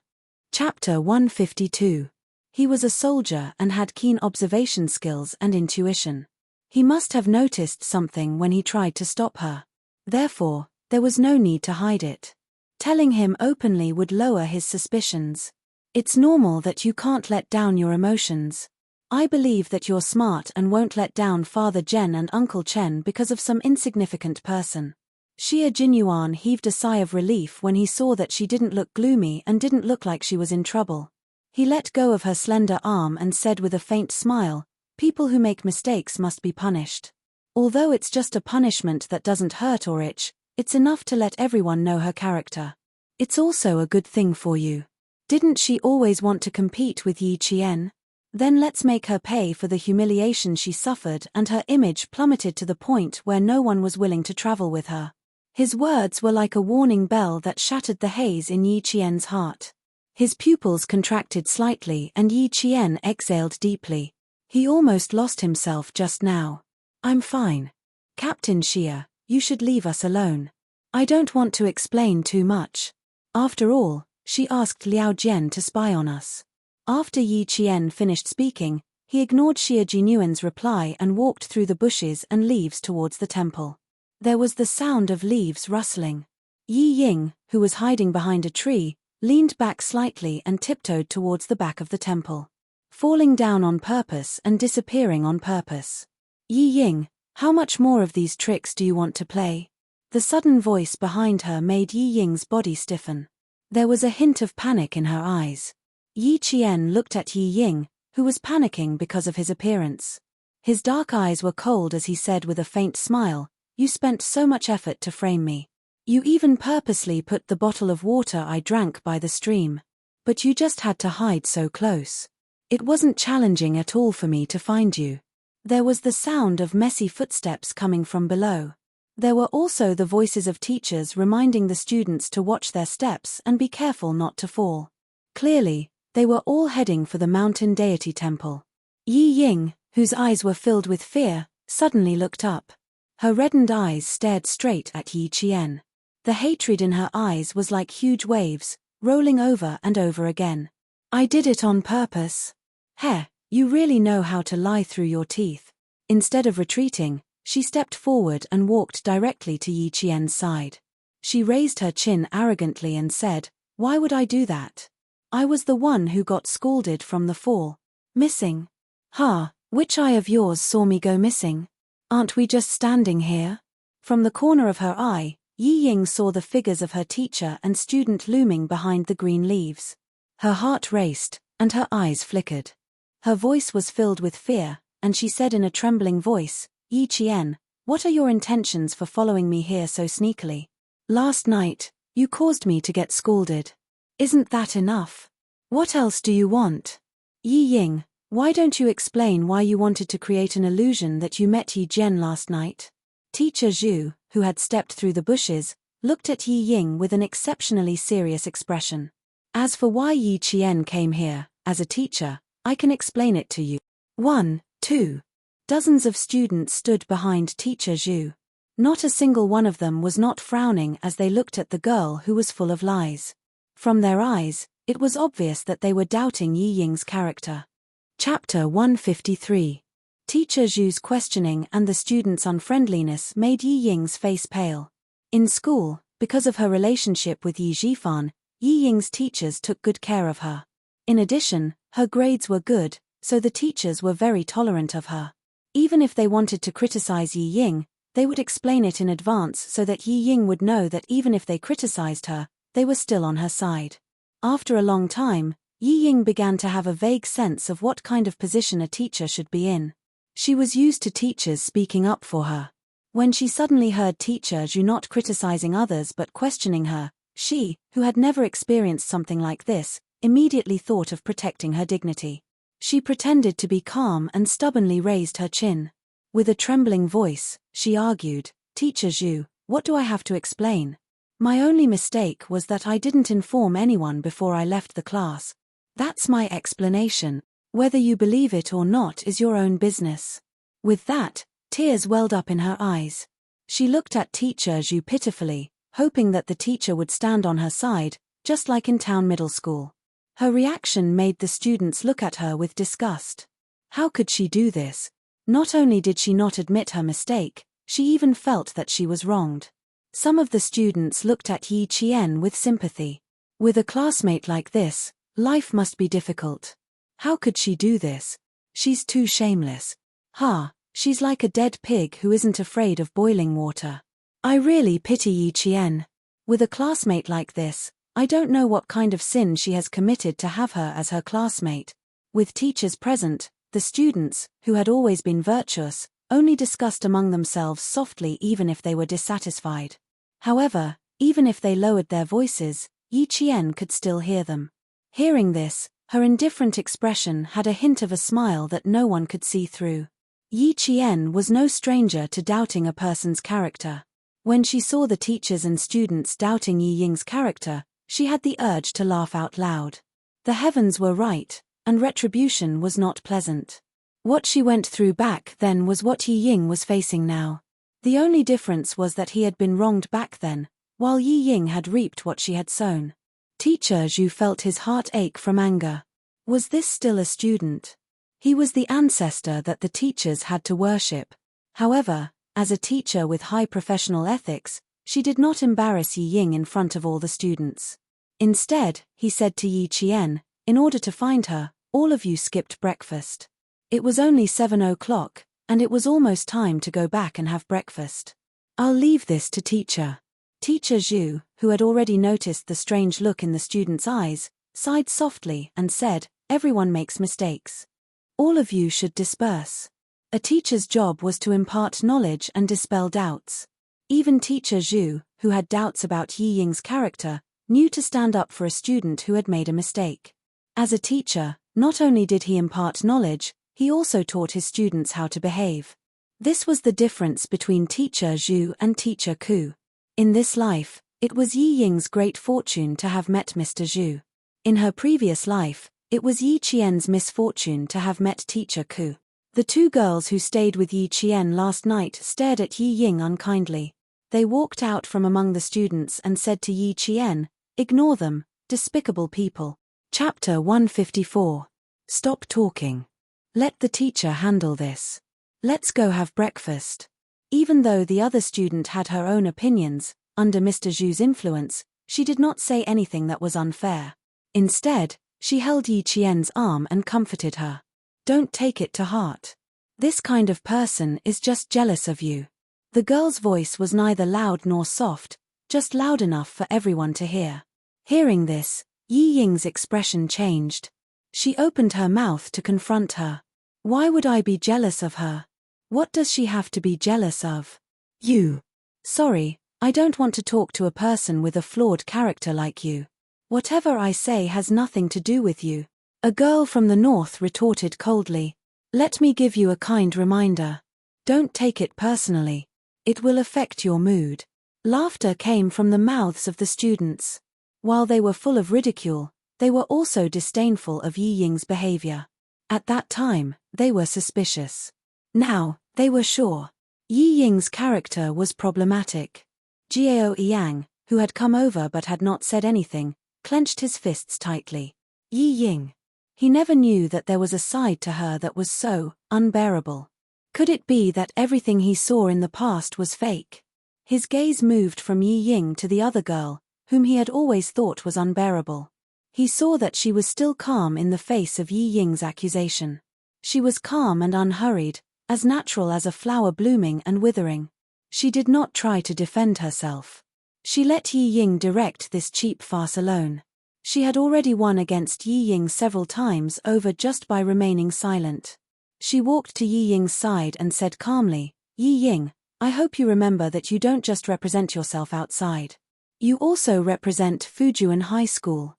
Please restrain yourself and stop tarnishing the school's reputation. Yi Qian would only earn more respect from others. Gao Yang walked out.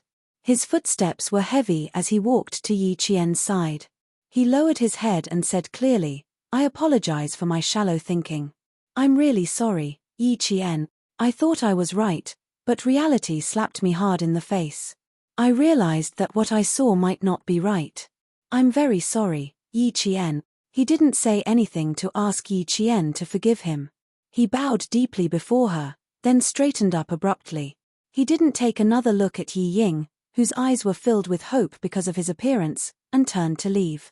Even when Yi Ying screamed, Gao Yang, come back, he did not turn back to look. It was like this in the past, and it was still the same now. Yi Ying, who was in a state of extreme panic, looked at the boy's thin figure as he left. She, who was still pretending to be calm, suddenly burst into tears.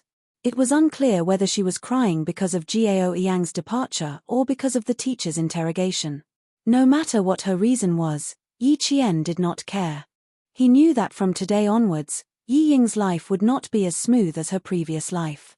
Standing in the dark, Xie Jinyuan watched everything through the gaps between the leaves. His thin lips curved slightly. Little Fox was really dazzling just now.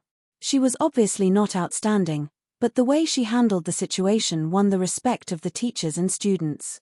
A little girl like this was the little girl he knew. The girl's cries continued, but Xie Jinyuan did not take another look at her. After Yi Qian left, he quietly left the scene. He left for Australia tonight. He and Yi Qian were on the same flight. Chapter 155. Yi Qian didn't know that Xie Jinyuan was on the same flight as him. After Yi Ying's incident, although it didn't affect Yi Qian's mood to play with the other students, the teachers couldn't be at ease with this trip. They were supposed to leave at noon, but the return trip ended at 9 a.m. At 3 p.m., Mr. Zhu and the other students returned. Yi Qian didn't see Yi Ying. Even Gao Yang remained silent and didn't ask where she went. Not long after Mr. Zhu and the others left, Yi Qian and the others boarded the bus to the airport. They boarded at 8:30 p.m. Less than half an hour after the plane took off, most of the passengers had already fallen asleep. Yi Qian chatted with Yang Yi, the girl sitting next to him, for a while before falling asleep. Yi Qian, who had slept for an unknown amount of time, was awakened by Yang Yi's mumbling. He looked at the time and saw that it was only 1 a.m. There were still 6 hours before landing. After putting the shawl on Yang Yi, Yi Qian gently got up and walked towards the bathroom. Someone politely knocked on the door twice. Yi Qian, who was washing his hands, took out a tissue to dry his hands and opened the door. Like a cheetah in the forest, a person squeezed into the narrow washroom. Yi Qian's reaction was just as fast. When he noticed the other person's strange behavior, he had already raised his right leg and kicked towards the other person's knee. Such a big greeting gift. I don't dare to accept it. The familiar voice slowly laughed with a hint of mockery. At the same time, the familiar faint mint smell instantly filled Yi Jian's nose. It was cold and low-key, just like its owner. The right leg that was supposed to kick the other person's knee moved to the side and brushed past the other person's calf. Yi Qian moved to the side so that Xie Jinyuan, who had already squeezed in, could come closer and close the bathroom door. When he really stepped in, Yi Qian regretted it. The washroom on the plane was so small that it could only accommodate one person. When he came in, the space was so small that Yi Qian wondered if he should stand on top of the toilet bowl. It was as if she had blocked out the unpleasant smell of disinfectant. Every breath she took was filled with his scent. Yi Qian, who had a sensitive sense of smell, couldn't help but hold his breath. Being alone with him, especially in such a small space, always made her feel unnatural. Xie Jinyuan didn't mind. The small space didn't affect his mood at all. Especially when he saw her expression as if she wanted to stand on top of the toilet bowl, he couldn't help but chuckle. You fell asleep less than half an hour after boarding the plane. Little girl, if you didn't wake up, I would have to wake you up. In the dim light, although there was a smile on his handsome face, there was no trace of a smile in his dark eyes as he looked at Yi Qian. Give me 2 minutes to finish reading this document. Although it was called a document, it was actually a photo. There were 2 blonde foreign men, a dark-skinned man from Chinju City, and a Chinese man. Below the photo was a detailed introduction of the 4 people. Yi Qian fixed his gaze on the photo of the Vietnamese man again. He narrowed his eyes and said, "Mercenary? A soldier who participated in the Nanjiang Defense War. After retiring, he became a school teacher. After falling for women, he became a mercenary." Xie Jinyuan took the photo from her and put it back in his pocket. His code name is Red Scorpion. He has frontline combat experience. 4 soldiers sent by the Vietnamese government died at his hands. Chapter 156. Rumor has it that he has a pair of eyes that can see through a person's essence. Therefore, as long as it's someone sent by the government, no one can escape his sight. The 2 female border guards sent by the Chinese side almost fell into his hands. This was information that Yi Qian had to know. It was a fact that could not be concealed. He had to let her know in advance what kind of dangerous person she was up against. Yi Qian did not expect to take on such a tricky mission for the first time working with the military. But, the corners of her mouth curled up slightly.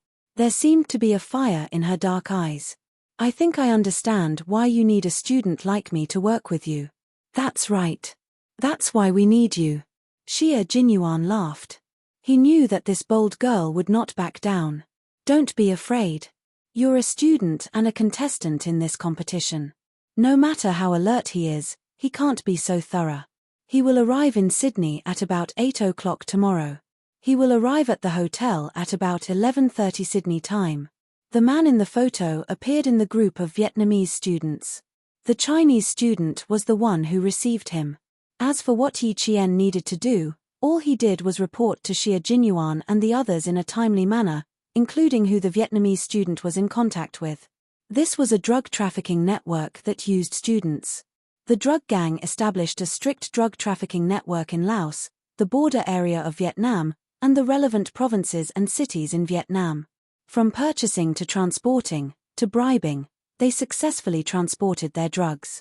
The Chinese side had joined in because they had already caught 2 informants on the drug trafficking network. From the clues, they found out that the Chinese student in charge of receiving him was one of the important leaders of the gang who cooperated with the international drug trafficking network. Xie Jinyuan's target was naturally the Chinese student and the Vietnamese student. There was another knock on the door outside the restroom. Someone yawned and said, "Excuse me."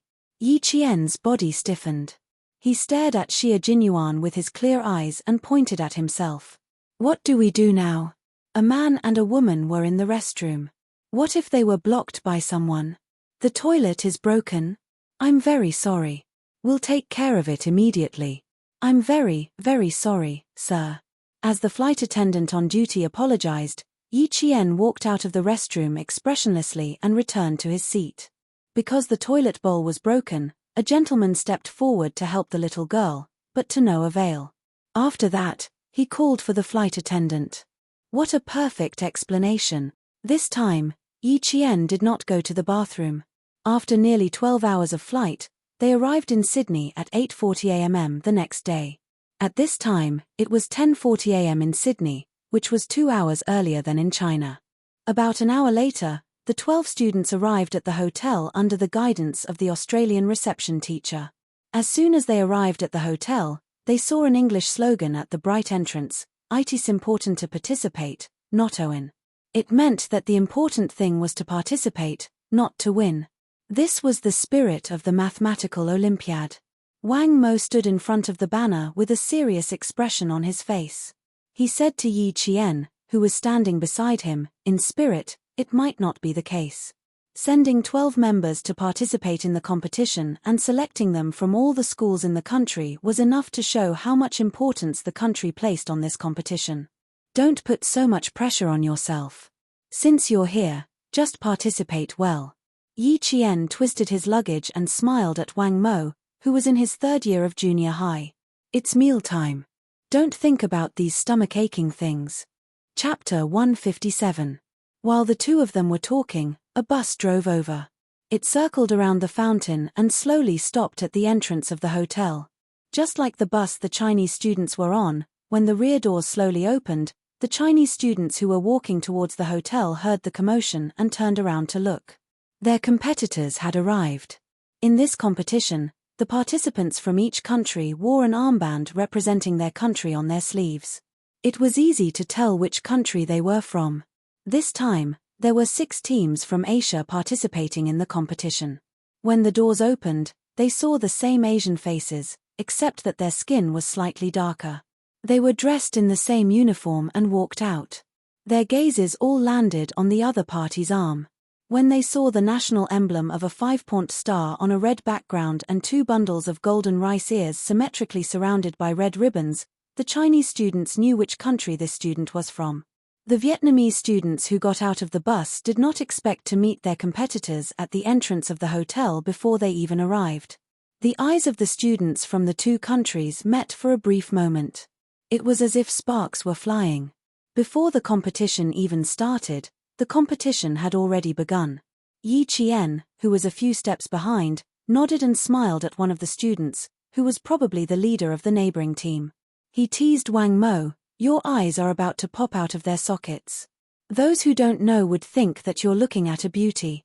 Those who don't know would think that you're trying to kill someone.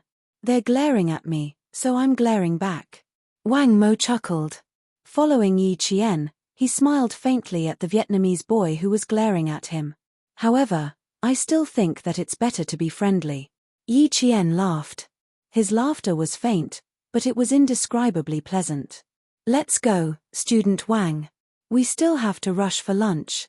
The Vietnamese students' voices came from behind. Wang Mo did not pay attention to what they were saying because he did not understand. The students who went in were already lining up to get their room cards. Before checking into the hotel, the information of the students from each country had already been arranged. They only needed to get their room cards before they could check in. When it was Yi Qian's turn, the hotel waiter smiled and said in a friendly manner, "If you need anything, please feel free to contact me." He said I, not we. At the same time, he handed over the room card and lightly touched Yi Qian's finger under the card. "Your contact information is on the room card." "Thank you." "Okay, thank you." Yi Qian calmly took the room card. His hand on the black marble counter moved slightly, and the message he sent out was, "Understood." The smile in the man's light grey eyes deepened. "Nice to meet you. I'm..." He pointed to his name tag. "Belle, the hotel's front desk attendant. I'm happy to be at your service." Someone from the international police force was secretly protecting her. Why did this scene feel a little too big? Yi Qian's eyes darkened as he turned around. He bumped into a Vietnamese man who had also come to check in. In his hand, he was holding the list of his country's contestants. When the slip of paper accidentally scratched Yi Qian's arm, he raised his head and quickly apologized, "Sorry." There was a fierce look in his eyes, and the muscles on his arms were rather taut. Yi Qian nodded lightly and left with his luggage without saying anything. Yi Qian didn't turn back. Even if this person was the #1 target from Vietnam with the codename Red Scorpion, he didn't look back as he left. Because he already knew, there was no need to look back. Chapter 158. Of the 12 contestants, 2 were girls and 10 were boys. 2 of them shared a room on the same floor. The first thing Yi Qian and Yang Yi did when they entered the room was to put the books and test papers in their luggage beside the bed. There were even a few sets of test papers in English. There were no other clothes in their luggage, only blue and white school uniforms with short sleeves and long pants. They were dressed in a refreshing and sporty style. 12 o'clock just happened to be mealtime. When Yi Qian's group of 12 walked through the hotel's dining hall, contestants from various countries had gathered together. As the host country, Australia's contestants had all appeared in the dining hall and were enthusiastically chatting with the other country's contestants. Yi Qian's gaze swept across the entire dining hall. There were quite a few groups of black-haired Asian students, but there were no Vietnamese students. If he wanted to keep an eye on Red Scorpion, he first needed to know their whereabouts. When Yang Yi saw so many students gathered in the dining hall, he quietly said to Yi Qian, "It's such a big scene. This pressure. TSK, TSK, TSK, I'm going to eat until my stomach hurts." "Don't you?" Yi Qian hadn't finished speaking when a commotion came from behind him. Then, he heard the Chinese contestant Ji Fan say in a low voice, "You need to apologize." The contestants were all fluent in English. Ji Fan's spoken English was not only perfect, but he also had a pure American accent.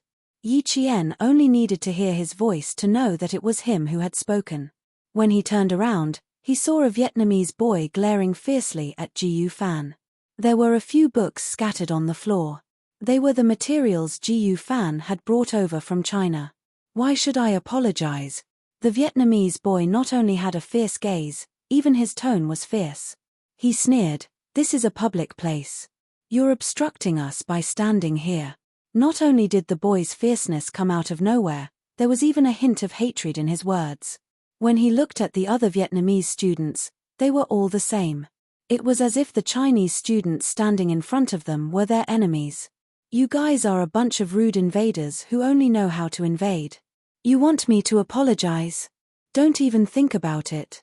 It was originally a simple matter, but when the boy said it, it actually escalated to a war between countries. This caused the Chinese students' expressions to change greatly. Their gazes towards the Vietnamese students suddenly became cold and sharp. Invaders?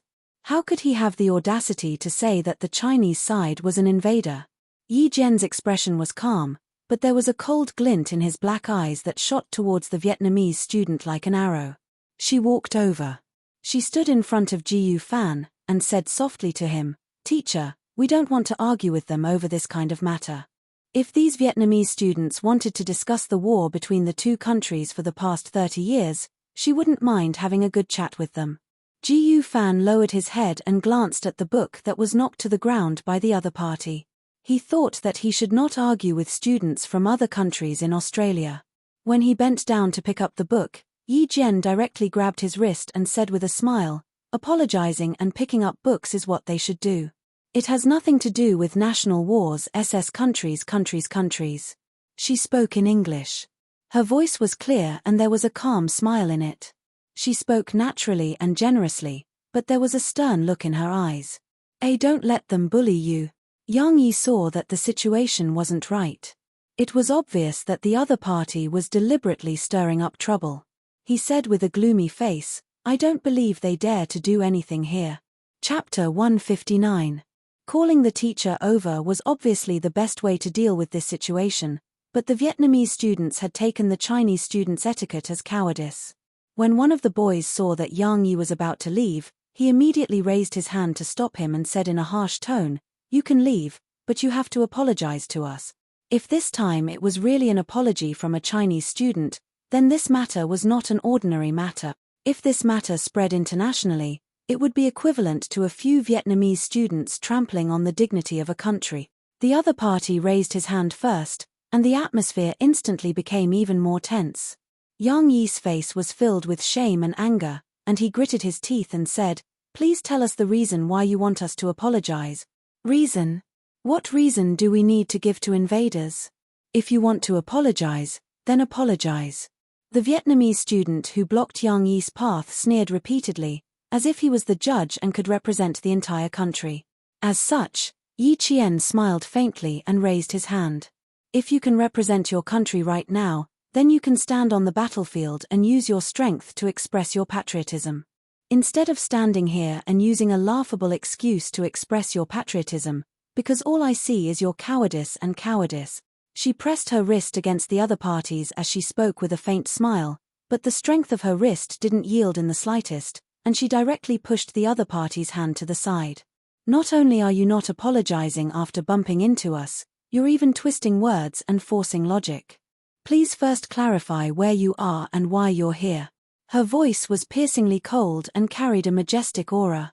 Regardless of whether it was her words or her aura, she firmly suppressed the other party. The Vietnamese student didn't take a girl seriously at all.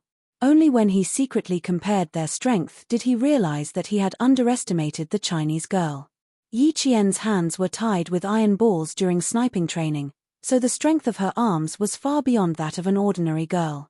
She immediately suppressed the Vietnamese student with a single move. "You really are invaders. You always act so domineering." The Vietnamese student's face darkened as he angrily pulled his right hand back. Being suppressed by a girl's wrist to the point that he couldn't even raise his arm was an extremely humiliating matter. When Yi Qian heard this, the corners of her mouth curled up slightly towards the students beside her. She finally spoke loudly. The raised voice attracted the attention of the students outside the restaurant. Even those who saw it thought it was an exchange between students from two countries looked over.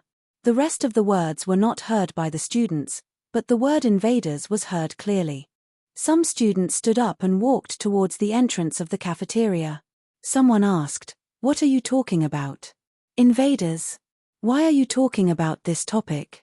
The Chinese student faintly smiled and explained, "He purposely bumped into my classmate. It's fine if he didn't pick up his book, but he didn't even have the most basic manners. As for his sudden mention of invaders, I'm sorry, but we didn't understand." The tacit understanding that was cultivated could be used in any situation. Just like now, when Yi Qian smiled slightly, the Chinese students immediately knew how to respond. Why mention war in the arena of knowledge? This is not a battlefield, but a friendly exchange of knowledge. God, I can't understand this. Can someone explain it to me? Shouldn't you apologize immediately after bumping into someone? I can't understand the need to mix war and war. Chapter 160.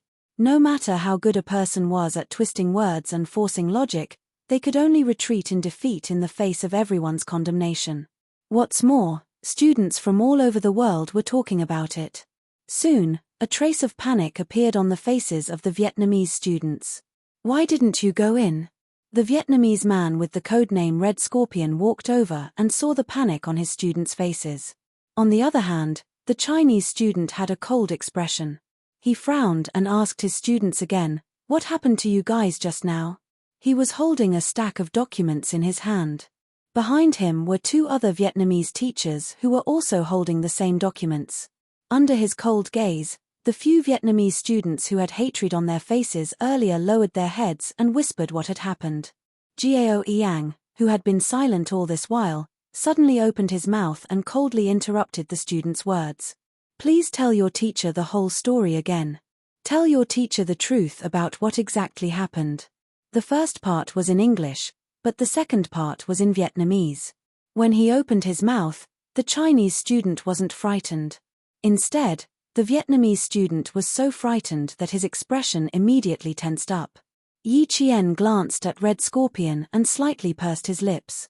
With a cold expression, he said, "Please use language that we can all understand and honestly tell us what happened."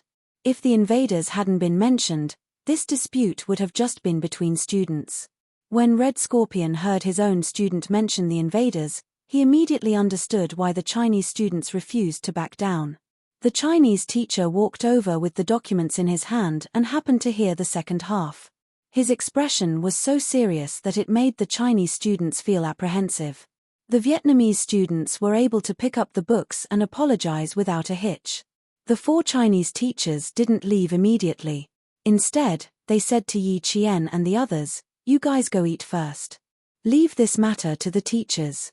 The matter seemed to have passed just like that, but the Chinese students knew that it wasn't over yet. After eating, the 12 students sat in the teacher's room and talked about what happened in the afternoon.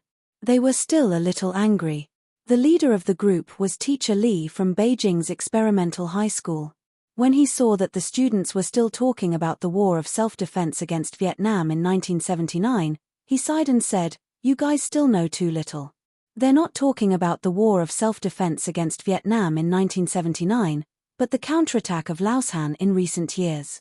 Classmate Yi Qian, I remember that your personal profile stated that your hobby was military affairs. Have you studied Laoshan's counterattack?" Laoshan's counterattack was a modern war between the two nations. Even now, there were still conflicts between the two nations. This was originally a matter between countries. Even if there was something else, this was not something that students could discuss with each other. Moreover, this was Australia. Yi Qian pondered for a moment, then slowly said, "Laoshan is located to the west of our country's Yun province's Malipo County. It has always been a battleground for military strategists. After the Vietnamese side completed the self-defense war in 1979, they ignored the repeated warnings of the China government and secretly sent troops to invade Laos Han. Relying on the complex terrain, they built a large number of tunnels, trenches, bunkers, hiding holes, many barbed wire fences, traps, and trenches. Invasion of national territory is something that no country can tolerate. On the morning of April 28, 1984, the 40th Division and the 49th Division of the 14th Division launched an attack on the front lines of Larosan and Yin Mountain. After 18 days of bloody battle, our border defense forces have finally reclaimed Old Mountain and Yin Mountain. Chapter 161. Yi Jian's voice was clear and cold. When she spoke, her voice was low and restrained, but there was a hint of coldness in it. She was talking about the war, and the teachers and students listened quietly. They were brought into the tragic war by her voice. After the Vietnamese army lost the Laroshan position, they counterattacked repeatedly, vainly trying to retake the Laroshan position. Thus, there were 4 major counterattacks. Among them, the Battle of Song Maro Ridge on July 12 was the largest division-level attack by the Vietnamese army. It was also the most tragic battle in the Laroshan tug-of-war. The soldiers of the 2nd Company guarding the Laroshan position near Nola La were all killed. After that, several of our soldiers who went up to check on the situation were also killed by the Vietnamese army. After daybreak, a platoon of 45 soldiers charged up, but they were almost completely wiped out. It was only when the rocket launchers were fired that our infantry retook the position. When she spoke up to this point, several students gasped. They had not paid attention to this area at all. They had always believed that war did not belong to the Chinese side of peace. Yi Qian's expression was cold as she pursed her lips. Her gaze swept past the students who were still in a daze. She continued softly, "The war did not end." After that, the Vietnamese army sent out 500 to 600 soldiers, but they were immediately locked down by our artillery. They also paid a heavy price for their actions. This was a battle that was not far from the students, but many students and adults did not know about it. As Yi Qian spoke slowly, the bullets whistled past the students. It was as if they could see the soldiers who were unafraid of death on the battlefield for the sake of protecting their country. They could see the young soldiers who fought until the last moment of their lives even though they were heavily injured. When Yi Qian spoke about the flying flesh and blood and broken limbs on the tree branches, in the bamboo forest, in the grass, and in the bushes, it was as if they were already on the battlefield. Sobbing sounds could be heard. It was young Yi crying. He was crying for the brave soldiers who had sacrificed themselves in the war. Teacher Li, Teacher Yu, and the other teachers' eyes were red. Even though Yi Qian had finished speaking for a long time, no one spoke. "It's very tragic, but why don't we know much about it?" a student asked in a hoarse voice, heavy and sorrowful. This question was answered by the teacher. Director Li sighed heavily. "I hope that the next generation will always enjoy peace and happiness. I also hope that you can stay away from war. However, as students, you have to know that war means putting people in danger. It means death, blood, and loss of peace and happiness. We must stay away from war, but we must understand and recognize war." As he spoke, Director Li took another look at Yi Qian. His impression of her had undoubtedly deepened. As a student, she didn't know much about Laoshan's counterattack. When Yi Qian heard what she said, he knew that she had really paid attention to it. Sitting in the corner, Gao Yang lowered his gaze to hide the complicated emotions in his eyes. She knew, much more than they did. In another hotel room, Red Scorpion sat on the edge of the bed with a gloomy expression. The gaze he swept over the boys was exceptionally cold. "I didn't bring you out to discuss the battlefield with the Chinese students. I need you to be honest about my matters and your families. I don't want to see such foolish things again. If you anger me, don't even think about going back." The 3 boys' shoulders clearly shrunk as they lowered their heads. None of them dared to raise their heads to look at him. It could be seen from their expressions that they were all afraid of Red Scorpion. Chapter 162.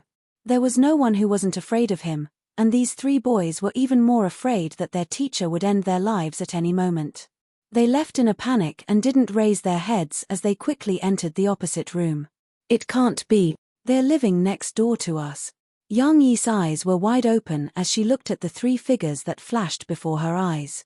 She said with some difficulty, "Dear, can we request to change rooms?" "Are you kidding me? They're actually right next door to us, just a wall away." Yi Qian wasn't surprised at all. Instead, he heaved a sigh of relief in his heart. This made things easier for her.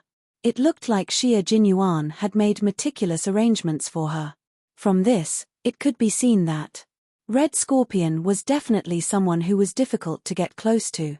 Otherwise, they wouldn't have arranged for her to be so close to him. He smiled faintly and said, "So what? Even if it's not us, there will be other students living here. Dear, we can go back to our room and sleep for a while. I suggest you apply ice to your eyes before you sleep. Otherwise, they'll definitely swell when you wake up." "Ah, what should I do? Where's the ice? What should I do if I become ugly?" Yang Yi belonged to the smart and beautiful type. She had an oval face and curved willowy eyebrows. Although her facial features weren't as exquisite as Yi Qian's, she was still a standard beauty. She had just cried, and now that she had calmed down, she knew how to show off. Yi Qian swiped his card to open the door. He put his hands on her shoulders and gently pushed her into the room. "Go in, beautiful. I'll get the waiter to bring you some ice." Xia Jinyuan, who said he would contact her in Australia, still hadn't made a move. Was he here or not? If she went out for a walk, perhaps this elusive man would take the initiative to find her. When she walked to the elevator and was about to press the button, a ding sounded. The elevator door opened and a tall hotel waiter pushed a clean dining cart into the elevator. When he saw Yi Qian, he nodded slightly with a smile and pushed the dining cart out. Yi Qian also smiled slightly. She was about to press the button, but her feet moved slightly. When she brushed past the tall waiter, she calmly pressed the button. The waiter in the dining car stood in the middle of the room where the three Vietnamese boys came out in fear. He knocked on the door and said, "Sorry to disturb you." When the elevator doors opened, Yi Qian, who had entered the elevator, slowly closed the doors. His eyes were sharp. This was one of the foreign men in the photo. The door to the room he stopped at was Red Scorpion's room. They had already begun to make contact. The receptionist, Belle, was still there. After Yi Qian explained the purpose of his visit with a smile, Belle happily said to Yi Qian, "Okay, follow me." Then he said to his colleague, "We'll be leaving for 5 minutes. We'll be back soon." He saw Yi Qian's fingers making secret signals on the marble countertop as he spoke. "You saw him? Oh, God. I need to contact my colleagues. Damn it. When did he come in?" After Yi Qian finished speaking, Belle's expression changed drastically. He reached behind him to take out his walkie-talkie. God, how could he be the waiter? Damn it. Hearing this, Yi Qian quickly turned off the call button that was about to connect. He spoke in fluent English like his mother tongue. "Belle, I suggest you first find out if the waiter was really killed. I didn't smell anything on him, including the smell of blood." This speed was so fast. Mr. Bell, who hadn't recovered from Yi Qian's speed, looked at Yi Qian in surprise with his light gray eyes. Was this a Chinese student? Why didn't he act like a student? Chapter 163.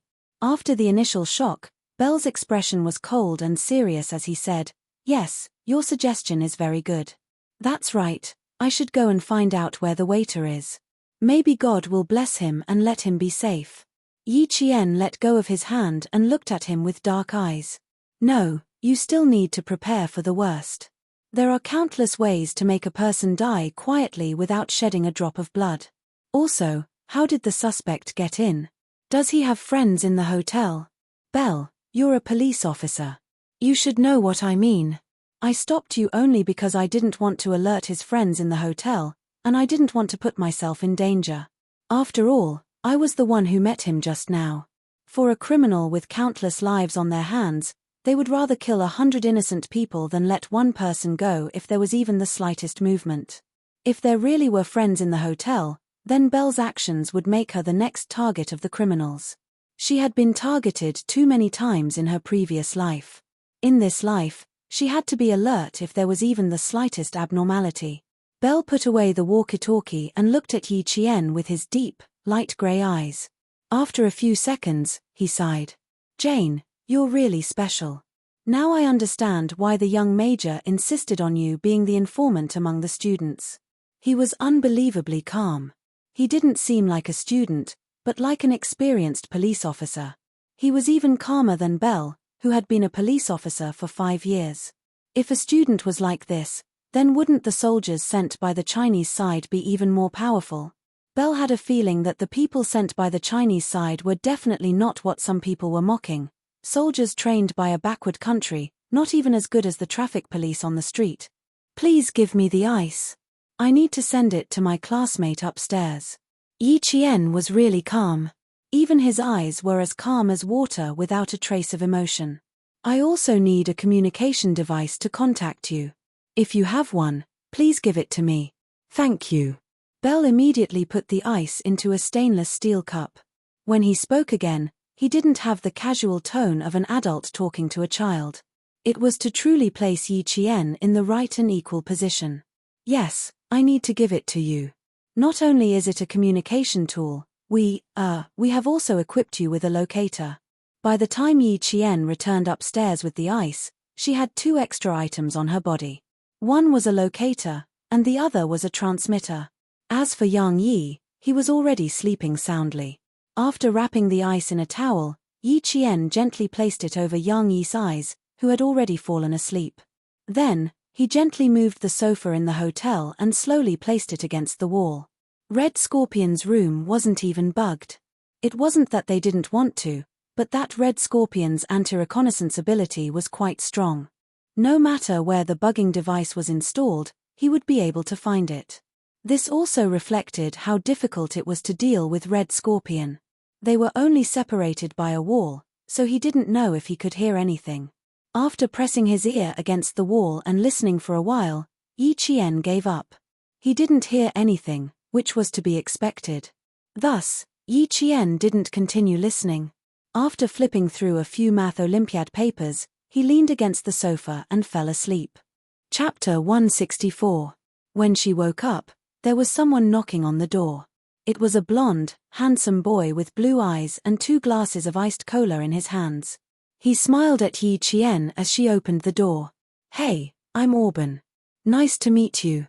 The man was of average height, about 1.78 meters.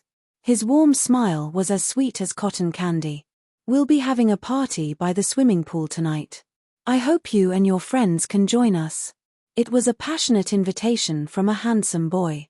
Yi Qian felt that if she were to reject this angelic boy's invitation, it would be a very bad thing.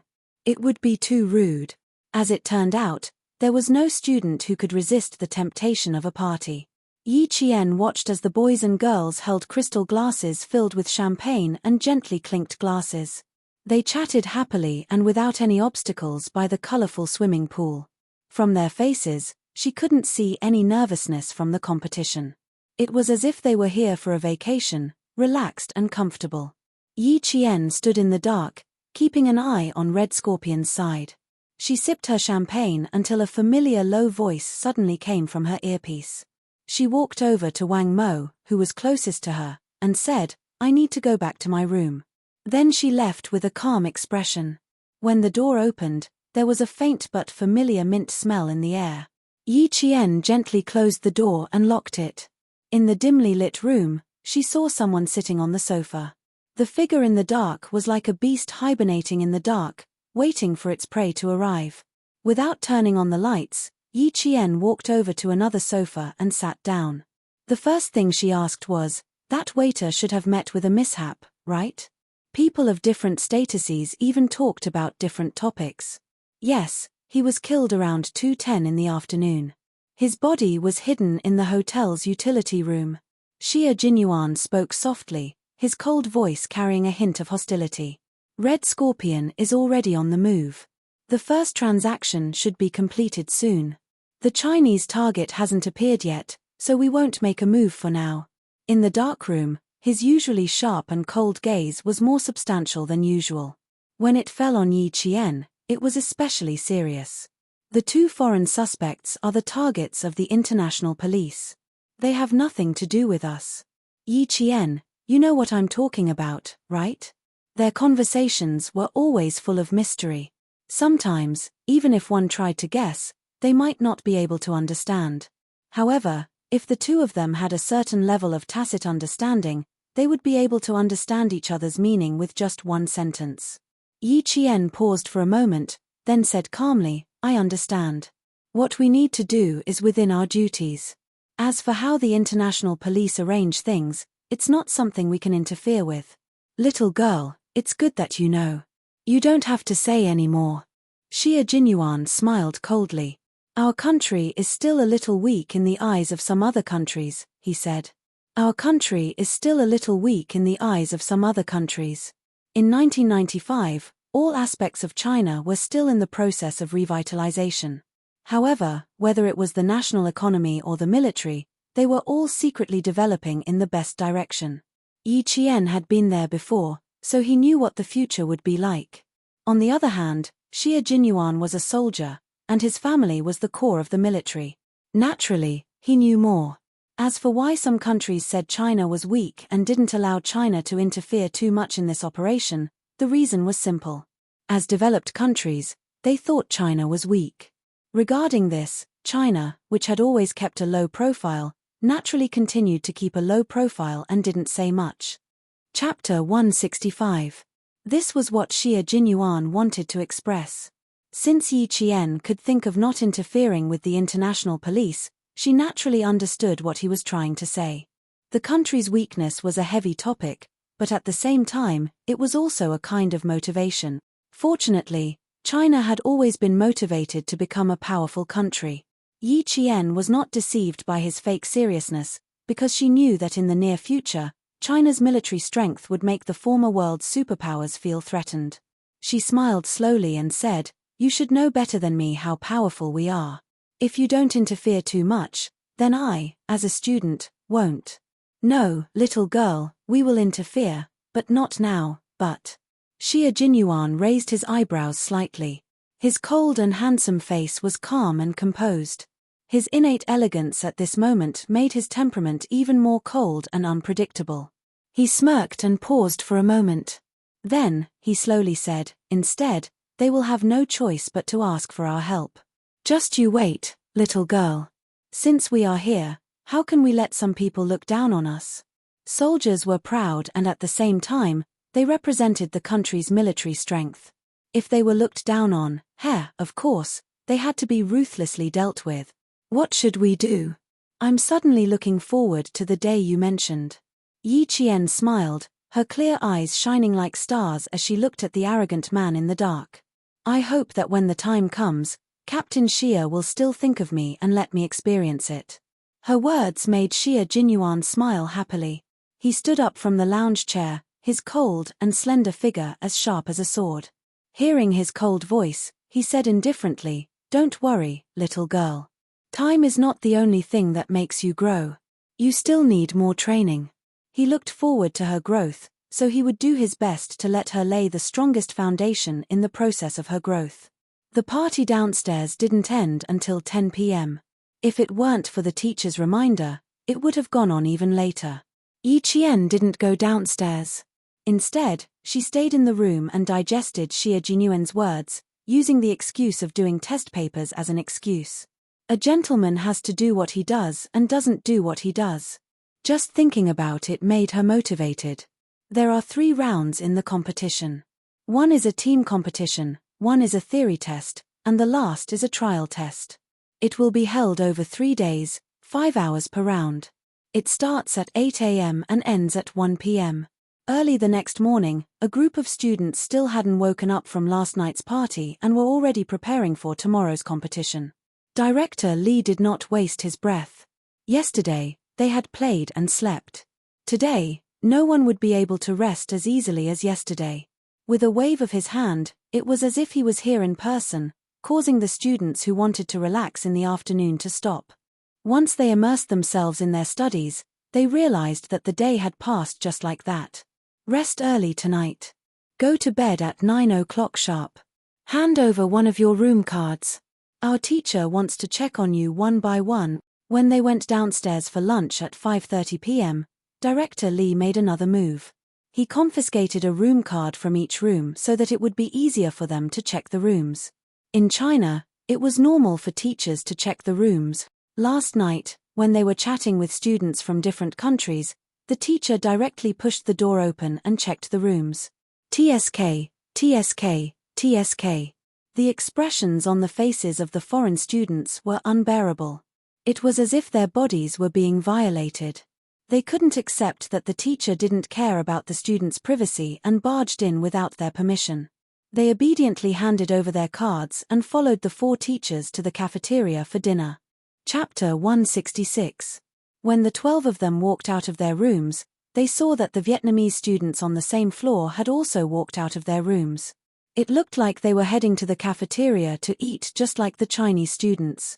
They walked in front, while the Chinese students walked behind them. When the Vietnamese students entered the elevator, the Chinese students just happened to be standing in front of the elevator doors. The gazes of the students from the 2 countries directly confronted each other. In any case, there was no way for them to continue being friendly. Although they maintained civility with their words, they were glaring at each other with their eyes. Unfortunately, the confrontation didn't last for long. After a few seconds, the elevator doors slowly closed. Yi Qian's gaze indifferently slid past Red Scorpion's face, as if it was a normal exchange of glances, before he calmly withdrew his gaze. Red Scorpion's gaze was like the fangs of a venomous snake, suddenly sweeping over with its mouth wide open. It carried a gloomy ruthlessness as it swept past the faces of the Chinese students in the increasingly narrow space of the elevator, causing the students standing near the front to involuntarily shrink their eyes. Yi Qian, Yang Yi, tonight you two will change rooms with me and teacher you. When the elevator doors closed, Director Lee spoke, come up and change rooms after you finish eating. The Vietnamese teacher's gaze always gave him a cold feeling. It didn't seem like a teacher's gaze, but more like a murderer. His gaze was too fierce, and he didn't have the temperament of a teacher. After teaching for so many years, and being the school's director of education, Director Lee had a good eye for people. Yi Qian didn't immediately reply. The rooms were specially arranged, so how could they change rooms? However, it was indeed necessary. Not for him, but for Yang Yi. At night, Yi Qian was the only one in the room. He was used to sleeping alone, and he couldn't change beds because he didn't want to affect tomorrow's competition. As the main force of the entire competition, Director Lee could only agree to her requests. Sleeping at 9 wasn't difficult for Yi Qian, but as long as he closed his eyes, he would see the ferocity in Red Scorpion's eyes when the elevator doors closed. Something might happen tonight. With this premonition, Yi Qian fell asleep without any distracting thoughts. At around 1 o'clock in the morning, Yi Qian, who was sound asleep, suddenly opened his eyes. In the darkness, a cold light flashed across the depths of his eyes. He gently closed his eyes again.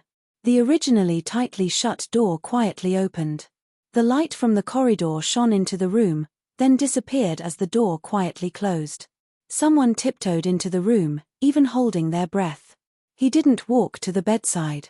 Instead, he gently pushed open the bathroom door and stayed inside for about 2 minutes. Then, he closed the door and left, as if it was just a nightmare. Yi Qian did not get up immediately. Instead, he bravely lay in bed for at least an hour before he reached out to turn on the bedside lamp. Everything in the bathroom was normal. There was nothing unusual. Yi Jian closed the toilet lid and placed a towel on top of it. Then, she stood on top of the toilet lid. Very carefully, he moved the ceiling by 1 square, then another square. Using both hands to support the dragon skeleton, he leaped lightly onto the ground, using the strength of his arms to support his entire body. In the dim light, Yi Jianjian saw a black travel bag quietly placed in a place that was within reach of her hand. After looking at it for a while, the corners of Yi Qian's mouth curled up slightly. If she wanted to attract Red Scorpion's attention and make him walk around under her nose, the opportunity was right in front of her eyes. Captain Xia, if I said that someone came into my room and left a black bag in the bathroom, would you believe me? Chapter 167. Placing the bag on the bed, Yi Qian smiled as he contacted Xia Jinyuan. As he unzipped the bag, a bag of white crystals appeared before his eyes. It weighs about 40 kilograms. If I'm not wrong, this is heroin. Xie Jinyuan leaped out of bed like a carp.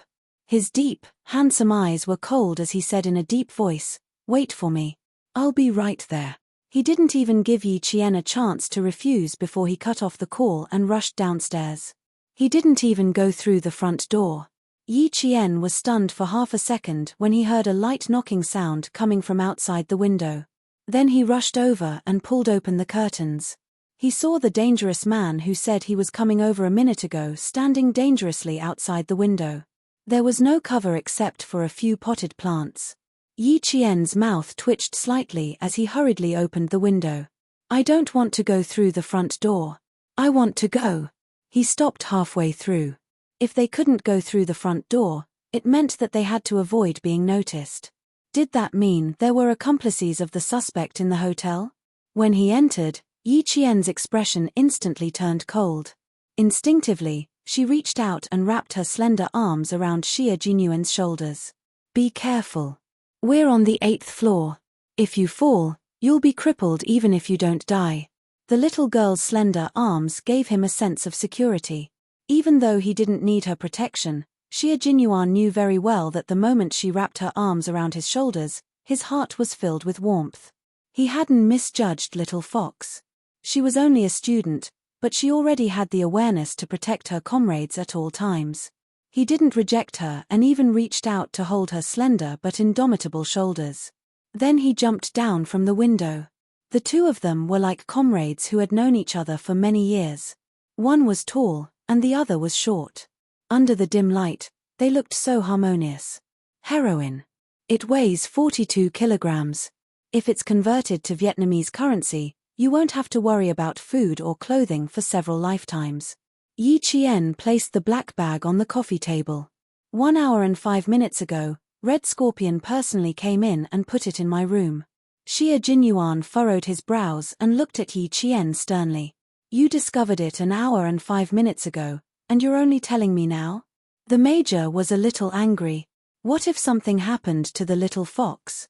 How was he going to answer to the two seniors who were still waiting for her in the depths of the mountains? "Are you angry?" "Don't." Yi Qian, who felt his heart skip a beat after being glanced at by Yi Qian, calmly explained the situation. After he was done, he concluded, "How could such a difficult person attack my student before the deal was done? You should know that the competition is tomorrow. If something happens to me, this competition will be cancelled. Once it's cancelled, won't he get nothing?" So, of course, she wasn't afraid. Xie Jinyuan didn't know if he should be happy or angry. The overly intelligent little fox could be quite worrying at times. Just as she said, Red Scorpion had hidden the drugs in her room, so they couldn't kill anyone in her room. This proved that the most dangerous place was actually the safest place. But this little girl was too daring. Xie Jinyuan exhaled softly. When he opened his mouth again, there was a solemn look on his face that was reserved for his soldiers. "Yi Qian, listen up. In a team battle, you must ensure that you can communicate with each other at every step. When you can contact your comrades, you must report your whereabouts and discoveries to them." Chapter 168. He was training Yi Qian as his own soldier, teaching her how a qualified soldier should cooperate with an entire group on the battlefield. Major Xia's eyes were cold. Even though he knew that such a fierce person could very well cause Yi Qian's disgust, he still had to discipline her. His deep voice was as cold as ice as he slowly said sternly, "When you lose contact, no matter what, you have to leave a mark for your comrades to know.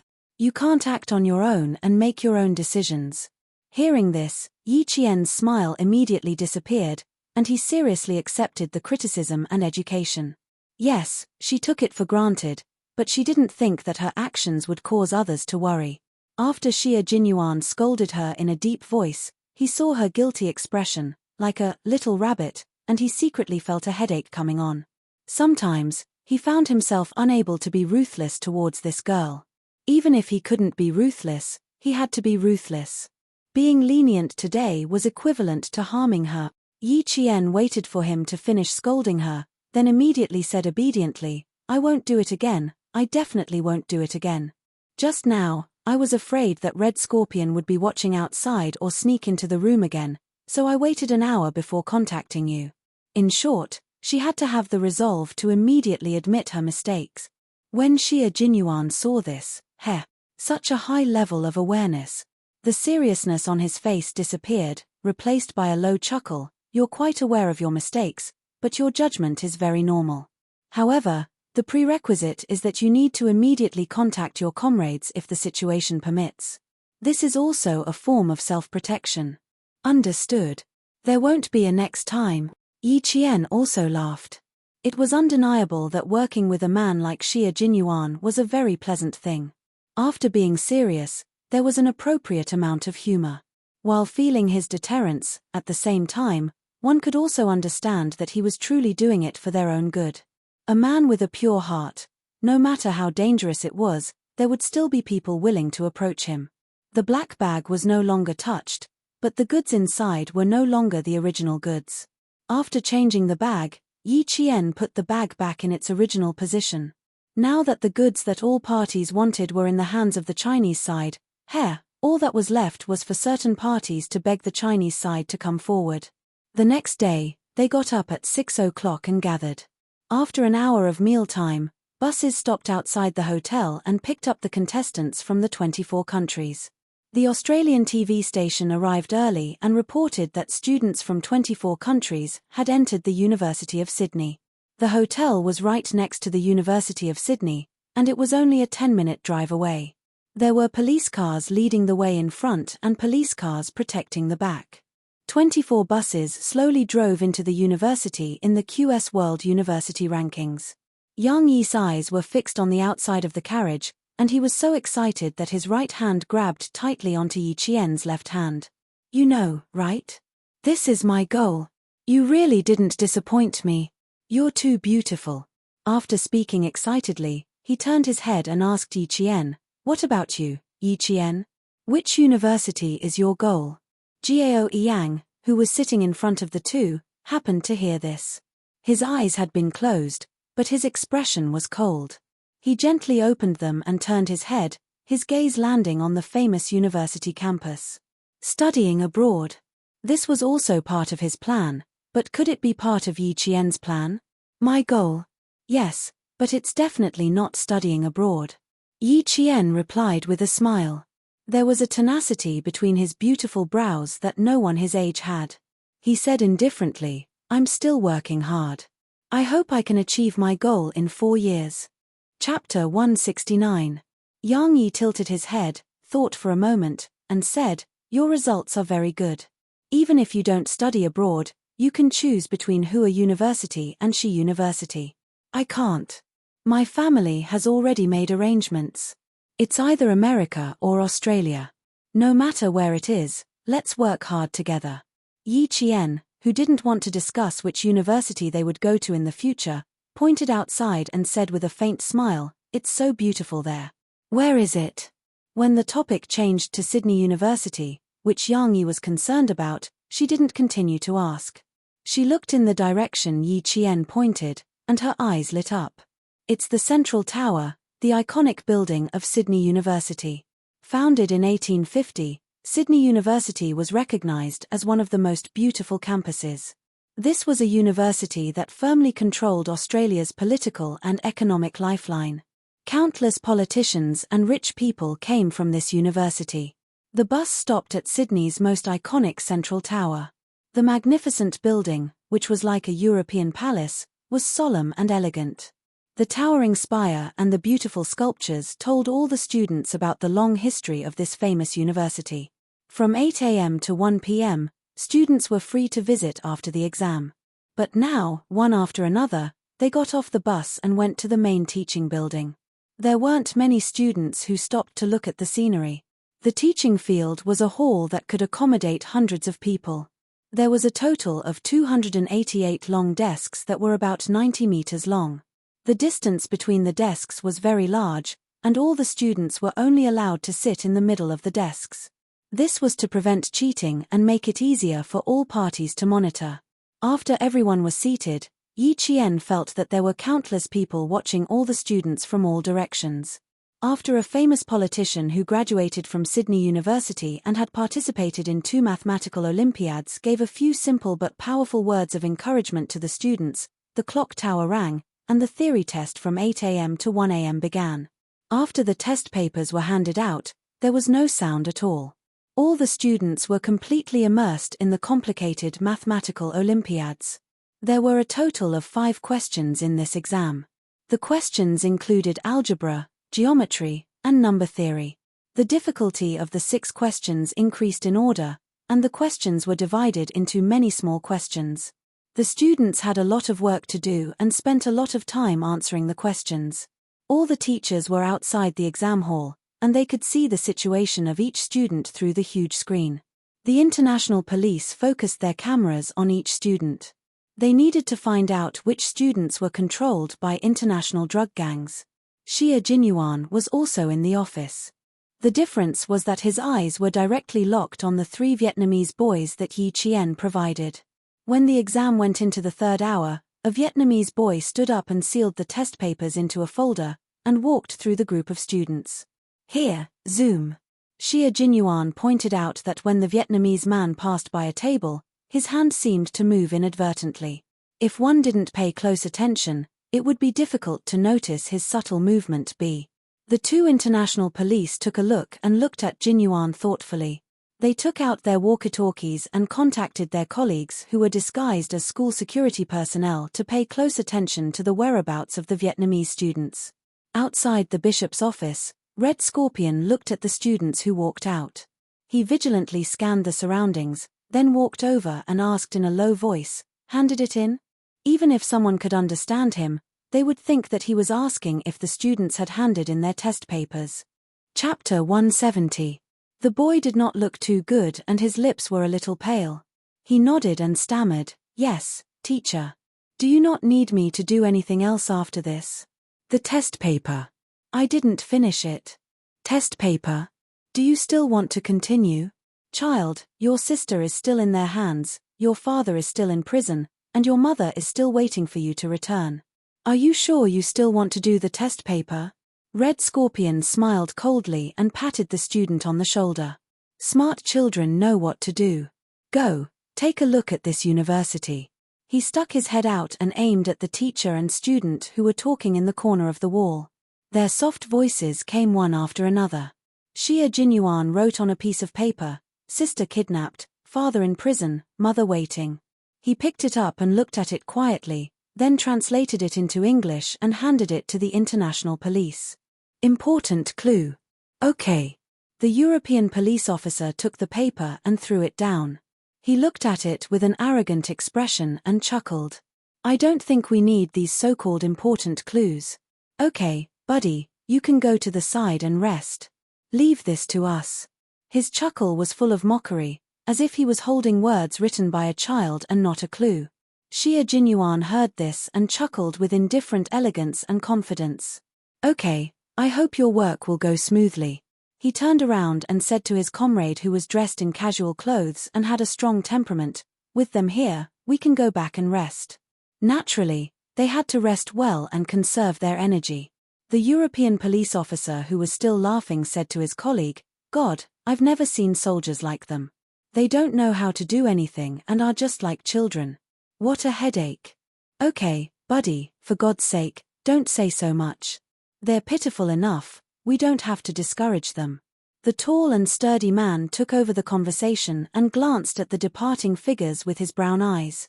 "God, they're so skinny." Xia Jinyuan, who had already walked to the door, casually looked back when he opened it. The coldness in his dark eyes seemed to be stained with blood. The bloodthirsty hostility made the man's heart sink. When the man looked at Xia Jinyuan again, he only saw the elegant and noble smile on Xia Jinyuan's handsome face. Everything felt like an illusion. 10 minutes after the Vietnamese student left, another student also left the arena. The students on the Chinese side were still immersed in solving the questions. Some of them were frowning, and some of them were smiling confidently when they solved the questions.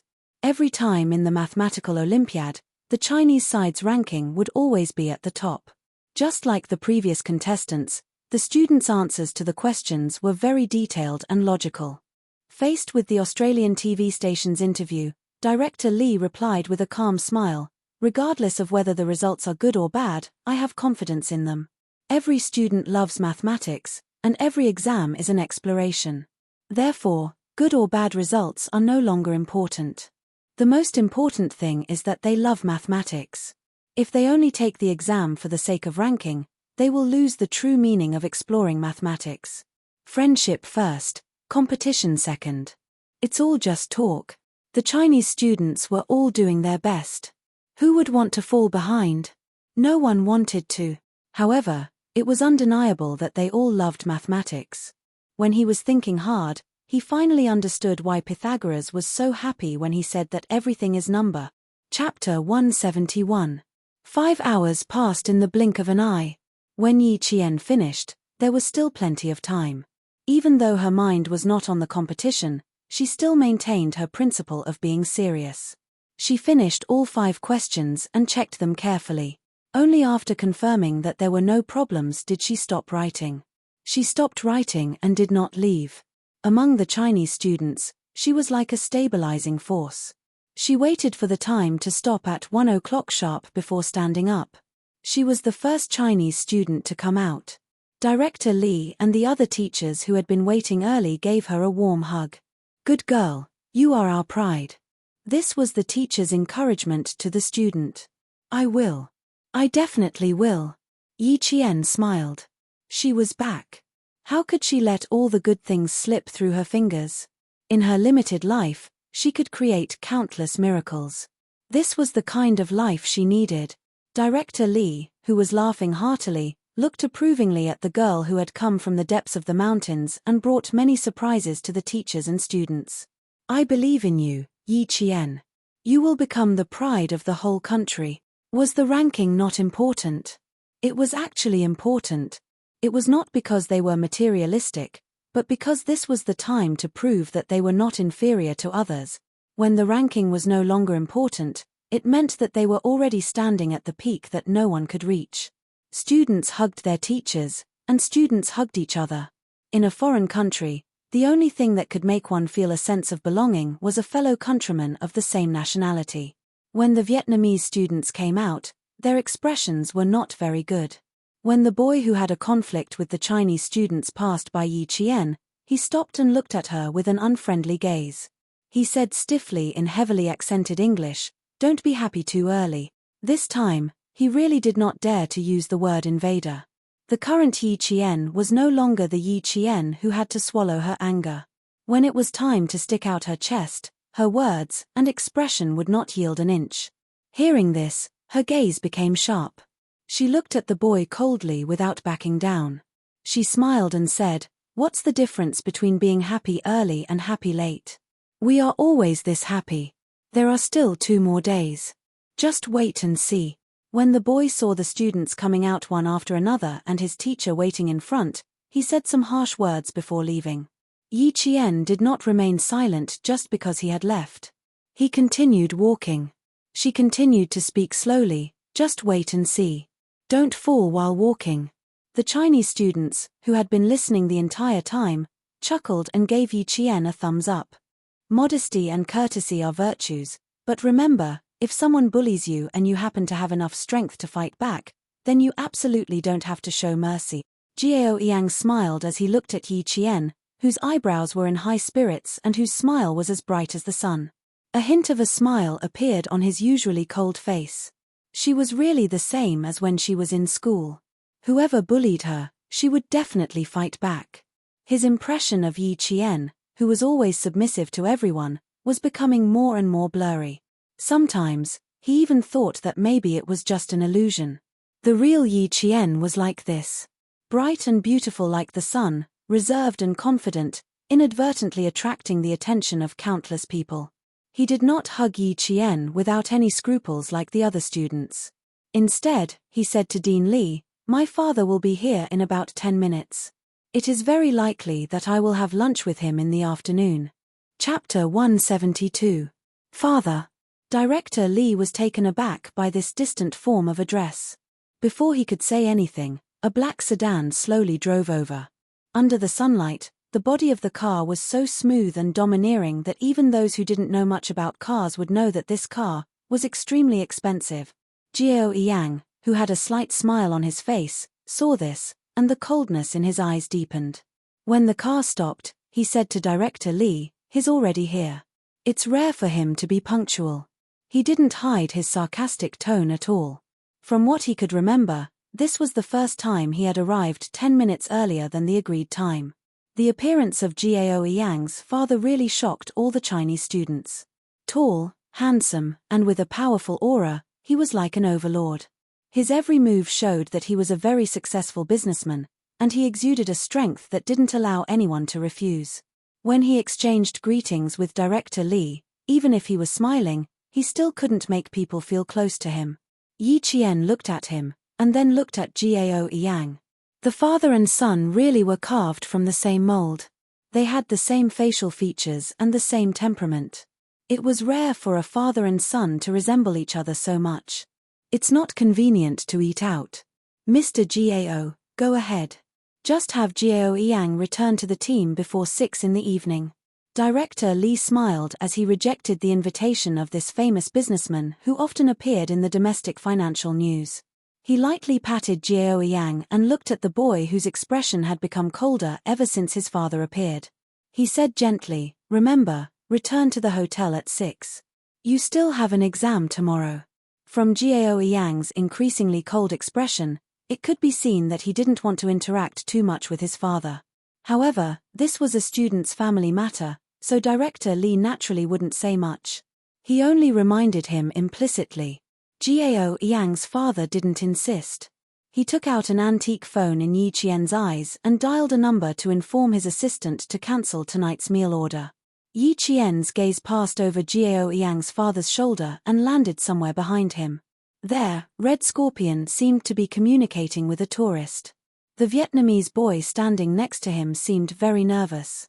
Under the sunlight, his thin shoulders seemed to be trembling slightly. Tonight at 8 o'clock, the first batch of transactions will be completed. He will be in charge. Red Scorpion noticed the student's strange behavior and raised his hand to directly place it on the boy's shoulder. He lowered his head and softly warned him in Vietnamese before saying, "Remember, I need USD." The tourist was wearing a baseball cap with the brim pulled low. Yi Qian only saw him make an okay gesture, and the conversation ended in 1 minute. This was an unfamiliar figure. Yi Qian searched his memory and was certain that there was no trace of this man in the past 2 days. He watched as the man crossed the fountain in the square and quickly disappeared from the campus. The black car slowly drove past them, cutting off Yi Qian's line of sight. It then took Jiao Yang away from the campus. A limited edition Maybach. How much money does Jiao Yang's family have? After the father and son who didn't communicate with each other the whole time left, a boy whispered in surprise, "There are only 10 of them in the world. Even if you have the money, you can't buy a peerless car." Because of Jiao Yang's father's appearance, the students heading to the cafeteria at the University of Sydney had another topic to talk about. After eating at the University of Sydney, the teachers led the students on a tour of one of the most beautiful universities in the world. The wide lawn, tall steeple buildings, and unique and enchanting scenery made countless tourists stop in their tracks. Chapter 173. The most beautiful scenery is the exam season from late October to November every year. The campus is filled with rows of blue trees decorated with violet flowers. It's extremely beautiful. Yang Yi had never been to the University of Sydney before, but he knew very well that she really liked this school. From their conversation, Yi Qian found out that more than half of the students here were already prepared to study abroad.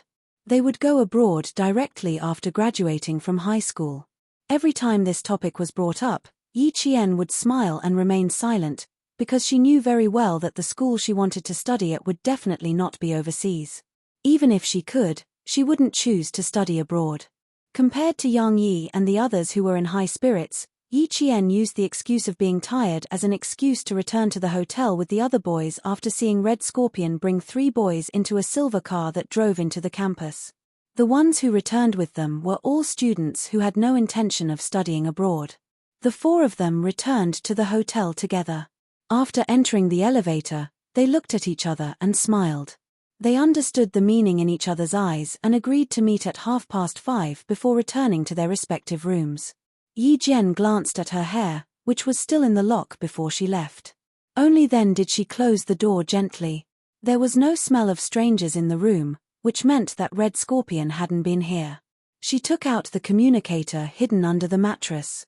Yi Qian remembered Xia Jinyuan's words, so she wore her headset even when she was asleep. Today's difficult exam had lasted for 5 hours, so she was indeed mentally exhausted. Just as Xia Jinyuan had said, within the limited time, do your best to preserve your energy. She had just put on her headset when Xia Jinyuan's low voice lazily came from the other end. You just got back. Do you want to go upstairs and eat a bowl of Chinese instant noodles? 3 in the afternoon. It's too late for lunch, too early for dinner. Yi Qian directly laid on the soft bed and replied lazily, I don't have the habit of eating last minute. Right now, I just want to have a good rest. I used too many brain cells in the morning, so I need to recover. Their rooms were only separated by 1 floor, which was why Xia Jinyuan was able to jump out of the window last night. Hearing this, the coldness in his eyes softened quite a bit. He asked, was it very difficult? Are you done? He had also participated in the Olympiad before. Sometimes, it would take him 2 or 3 pages to solve a geometry problem. Only those who had experienced it could understand how difficult and challenging it was. It's okay. I finished it an hour in advance. After checking it, there shouldn't be any problems. I'm a little tired. I want to rest. Yi Qian closed his eyes as he spoke. Listening to his voice, all the complicated and uneasy feelings seemed to have disappeared, leaving only a peace of mind. Yi Qian's breathing gradually lengthened, and the space between his brows gradually relaxed. He quietly fell asleep to the sound of his zither strings. Xia Jinyuan listened to her shallow breathing through the earpiece and his thin lips curved into a sexy smile. This girl must be really tired to have fallen asleep so quickly. Sleep well, don't think about anything. I'm here. He spoke softly, and the gentle smile on his elegant and noble face fell in the eyes of his comrade Xu Yu. It was no different from the sun rising from the west. Xia Jinyuan was already looking sideways at his comrade, who had a strange expression on his face. He asked in confusion, what's wrong? You. Xu Yu, who had a dignified expression, opened his mouth and stopped. He reorganized his words before continuing, I know who you were talking to just now. If I didn't know, I would have thought you were talking to your girlfriend. Chapter 174. They were not comrades in the same army. Xu Yu was a member of the Yunnan Border Police Force and had worked with Xia Jinyuan twice. They only found out about this mission after meeting each other. Xia Jinyuan raised his eyebrows and leaned on the soft pillow casually. He smiled and said, what an interesting girl. If she were a little older, I might have such an idea. Xu Yu was so scared that he rubbed his face and said, don't mess around, don't mess around. You can't mess around with military discipline. 14 years old, you're worse than a beast. Some words were not taboo during rest time. Xia Jinyuan laughed and said, Comrade Xu Yu, I mean, if she were a little older, I might have such an idea. She was too young now. When she was a little older, she would be at least 18. Another important point was that the girl was not enlightened at all. Besides, he did not want her to be enlightened so early. It would be better if she did not become enlightened when she was in middle school, high school, and university. You scared me to death. You must have the awareness of being a monk now. Xu Yu was relieved to see this. Soldiers like them who were directly on the line between life and death usually joked with each other about each other being monks. They must abide by the rules and discipline and never violate them. This meant that they were in such a dangerous frontline army. Who knew when they would not be able to come back? Dating was to avoid harming the girl. Xia Jinyuan sneered and said, you don't dare to talk about it. As for me, I won't talk about it now. We'll see when the time comes. If she felt that he was good at that time, it was not impossible for her to give it a try. It's good that you understand. Before the age of 35, be pure and simple. Xu Yu was 7 years older than him. Soldiers like them who fought on the front line would either be transferred or discharged before the age of 35. They did not dare to harass the girl before they felt at ease. This was not a very easy topic.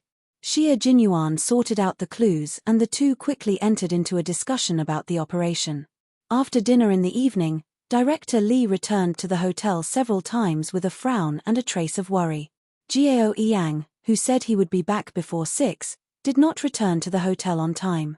This made Director Li a little worried. He wanted to contact Jiao Yang's father, but in the end, he did not even have his contact information. Yi Qian and Yang Yi, who had already eaten, were about to go back to their rooms when Director Li stopped them. Yi Qian, come here for a moment. Yang Yi, you go upstairs first. Behind them were all Chinese students. The worried Director Li added, go back to your rooms. If there's anything, contact Teacher Yu on the landline. If there's nothing else, stay in your rooms and do whatever you want. The closer it got to this point, the more he couldn't afford to let anything happen. He had to keep every student under his nose of Jiao Yang. He left 2 contact numbers for himself. One was unanswered, and the other was turned off. It's almost 7 o'clock and he's not back yet. What if something happened? Every time there was an exam, the teacher was most afraid of an accident. If something happened, the consequences would be unimaginable. Unfortunately, Yi Qian did not know the phone number of his family in China, but he did know the phone number of his family. Try this number. It should be the phone of his father's assistant. Yi Qian recalled the number that Jiao Yang's father dialed when he called to cancel the order. He smiled and said, I can try. It should be correct. Chapter 175. Although the phone was an antique, the numeric keypad hadn't changed. Based on the movement of Father Gao's fingers when he made the call, it should be the number she mentioned. Upon hearing that there was also the contact information of Father Gao's assistant, the anxious Director Li didn't think too much about it. Go to the front desk. Come. Follow me to the front desk. Thank goodness you know. Otherwise, I'd be worried. At the front desk, the person on duty was still Bell. When he saw Yi Qian, he winked and smiled as he dialed the number for Director Li. The person who answered the phone was indeed Father Gao's assistant. It only took a few minutes for him to get in touch with Father Gao. Your classmate. Do you want to say something? The car stopped at the side of the road. Father Gao looked at his only son coldly. When he saw that his son didn't even look at him, his angry face couldn't help but soften. They're very worried about you. Say something to her. Jiao Yang clenched his teeth and turned his head. He reached out to take the phone and said, hello. Then he heard Yi Qian's clear voice. Where is she? Do you know that it's already half an hour past the time we agreed to return to the hotel? On the other side, Director Li quickly wrote a line of words. Yi Qian read it out loud. Sorry, she's already back. He didn't expect it to be Yi Qian. His cold voice immediately softened. Return to the hotel in 10 minutes. I'm hanging up. He hung up after he finished speaking. Yi Qian was even faster. He had already put the phone back on the phone. I said I'll be back in 10 minutes. Don't worry, go eat. The phone rang again. This time, it was picked up by the front desk. Excuse me. Bell smiled at Yi Qian with the phone in his hand. Before she left, he said politely, it's your friend. She probably has something urgent to talk to you about. It was a call from Yang Yi. It was an extremely urgent call. Yi Qian had to make a trip to the supermarket immediately. Director Li didn't know where the supermarket was. After Bell brought Yi Qian to the supermarket, Yi Qian politely declined Bell's company as she needed to buy female products. She indicated that she already knew where to go and went to the supermarket alone to buy underwear and sanitary pads for Yang Yi. It was already past 7 o'clock in the evening, and the streets of Sydney were the same as in China. The lights had just been lit up, decorating the entire city, and the endless traffic added color to the city like a symphony. The towering trees on both sides of the street made the bright street lights only shine dimly on the sidewalk, faintly outlining the sparse silhouettes of pedestrians. Yi Qian held onto the bag that didn't take up much of his weight. When he was about a kilometer away from the hotel, he saw Jiao Yang's figure in front of him. His footsteps were somewhat sluggish, and he walked with a heavy heart. Yi Qian paused and pursed his lips. In the end, he still chased after her. I'm sorry. When they were only a few meters away, Jiao Yang, who wasn't even paying attention to walking, suddenly bumped into a boy who was running with something in his arms. With a hua sound, the things in the boy's arms fell to the ground and were flung to the side of their feet. Both of them were startled and reacted extremely quickly, bending their backs. Yi Qian had already dodged to the side. The boy who was bumped into wasn't anyone else, but a Vietnamese boy. Tell your classmate to leave, Yi Qian. Xia Jinyuan's cold voice suddenly came from the headset. Yi Qian, who originally planned to wait for the Vietnamese boy to leave, had a cold expression on his face as he strode out from the darkness. Chapter 176. The Vietnamese boy didn't look good, and his whole body exuded a deathly aura of despair. Yi Qian took a few steps closer, and his heart suddenly sank. A gust of night wind blew, and even the hairs on his back stood on end. Danger, danger, danger. A voice came from the bottom of his heart, and it kept stopping Yi Qian from walking over. There was danger, and it was a life-threatening danger. Why are you still here? The teachers are waiting for you to go back. If there was really danger, it wasn't her style to turn around and leave at this time. When he took a few steps closer, he saw that the Vietnamese boy's eyes, which were filled with despair because of her and Jiao Yang's appearance, suddenly burst with a bright light like fireworks. The Vietnamese boy was holding one side of the black bag, and Jiao Yang was holding the other. When he heard Yi Qian's voice, Jiao Yang, who didn't feel anything wrong, turned his head. Yi Qian, why are you here? Because Yi Qian's appearance was too sudden, Jiao Yang didn't notice that the Vietnamese boy was acting strangely. However, Yi Qian clearly saw that the Vietnamese boy's hand that was holding the big bag suddenly moved. As Jiao Yang turned around, the originally bulging bag was unzipped, and a few things fell out. The Vietnamese boy opened the black bag by himself. Yi Qian's pupils contracted like needles. He saw the Vietnamese boy's deathly despair like a pool of water that was about to expand. Even though he was a few meters away, he could feel it. Jiao Yang had already come back to his senses and realized that he had opened someone's bag. He hurriedly said to Yi Qian, "Wait a minute," and bent down to pick up the things that fell out. Before his fingertips could touch her, two figures rushed out from the dark side of the walkway and covered Jiao Yang's mouth. The series of events happened in an instant, and Yi Qian didn't think much of it. When he saw Jiao Yang being dragged to the side of the road by a car that screeched as it braked, he immediately ran after them. Xia Jinyuan's angry voice came through the earpiece. "Retreat. Yi Qian. It's too late, Captain Xia." Yi Qian, who had rushed out, saw someone rushing towards him at the same time. He quickly said, "Vietnamese boy, open the bag yourself. Jiao Yang has been taken away. I have to chase after them." In the dark, Xia Jinyuan's handsome face was cold. "I will come and find you, Yi Qian." His low voice was as cold as a sword, but it also carried a mountainous promise. He knew that Yi Qian had made the right choice, because someone had to know where Jiao Yang was. Yi Jian, on the other hand, was China's only choice. "I have never doubted," Yi Qian said softly. As she retreated in fear, she quickly pulled out the earpiece hidden in her long hair and stuffed it into the bag of sanitary pads and underwear. "I have never doubted your loyalty, and I have never doubted your promise, because you are an indomitable military man. You are the spear of the nation and the shield of the people. What are you doing? Save them." She pretended to be frightened as she looked at the people approaching her. When her mouth was covered, she could only make muffled sounds from her throat. Then, she was taken into the car on this dark road where there weren't many people. Her voice came faintly from the earpiece, followed by a series of rustling sounds. Then, the earpiece returned to silence. Xia Jinyuan calmly said to Shu Yu, "The plan remains the same. Hand the kidnapped student over to Yi Qian." Shu Yu's palms were sweaty. "I trust you, so I also trust Yi Qian." Chapter 177. At a time like this, Shu Yu knew very well that he had to treat Yi Qian as a comrade who would fight side by side with him. As long as he believed, there would be hope. Unlike when the international police found out that two students participating in the mathematical Olympiad had been kidnapped, There was only one word written on their faces: "We're done for."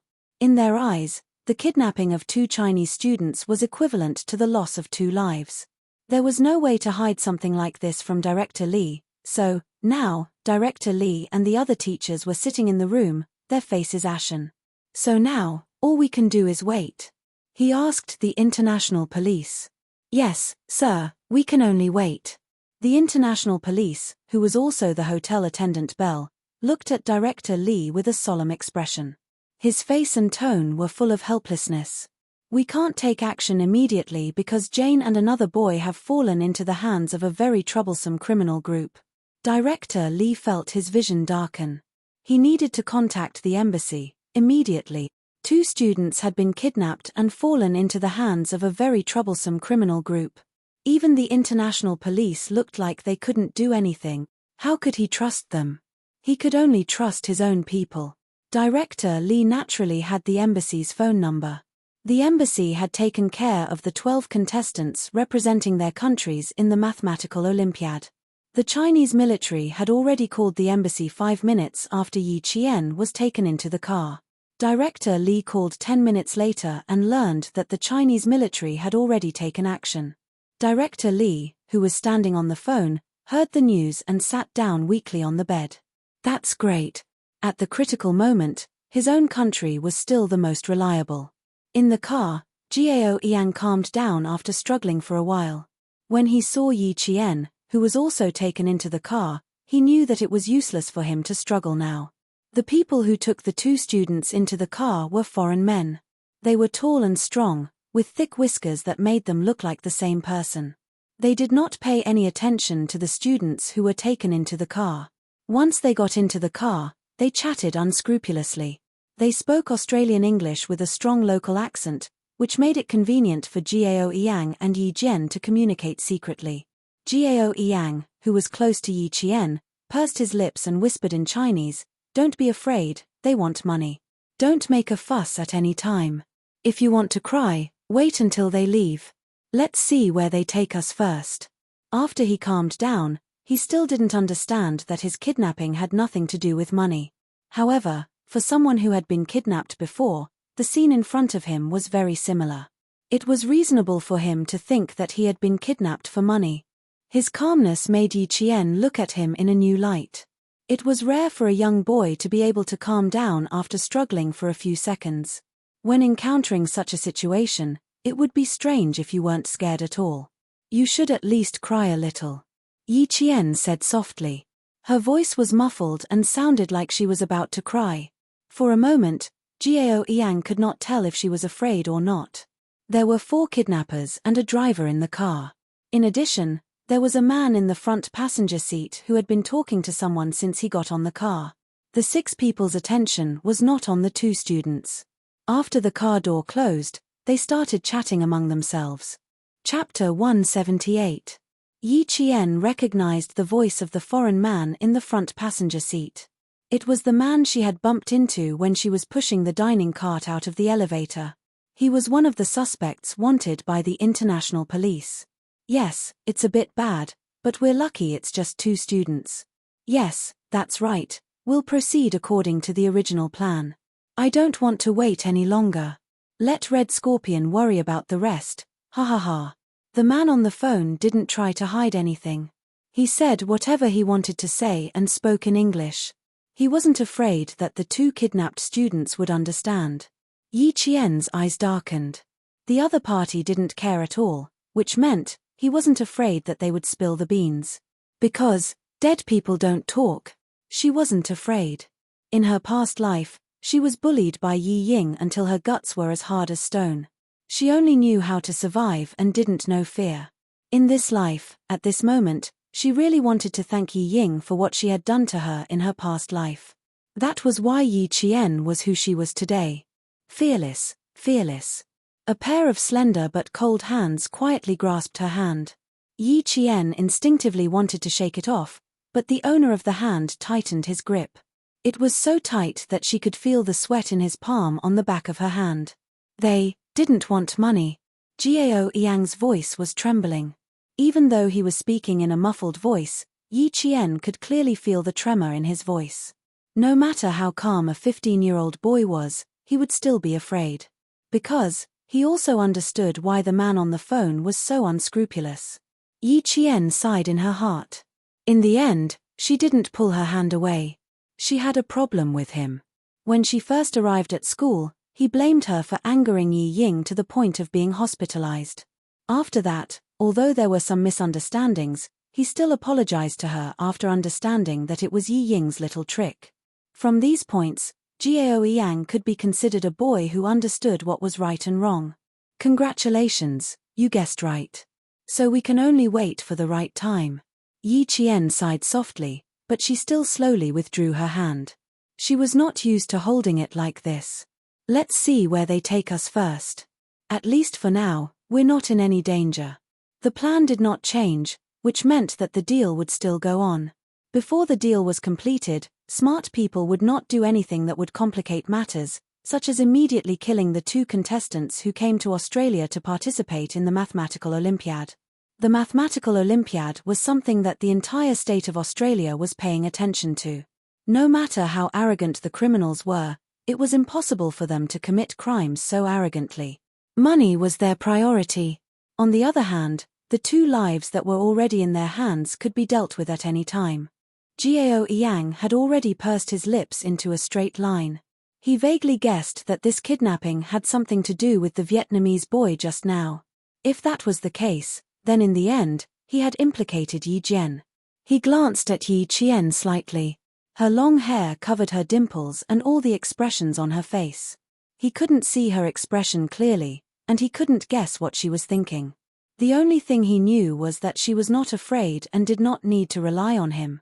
From the moment she pulled her hand out without hesitation, he knew that she did not need his comfort at all. This Yi Qian was so unfamiliar, but so outstanding. The night was still dark. Nothing had changed because of some people or some things. As Director Li waited anxiously, Gao Yang was pushed out of the car. Chapter 179. When it was Yi Jian's turn to get out of the car, the bag she had been holding in her hand was grabbed by a pair of hairy hands. Yi Jian, who did not let go, directly took out a pack of sanitary pads from the bag. Crying and shy, she stuttered in English and said in fear, "Do you, a man, need this? Do you need it?" When the other 3 kidnappers saw it clearly, they burst into laughter. The man who grabbed the bag also laughed. Then he pulled out a gun from behind his waist and pressed it against Yi Qian's forehead. He said with a faint smile, "Kid, don't make me angry." With the gun pointed at her head, Yi Qian, who was calmer than ever, did not scream. Instead, she widened her eyes and tried her best to look as if she was about to faint from fear. In fact, Yi Qian's gaze was focused on the gun. She did not see the model of the gun in the man's hand. It was a Beretta M8000 American Lion F mobile phone. It had 15 rounds of ammunition. It was 180 mm in length and had the function to disable the hammer. She thought that she would need a gun for tonight's escape. When the hairy foreign man saw how scared she was, he laughed wantonly and made a soft bang sound. When they saw how scared the girl was, they laughed even louder and wantonly. From their cold laughter, it was clear that they did not care about adding 2 more lives to their hands. "Okay, Gianni." The man who jumped out of the car from the front passenger seat glanced at Yi Qian with his brown eyes. His gaze fell on the feminine products. When he asked the kidnappers to let go, he gave Yi Qian a meaningful smile.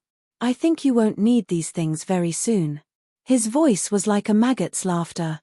It made the kidnappers break out in cold sweat. "Okay, buddy. Since they're cooperating, stop teasing them. I prefer to settle things quickly. That's the best way." The kidnappers laughed, but they did not notice that Yi Qian, who was being teased, had a ruthless look in her eyes. Standing in the dark alley without even a streetlight, Gao Yang's face was so pale that a thin layer of sweat appeared on her forehead. Creak, creak, creak. A rusty iron door slowly opened. The silent night seemed to have been torn apart, and deafening heavy metal music rushed into the room. The 2 of them were pushed into a colorful world. The dance floor was filled with people who were crazily rocking to the music. The dazzling lights kept flashing, and the waves of music seemed to overturn the entire KTV. No one noticed the group of people appearing in the bar. The suspect walking in front even greeted the waiters in the bar. He passed through the dance floor without any hindrance and walked into the bar. After turning a corner, he stood in front of the shiny elevator door. Yi Qian was like a quail. His shoulders. "All right, let's invite our children to sit in the next room for a while. We'll play with them after midnight." When the elevator reached the 8th floor, the man in the lead laughed. He even patted Gao Yang's shoulder and left arrogantly. This was his place. He could do whatever he wanted. When the door was locked with a click, Yi Qian, who was holding the bag, sighed in relief. Chapter 180. She had taken the initiative to take out the sanitary pads. Wasn't this a gamble? She was betting on a man's reputation, and she was also betting on how vigilant they would be towards her. As it turned out, she had made the right bet. With his back against the cold wall, Yi Qian let out a long sigh of relief. The locator and communication device were on him, so all that was left was to send the location to Xia Jinyuan, the international police. She really couldn't trust them. On the other side, Gao Yang was already looking around to see if there was an escape window. With a whoosh, he pulled open a thick curtain and saw a brown sliding glass window. He could vaguely see the street lights outside through it. Delighted, he immediately reached out to push the window, but the sliding window didn't budge at all. It was obviously sealed shut. "Yi Qian, come here." Not giving up, he turned around and said to Yi Qian, who was leaning against the wall, "Glass, we have to find a way to pry it open." Gao Yang wasn't panicking, nor was he panicking. He still knew how to look for an escape. His performance undoubtedly made Yi Qian feel a little more at ease. There were no cameras in the room, so he didn't feel like he was being watched. With his back facing Gao Yang, Yi Qian put on the headset that was too far away and had no signal source. He then took out the locator that was smaller than the palm of his hand and entered a string of signals. Soon, there was a di-di-di sound. The code that was sent out went through a series of processing and transcoding before finally appearing on the server of Belle's laptop. "Xia, over here." Belle was able to become the police officer who contacted Yi Qian at the hotel because he had worked with the Chinese military before. This time, when no one else was willing to step forward, he volunteered to cooperate with the Chinese military. Xia Jinyuan and Xu Yu were both in the room. When they heard the sound coming from the server, the two of them rushed to the computer at almost the same time. They clicked, zoomed in, located, confirmed. It only took them 2 minutes to confirm Yi Qian's location. It's the King's Cross district, a place where drugs, brothels, and gangs run rampant. Damn it, it's all their own people there. It'll be difficult to save Jane. After Belle saw the location clearly, he clenched his fists and slammed them on the table. He said in annoyance, "You still need to capture Red Scorpion. Xia, leave Jane's matter to us." After confirming Yi Qian's specific location, Xia Jinyuan secretly, he sighed and said to Xu Yu, "We'll leave in 3 minutes." He then said to Belle, "Thank you, friend. However, we can handle this matter. Let's deal with Red Scorpion first." Belle was not a frontline police officer, so it was impossible for him to go with Xia Jinyuan. Hearing this, he said worriedly, "You need to be careful. The Sydney police have mobilized a lot of police forces here, but they still haven't succeeded." After thinking for a while, he took out a pistol from under the pillow on his bed. "Take it, buddy. It'll definitely come in handy." Xia Jinyuan and Xu Yu had guns, but Yi Qian did not. Xia Jinyuan took the gun that was thrown to him and popped open the magazine to take a look. It was fully loaded with 15 bullets. After nimbly installing the gun, Xia Jinyuan raised his long eyebrows. There was a hint of elegance in his handsome yet cynical smile. "It would be even better if there was a fully loaded magazine. It would make me feel more secure to have a replacement." Belle shrugged non-committally. He smiled and took out a magazine from under the bedside table and threw it to Xia Jinyuan. "Good luck, buddy." Chapter 181. At this time, groups of men and women of all kinds were flirting and frolicking on King's Cross Street. There were young men in short shirts and shorts, bare-chested women in sexy clothes, and office workers in suits and shiny leather shoes. They were also flirting with sexy women. Glasses of beer were not meant to be drunk, but to be drunk. Therefore, from time to time, one could see drunk Westerners singing and making a ruckus on the streets. Some of them even hugged a tree while twisting their waists and swaying their buttocks. It looked very ugly, but no one would laugh at them. This was a famous red light district. No matter what kind of behavior people did, they would be tolerated because it was not strange. The room was soundproof. No matter how noisy it was outside, the room was still quiet. After Yi Qian sent out the signal, she quietly waited for Xie Jinyuan's next instructions. He knew where she was and would definitely rush over. She trusted him so much. Take a break. We'll talk later. After she was done, she saw that Jiao Yang was still trying to figure out how to open the window. Yi Qian sat on the floor and said calmly, "Take a break first." "What are you in such a hurry for?" After Jiao Yang failed to open the window for the fourth time, he sat down. He did not sit close to her, but sat across from her. He frowned and stared at Yi Qian. "You don't seem to be afraid at all. Aren't you the same?" "You're not afraid." Yi Jian smiled faintly. She had always maintained absolute calmness and composure. You don't have to be afraid of things that have already happened and things that can be resolved. It's useless to be afraid of the unknown before it happens.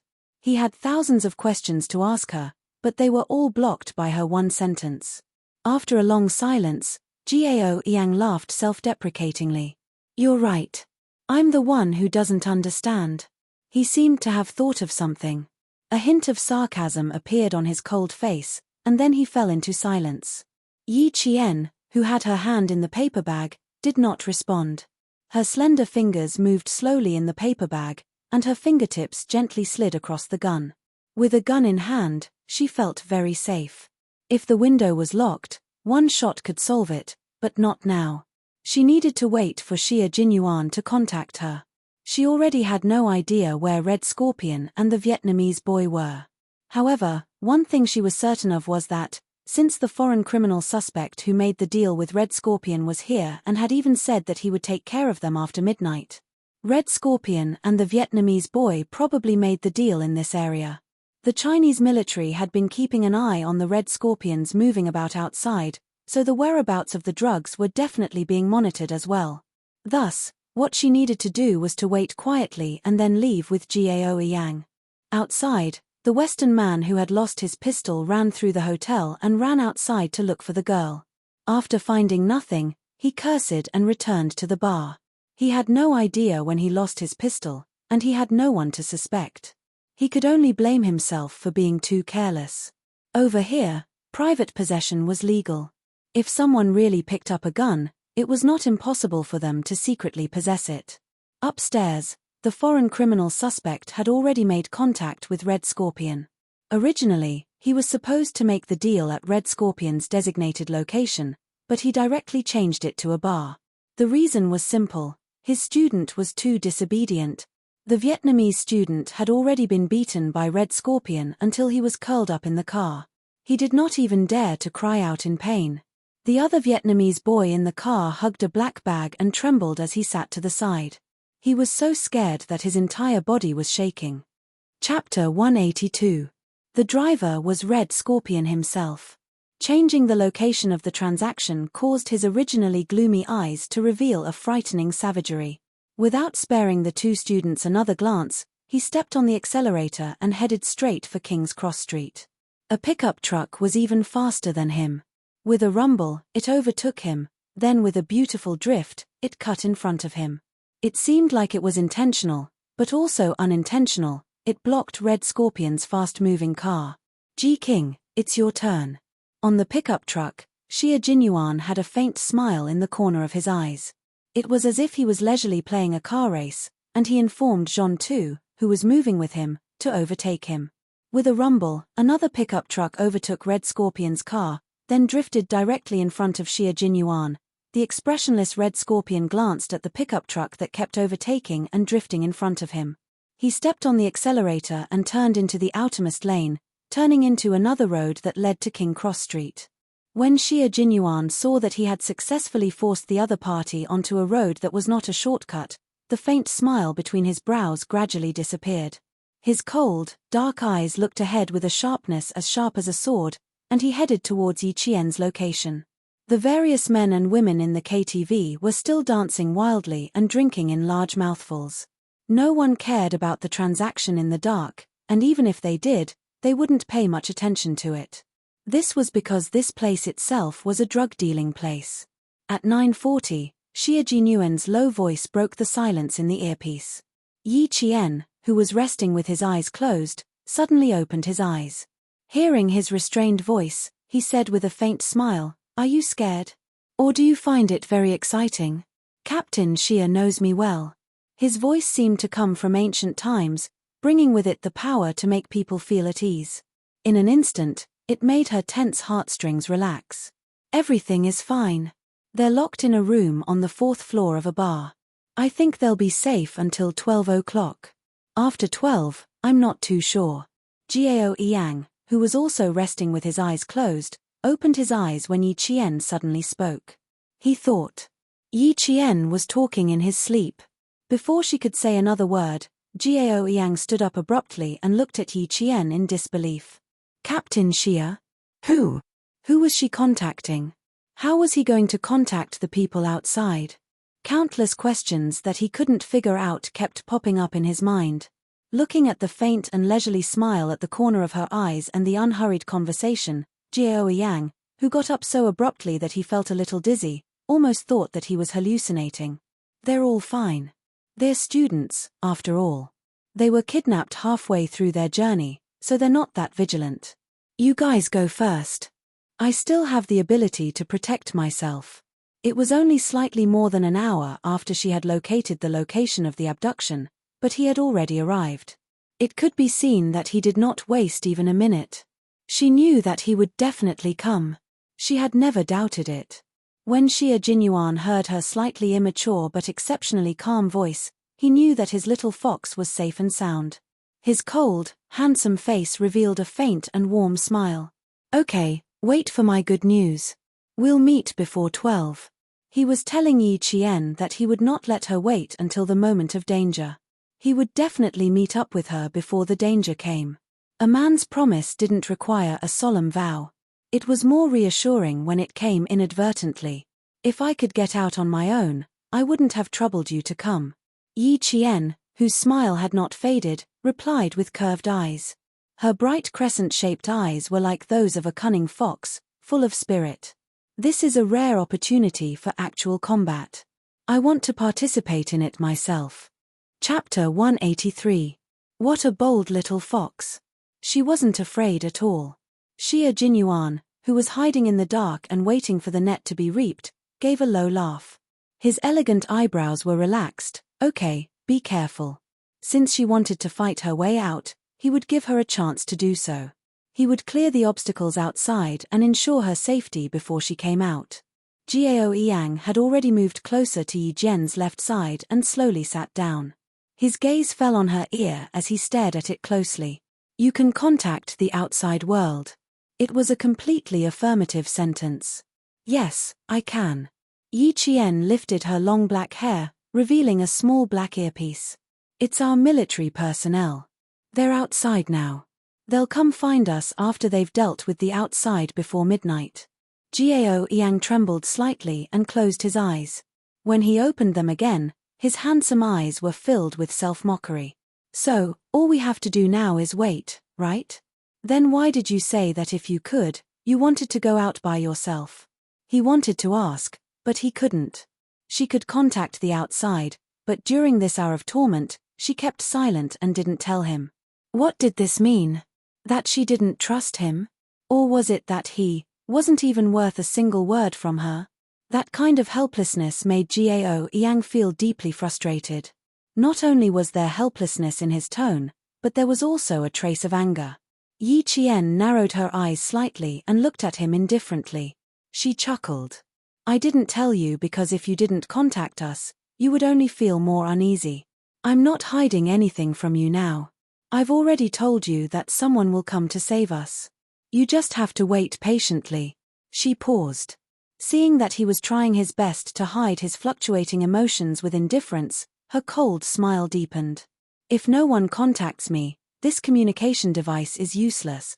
What she meant was, rather than letting him have hope in the beginning, why not give up hope in the beginning? Because when hope was shattered, he would be the one hurt in the end. Gao Yang's expression froze. He suddenly lowered his gaze weakly, and his straight shoulders slumped lightly. He had nothing to say. What she considered was far beyond what he could have thought of at that time. She still knew how to take care of her own feelings at a time like this when she was about to break down. Gao Yang lowered his head and smiled bitterly. Just as his father had said, his so-called intelligence and inviolable self-esteem were just a joke in the eyes of others. He didn't ask any more questions, and Yi Qian didn't say anything either. Whether or not he could understand was his business. He had already made it clear enough. Time passed bit by bit, and at 10:30, Red Scorpion appeared near the KTV. Beside him was a student who trembled as he walked. "Pass through here. Remember, one hand for the goods, and the other for the money. If you don't get the money, you don't have to come back." The boy's lips trembled slightly. He still wanted to say something, but when he saw the ferocious look on Red Scorpion's face, he hugged the black bag in his hand and walked step by step towards the end filled with evil. He couldn't turn back, and Red Scorpion, who had never personally come forward to trade, definitely wouldn't allow him to turn back. "Here we are, Nick." Someone closed the open window and informed Nick, who was waiting for the goods in the KTV.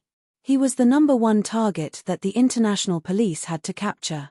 Red Scorpion still had his student deliver the goods. Nick, who was smoking a cigar, took a deep breath. His rugged face revealed a ferocious look. He crossed his muscular arms over his chest, revealing the green beast head tattoo on the side of his arm. "Tell him that my patience is limited." This meant that he wanted Red Scorpion to personally deliver the goods. Chapter 184. They were all venomous snakes, so they carefully exited their holes and revealed their fangs. The entire process was done in an extremely secretive manner, leaving no traces and no one would be able to catch them. But for Nick, after what the Vietnamese student did, he didn't want a third party to be involved in the transaction. Red Scorpion didn't want to leave any evidence, and he didn't want to lose the goods either. The heavy metal music continued. Some people came in and some left.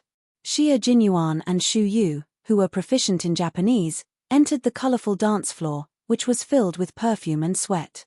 Red Scorpion's figure was right in front of them, and in front of him was his own student.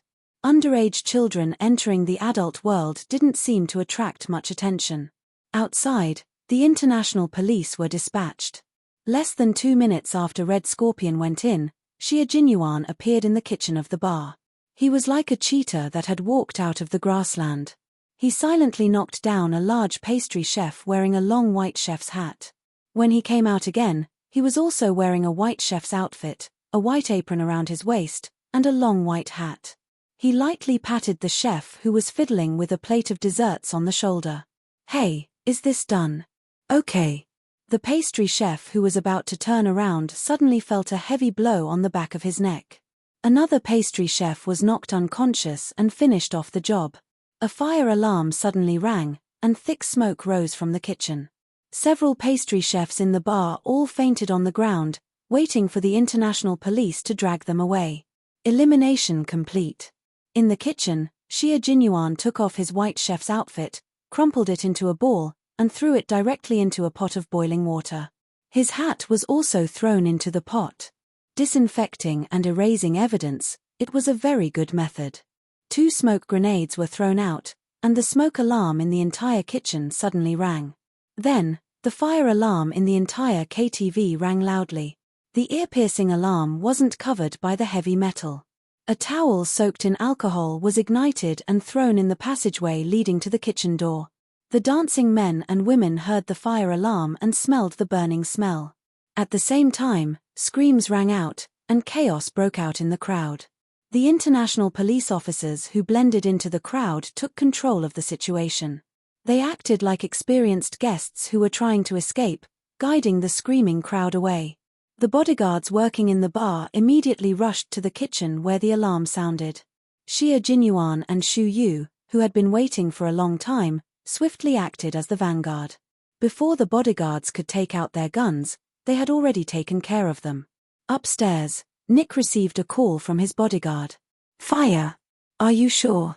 Red Scorpion, who was about to hand over the goods, moved quickly. He immediately took back the bag and rushed out of the door with almost no hesitation. This was an extremely vigilant, venomous snake. Even the slightest movement would make him shrink back into his cave.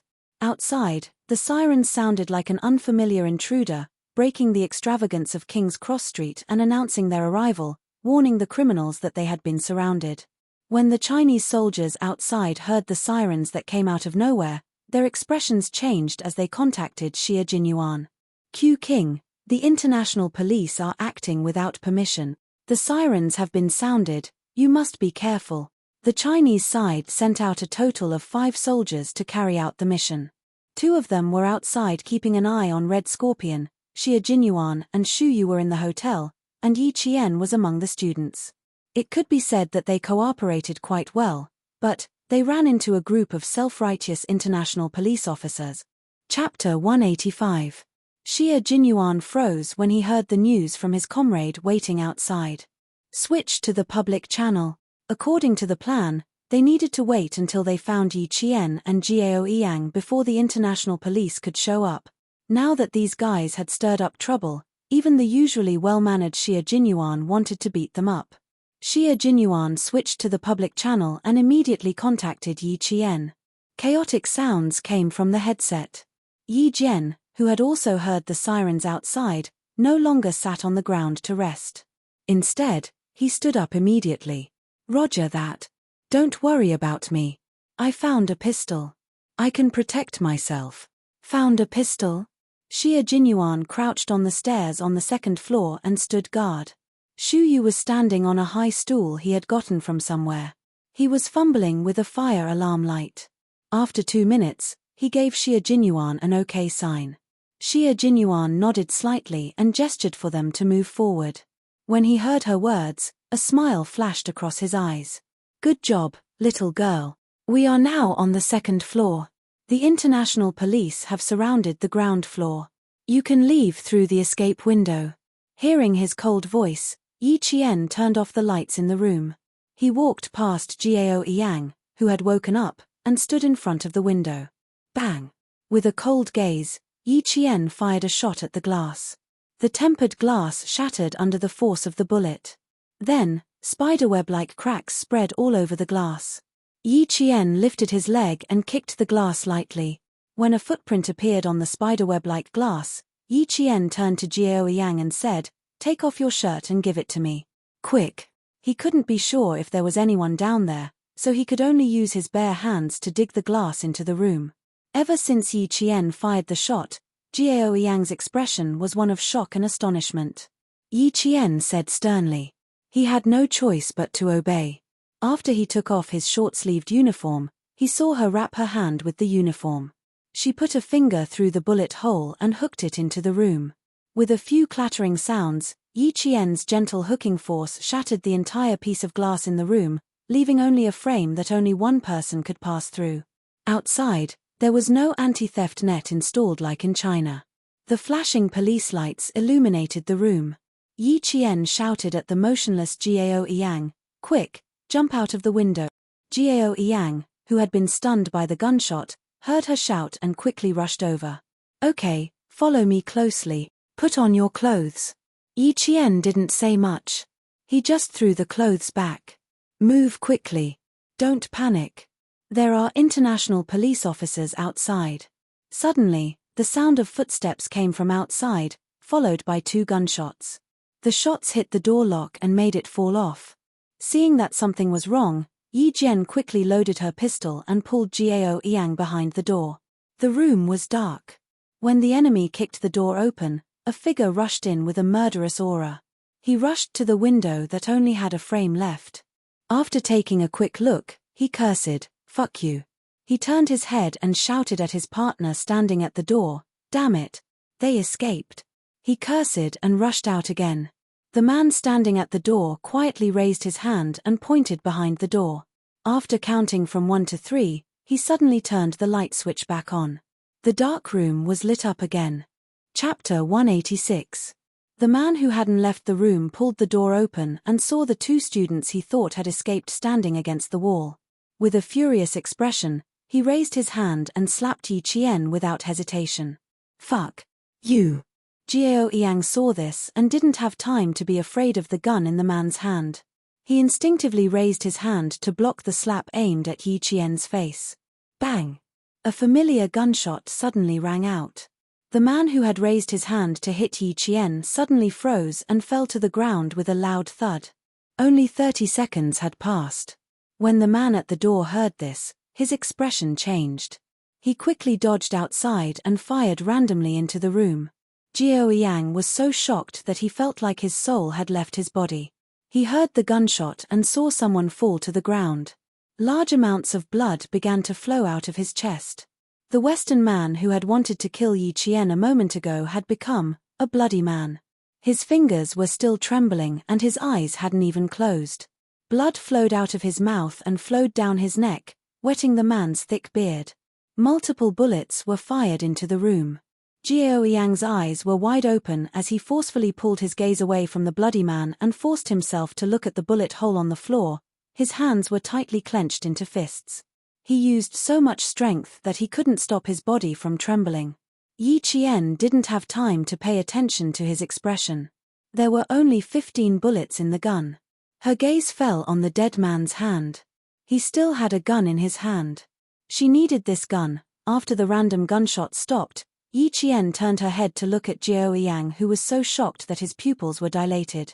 I'm going to shoot outside now. Pick up the gun and give it to me. Jiao Yang didn't know how many more times he was going to be scared tonight. He slowly shifted his gaze and looked at Yi Qian. Just now, he saw with his own eyes Yi Qian shoot one of the kidnappers without even blinking. She was so calm and practiced. It was as if she had done this countless times before. Her movements were swift and fierce, and her eyes were ice cold. Her entire body was emitting an aura that made his heart tremble. Even if she ordered him to pick up the gun, he couldn't refuse. Okay. She nodded lightly and answered dryly. She trusted Yi Qian quite a bit. Yi Qian calculated the trajectory of the bullets in his mind, then looked at the closed door and said, You've learned Taekwondo before. Show some dexterity. When I count to 3, roll over and pick up the gun. All right. Jiao Yang swallowed his saliva. His cold expression had already cracked. Under Yi Jian's cold and sharp gaze, he nodded solemnly. Okay. Shooting. Killing. Yi Qian didn't give Jiao Yang a chance to accept it. At a time like this, every second was the key. After counting from 1 to 3, she lifted her leg and kicked the door open again. At the same time, she dodged to the side of the door and fired 3 shots outside. The bullets pierced through the door and into the kidnapper's left shoulder. A scream came from outside. Jiao Yang was so nervous that his palms were covered in cold sweat. He picked up the gun and rolled over to Yi Qian's side. Gunshots came from outside the room again. Chaotic footsteps passed through the bullet-holed wooden door and clearly reached Yi Qian's ears. Chapter 187. At the same time, Xia Jinyuan's voice could be heard from the earpiece. Yi Qian, calm yourself down, don't panic. You're still the same as how you usually shoot. Okay, I still have someone ambushing me outside, let's get my classmate to leave first. Yi Qian took the gun from him and replied calmly, I can't leave for now, I have to cover the rear. He removed the magazine and took a look. Not bad, there were 13 bullets in it. He looked at Jiao Yang, whose neck was dripping with sweat. Without waiting for Xia Jinyuan's reply, he pursed his lips and said to Jiao Yang, Get down from the windowsill, I'll cover the rear. No. Jiao Yang refused directly, I can't be at ease if I leave you here. Yi Qian raised his eyebrows and said in amusement, Did you see me scared when I was killing people just now? Also, when I counterattacked, you should have heard someone screaming outside when you picked up the gun. The bullet I shot hit his left shoulder. After careful calculation, I shot to make sure there was no mistake. So, Jiao Yang, you have to leave, I can't take care of you anymore. Xia Jinyuan and the others were still in the bar. She could roughly tell from the public channel that the international police did not care about the lives of the Chinese soldiers and directly took action. There was no movement outside, but they couldn't stay put and not leave. Under Yi Qian's urging, the pale-faced Gao Yang retreated step by step to the window. He heard Yi Qian's cold voice and shouted again, "Leave now." Gao Yang supported himself with both hands on the windowsill. His actions seemed to be instinctive as he propped himself up and left the room. Even when the glass pierced his palms and the sharp pain stimulated his nerves, he did not wake up from his daze. From holding the hose down to sliding to the ground, to being rescued by the police in the car, it was as if his entire being had been emptied. Upstairs, Yi Qian held 2 pistols and forcefully pulled open the door. After shooting randomly, she saw the bullet holes on the ground increase. After seeing the bullet specifications, Yi Qian gently curved the corners of her mouth. The USM-9 pistol produced by the Meberetta Company had 9 by 19 mm ammunition and 15+1 rounds loaded. Now that the bullet holes on the ground increased to 12 rounds, there was a short pause. This is the moment. While the other party was reloading, Yi Jian rolled on the ground a few times. Lying on her back on the floor of the corridor, she fired her gun at an extremely fast speed. She fired 2 shots consecutively with both hands, destroying the lights in the corridor. Following the trajectory of the bullets, Yi Jian calmly fired a shot in the direction where the bullets came from. There was a muffled sound, followed by a plop sound. Someone had already fallen to the ground. She was on the 4th floor, while Xia Jinyuan was on the 2nd floor. Yi Qian did not know how many targets there were on the 4th floor. After taking care of 2 burly men with guns, Yi Qian spoke to Xia Jinyuan. 2 targets eliminated on the 4th floor. The exact number of targets is unknown. On the 2nd floor, Xia Jinyuan heard the gunshots through his earpiece and knew that she had taken action. It would be a lie to say that he was not worried. The target is on the 6th floor. Girl, you must remember to hide on the ceiling above the corridor. I'll come and find you. No matter how worried Xia Jinyuan was, he did not show it in his words. He also did not tell Yi Qian that he and Shu Yu were the only ones who entered the KTV. He also did not tell Yi Qian that their combat style was actually assassination and shooting. Chapter 188.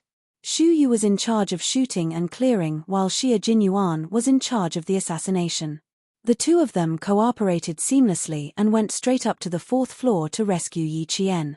But now that she was out, her comrades outside could hide on the 6th floor. Soon, Yi Qian heard Xia Jinyuan say in a low voice in the public channel, G3, Operation Coiling Snake, the 3rd step of Operation Stone Crushing. Coiling Snake. The snake here naturally referred to Red Scorpion. Coiling was equivalent to killing. The Vietnamese military didn't need to care if Red Scorpion was dead or alive, as long as he was captured in the end. News from the Vietnamese. 1 student was successfully rescued from the car, and the other student is still in the hands of Red Scorpion. G3's voice was different from Xia Jinyuan's low voice, but it also contained a hint of elegance. His voice was a bit hoarse, like the edge of a knife scraping against a whetstone. Just hearing it made one feel that this person was not to be underestimated. Hearing this unfamiliar voice for the first time, Yi Qian, who had already turned around to hide on the ceiling, held his breath. She was holding a gun like this. It was actually illegal. She didn't know if it would affect Xia Jinyuan. Another person spoke, and it was also an unfamiliar voice. Looks like we have to meddle in other people's business again. J5 received. Operation Coiling Snake commencing. G3, J5. Q King. Why was Xia Jinyuan the only one with Q King, which meant King of Elites? Is the little girl still there? If she is, say something to me. J5's style was a little different. It was less cold and hard, but more casual and bad. If you're still on the 4th floor, find a place to hide. You must remember your brother Xia's words. Hide well on the ceiling. Your brother Xia will come looking for you soon. Be good. Although it's cool to hold a gun, bullets will hurt a lot when they hit your body. J5 was an instructor. One day, he insisted on switching positions with the company commander. From then on, he no longer forced the soldiers to do ideological and political work. He was even more obsessed with the glory of the battlefield than the company commander. In his own words, it would be very cool for a man to run a lap on the battlefield. Super cool. Countless female soldiers bowed to him.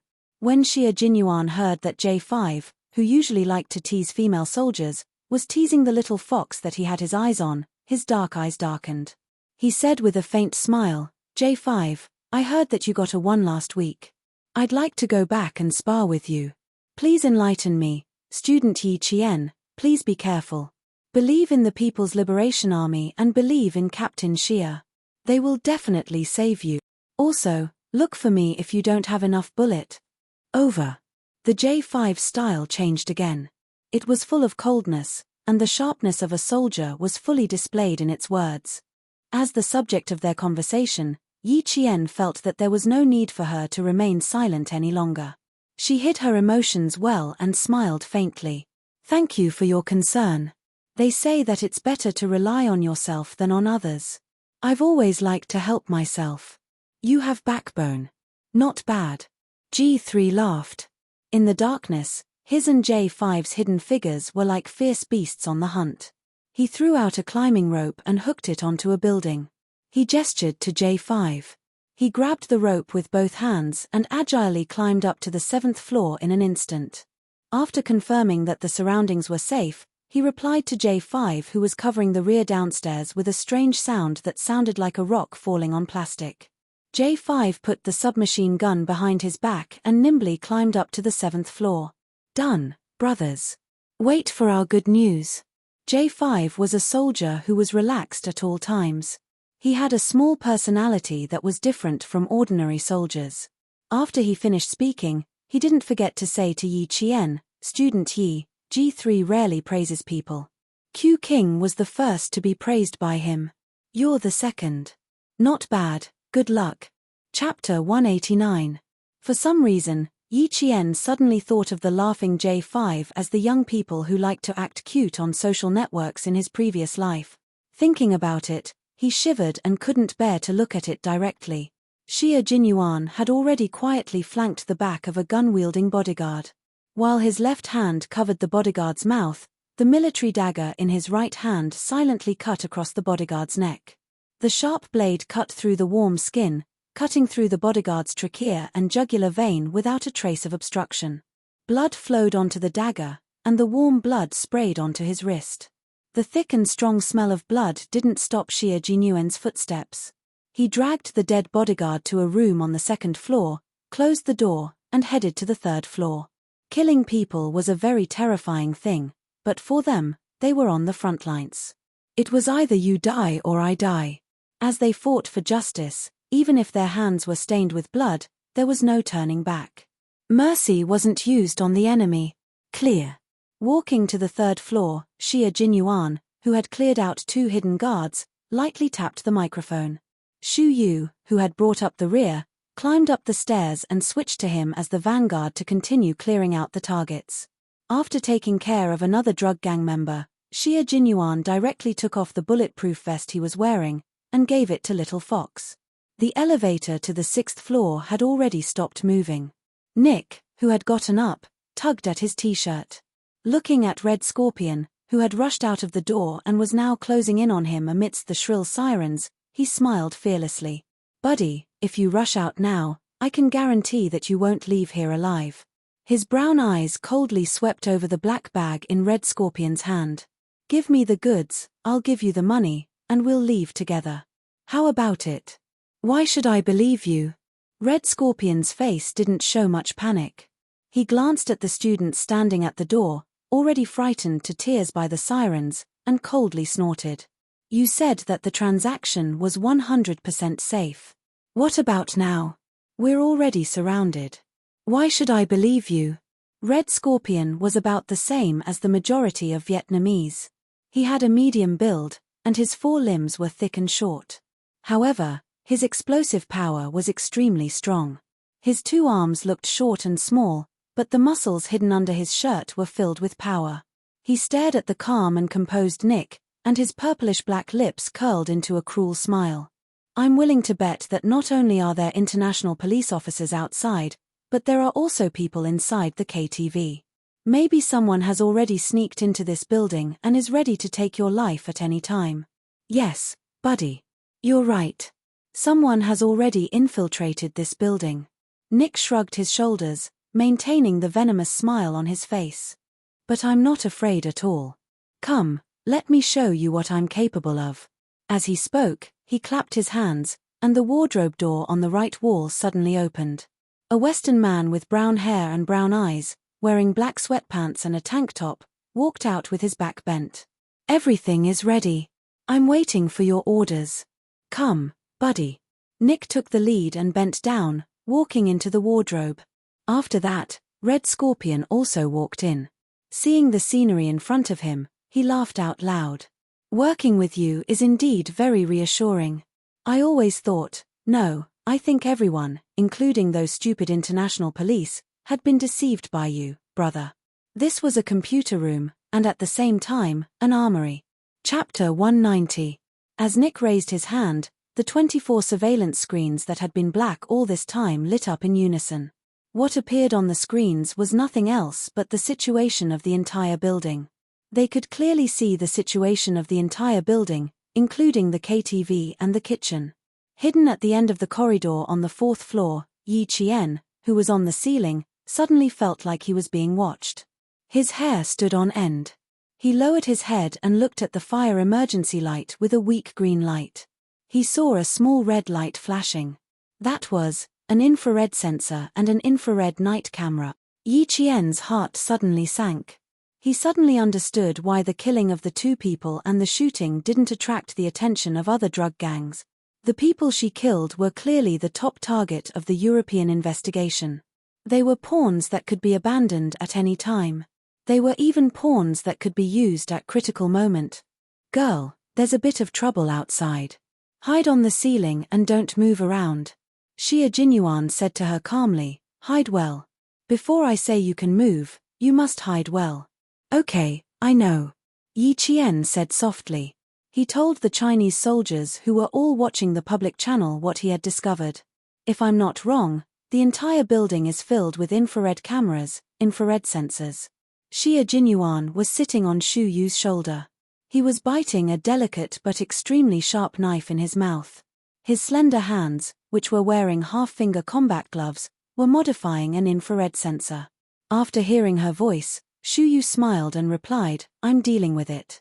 Don't worry, it'll be done soon. This little girl's sensitivity was really amazing. He turned off his microphone and said to Xia Jinyuan, you can even find out like this. You're really good. Of course. Don't you know who wanted you? Xia Jinyuan raised his eyebrows and smiled. Under the helmet, his handsome face was calm and gentle. Hide well. I'm dealing with a small matter on the 3rd floor. This was Nick's base camp. When the international police still insisted that Melbourne was his base camp, the Chinese side tried to persuade them to no avail. Fine, forget it if you don't believe me, let's do our own thing. If he really listened to the international police, his steel-like body would have dozens of bullet holes. K7, can you say something? I'm a bit tired from being hung up. I can feel the blood not only flowing to my head, but also to cough cough cough. J5's voice came again, but before he could finish, G3's fist landed on his chest. What he wanted to say turned into a low cough. He wanted to say that blood was flowing to a certain part of a man. There's another K7 with 26 English letters as its code name. Yi Jian didn't think too much about what J5 wanted to say. Instead, she focused on K7, who hadn't spoken a word. About a minute later, K7's voice came lazily. Hearing it, Yi Jian felt a chill run down her spine. Not only was it cold, but it also gave off a feeling of death. You live, and they die. That was K7's original words. J5 rubbed his chest and jumped down. He rubbed his arms and said softly, every time I hear you talk, I feel like I'm a dead object on the dissection table, waiting for you to dissect me with a scalpel. Chapter 191. In front of them, several infrared sensors were still moving back and forth. J5 stuck close to the wall and completely ignored the sensors that could detect them. Since K7 had given the order, they were free to pass. 2 black bodyguards were in front of them. After J5 and G3 made a hand gesture, they quickly approached the 2 black bodyguards. Their hands shot out at lightning speed, one on the left and one on the right, strangling the two bodyguards' necks. They exerted strength in their arms and lifted the bodyguards, who were at least 9 meters tall and had a strong physique, off the ground. Cracking sounds could be heard from their fragile necks. The black bodyguards struggled with their feet off the ground. Their hands were already clinging tightly to the two men's iron arms. In the end, their tongues were sticking out, and the whites of their eyes kept rolling up. In the end, their arms and legs were hanging limply. After finishing them off, they gently put them down, then dragged them up and hid them in a dark corner. It wasn't an easy task to get from the 7th floor to the 6th floor. They used assassinations to clear the way. In the end, they stood at the fire escape door leading to the 6th floor. J5 and G3, who were wearing combat uniforms, were already sweating profusely. Under the dim emergency lights, they saw two pairs of black eyes with the same expression. They were calm, fearless, and fierce. The 7th and 3rd floors were cleared almost at the same time. There was still a 5th floor that needed to be cleared by Xia Jinyuan and Xu Yu. On the 4th floor, Yi Qian, who had been lying motionless, saw the fire escape door gently open. Then, a slender and imposing figure appeared in his line of sight. The familiar figure made Yi Qian's eyes shine in the dark like a meteor streaking across the night sky, bringing dazzling brilliance. "Captain Xia, I'm here." Without needing him to speak, she had already recognized the figure. A clear voice came from the ceiling above. Xia Jinyuan's gaze stopped at a certain spot in the dark. He smiled and said, "Do you want to come down? Or do you want to stay here?" She was happy. Even though they were in the dark, Xia Jinyuan could feel it. There was a rustling sound from the ceiling. After a buckle was removed, Yi Qian jumped down from the ceiling and landed lightly in a half-squat. "Let's go together. It's not safe to stay here." She wasn't afraid of killing people, so she wasn't afraid to continue walking. "Then follow me." Xia Jinyuan chuckled and handed over a black bulletproof vest that didn't fit well. "Put it on. It doesn't fit well, but it's still good for you." Yi Qian didn't refuse. She had seen this kind of bulletproof vest on the two kidnappers she had taken care of earlier. If it wasn't for the fact that it was stained with blood, she would have taken it off and put it on. Outside, the sirens were still blaring. Someone stood out and shouted through the loudspeaker, "You've been surrounded. You'd better surrender and come out." If he really wanted to surrender, he would have come out a long time ago. Yi Qian sneered. He stuck close to the cold figure in front of him and approached the 5th floor. On the 6th floor, Red Scorpion listened to the voice that he loathed and said through gritted teeth, "I think we can teach them a lesson right now. Damned voice, it's so unpleasant to the ear." He stared at the surveillance screen, where he could clearly see the streets near the building. "Did you hear that, my weapons expert? Our partner, I hope you can teach those rats outside a lesson." Nick enjoyed the feeling of making the international police feel helpless. "Look at them, what a bunch of trash." He looked at the corner of the room. Only then did Red Scorpion realize that there was someone there. Judging from his back, he wasn't a Westerner. He probably had the physique of an Asian. His back didn't move. He only raised his hand and snapped his fingers as an answer to Nick. Chapter 192. All passers-by were prohibited from entering this area, and even the nearby residents were evacuated by the police. Only the small 7-story building was tightly surrounded, and there were even helicopters circling around on the top floor. The target was inside, and the international police were acting with the determination to capture all of them. Following Nick's loud laughter in the room, several loud boom sounds suddenly exploded from nearby. A police car was directly thrown into the air by the heat wave, and then smashed into another car with a bang. In less than a minute, countless explosions sounded in the surroundings. "This is my territory. Even though I won't be coming back, I still have to say that I really like this exciting and depraved place." Nick smiled cruelly in the midst of the blazing flames. "This is my territory. Even though I won't be coming back, I still have to say that I really like this exciting and depraved place." Red Scorpion sneered disapprovingly. "If we take everyone as hostages, we'll leave even faster." "No, I hate using hostages the most. Ha ha ha, I prefer to directly confront those self-righteous fellows." Nick was not like Red Scorpion, who liked to act alone. He invested a lot of manpower and resources to tease the international police, who were no different from rats in his eyes. The international police, who were originally full of confidence, were instantly shaken by the 4 explosions around them, and all of their faces tightened. The commander began to roar loudly, and the sound of ambulances filled the entire sky of Sydney. The entire city's police force was mobilized, and all of the entrances to King's Cross Street were sealed off, entering a state of high alert. Damn it, where are the explosives experts? Hurry and get them here. God, there's still a bomb here. Hurry. A police officer began to call for help with his walkie-talkie, but before he could finish, the bomb was manually detonated, causing the officer who was on the phone to directly lie under the car door.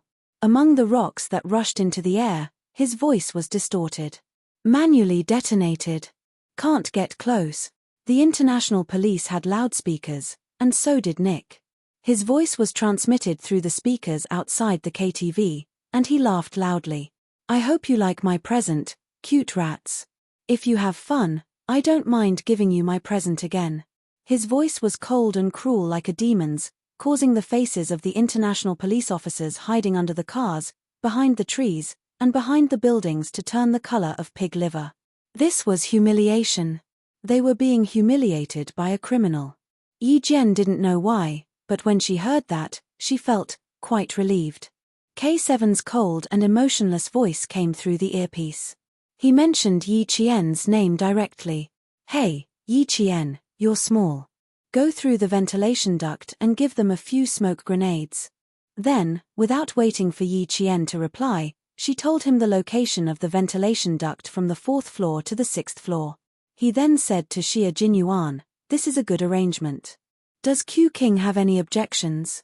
K7, you're talking too much. Focus on your work.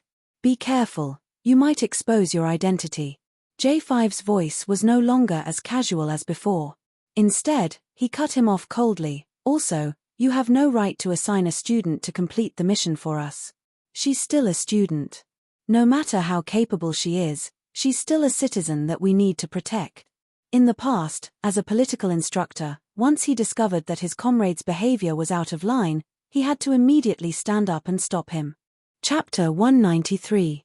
K7, who was hiding somewhere, was silent for a while before he said, sorry. Then he didn't say anything else. After secretly taking care of the 4 people on the 5th floor, Xia Jinyuan raised his hand and shielded Yi Qian behind his arm. Under Shu Yu's vigilant gaze, he said calmly, the 5th floor has been cleared. I agree with K7's plan, but I'll go over. This place is too small. Yi Qian was already standing at the vent. Xia Jinyuan walked over to take a look, then squatted down and patted his shoulder. He said to Yi Qian, come, sit on my shoulder and use it to pry open the seal. Yi Qian looked at Shu Yu, who was holding a gun, then looked at Xia Jinyuan, who was already squatting down in his combat uniform and helmet. He bit his lower lip and didn't hesitate anymore.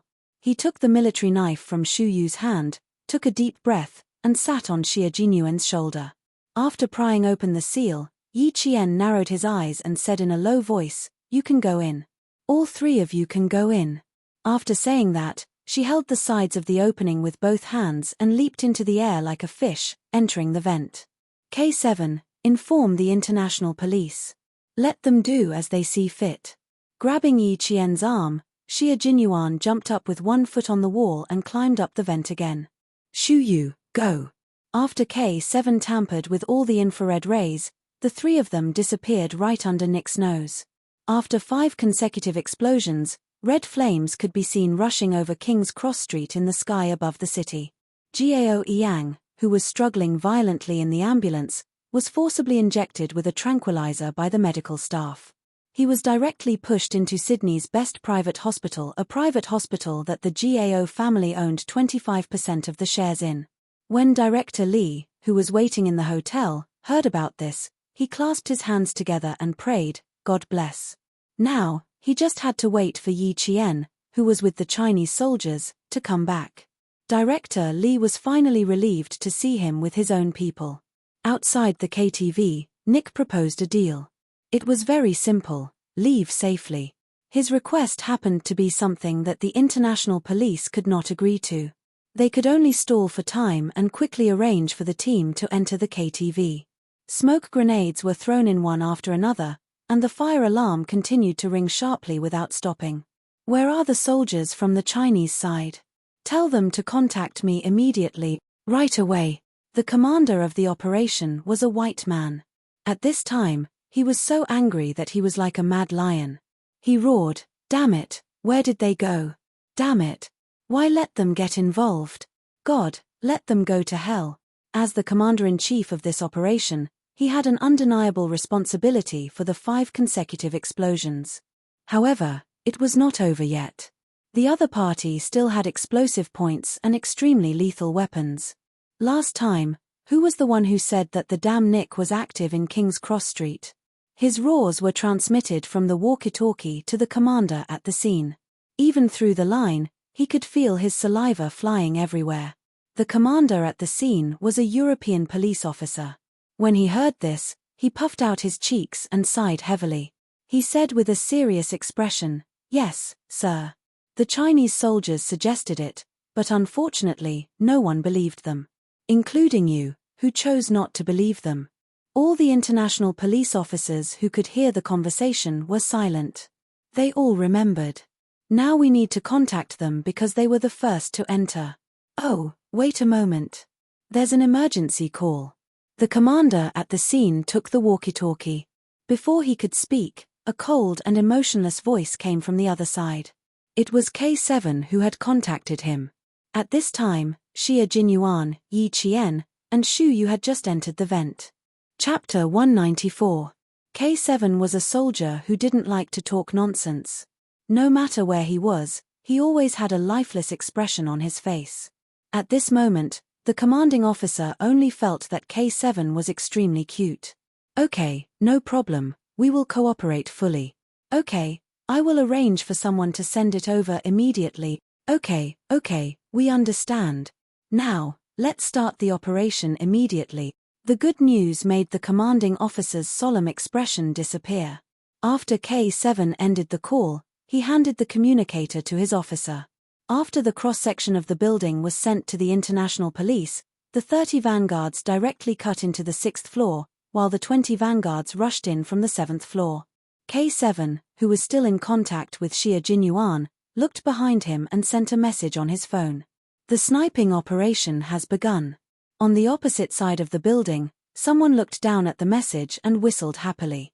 He set up his sniper rifle and put his blue eyes close to the scope. The cross in the scope was aimed at a certain direction. As long as the main target appeared, he would immediately open fire. On the 6th floor, Yi Qian, who was lying on his stomach, could clearly see the number of people walking back and forth in the corridor through the ventilation blinds. He already knew the number of people, but now he had to wait for a very important item. He had to wait for the international police vanguards to send the gas masks over. Only with the masks could they throw down the smoke grenades and tear gas grenades. The elite vanguards moved very quickly. In addition, everything on the 1st floor had been cleared out. The 2 vanguards who were responsible for delivering the gas masks also carried a 30-round Immerse submachine gun that was specially provided to the special forces. After Yi Qian received it, he suppressed his surprise and skillfully checked the gun. Under Xia Jinyuan's orders, he had already prepared 2 smoke grenades, 2 flash grenades, and 2 tear gas grenades. They were all thrown out at the same time. Q King, broken wing, G3, who had broken into the 6th floor, had a cold expression. They cooperated seamlessly and started the operation together.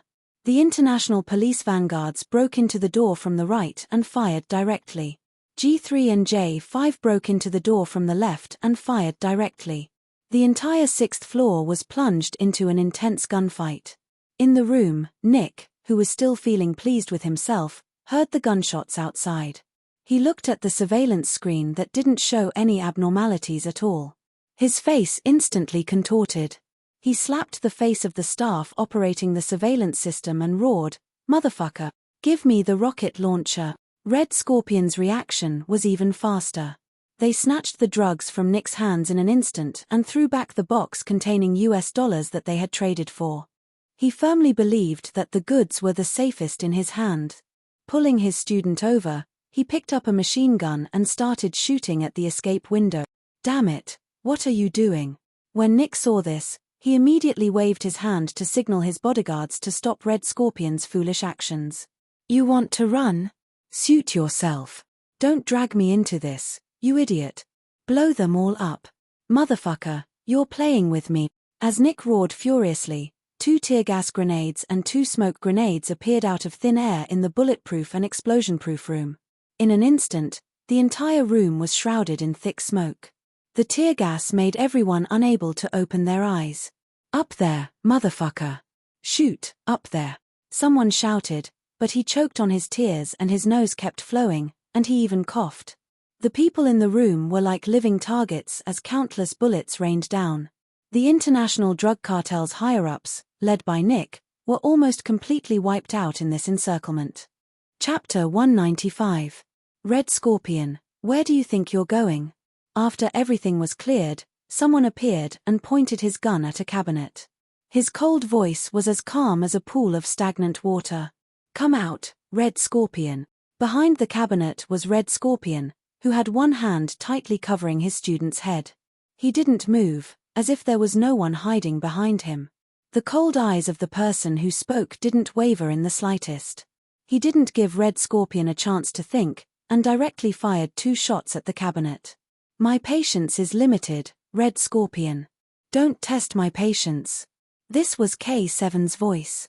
His face was thin, and his skin was sickly pale as if it had never been exposed to sunlight.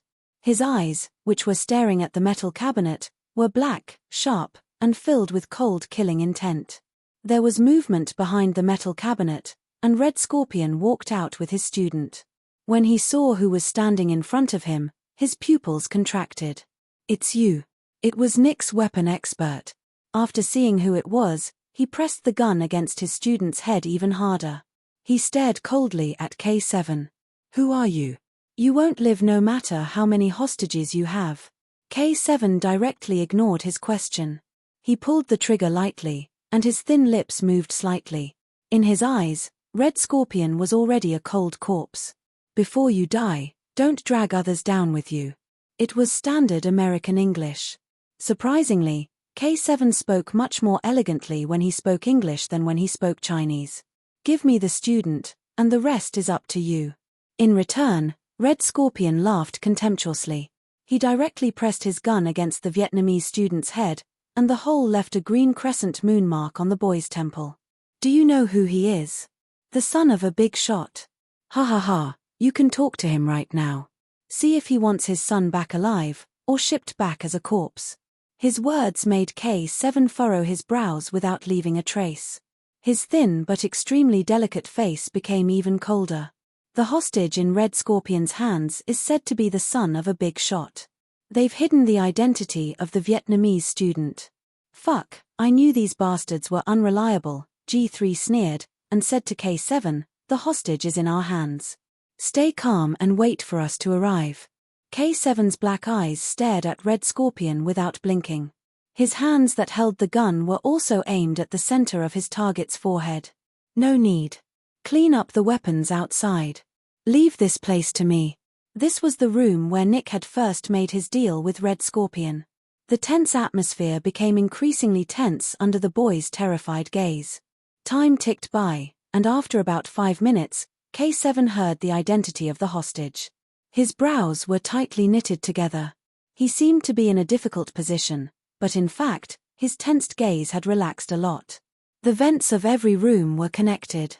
Yi Jian, who didn't jump down from the vents, moved her body gently under Xia Jinyuan's instructions and entered the central air conditioning vent that was so narrow that only girls could enter. "Continue forward, Yi Qian. Don't look back. I'll wait for you in front." The low voice, one word at a time, slowly, and with a penetrating force, came through the earpiece. Yi Qian listened to Xia Jinyuan's voice, and her eyes were filled with determination. His voice was like light, able to pierce through the darkness, piercing through the shade. It carried a warm force, encouraging her. Chapter 196.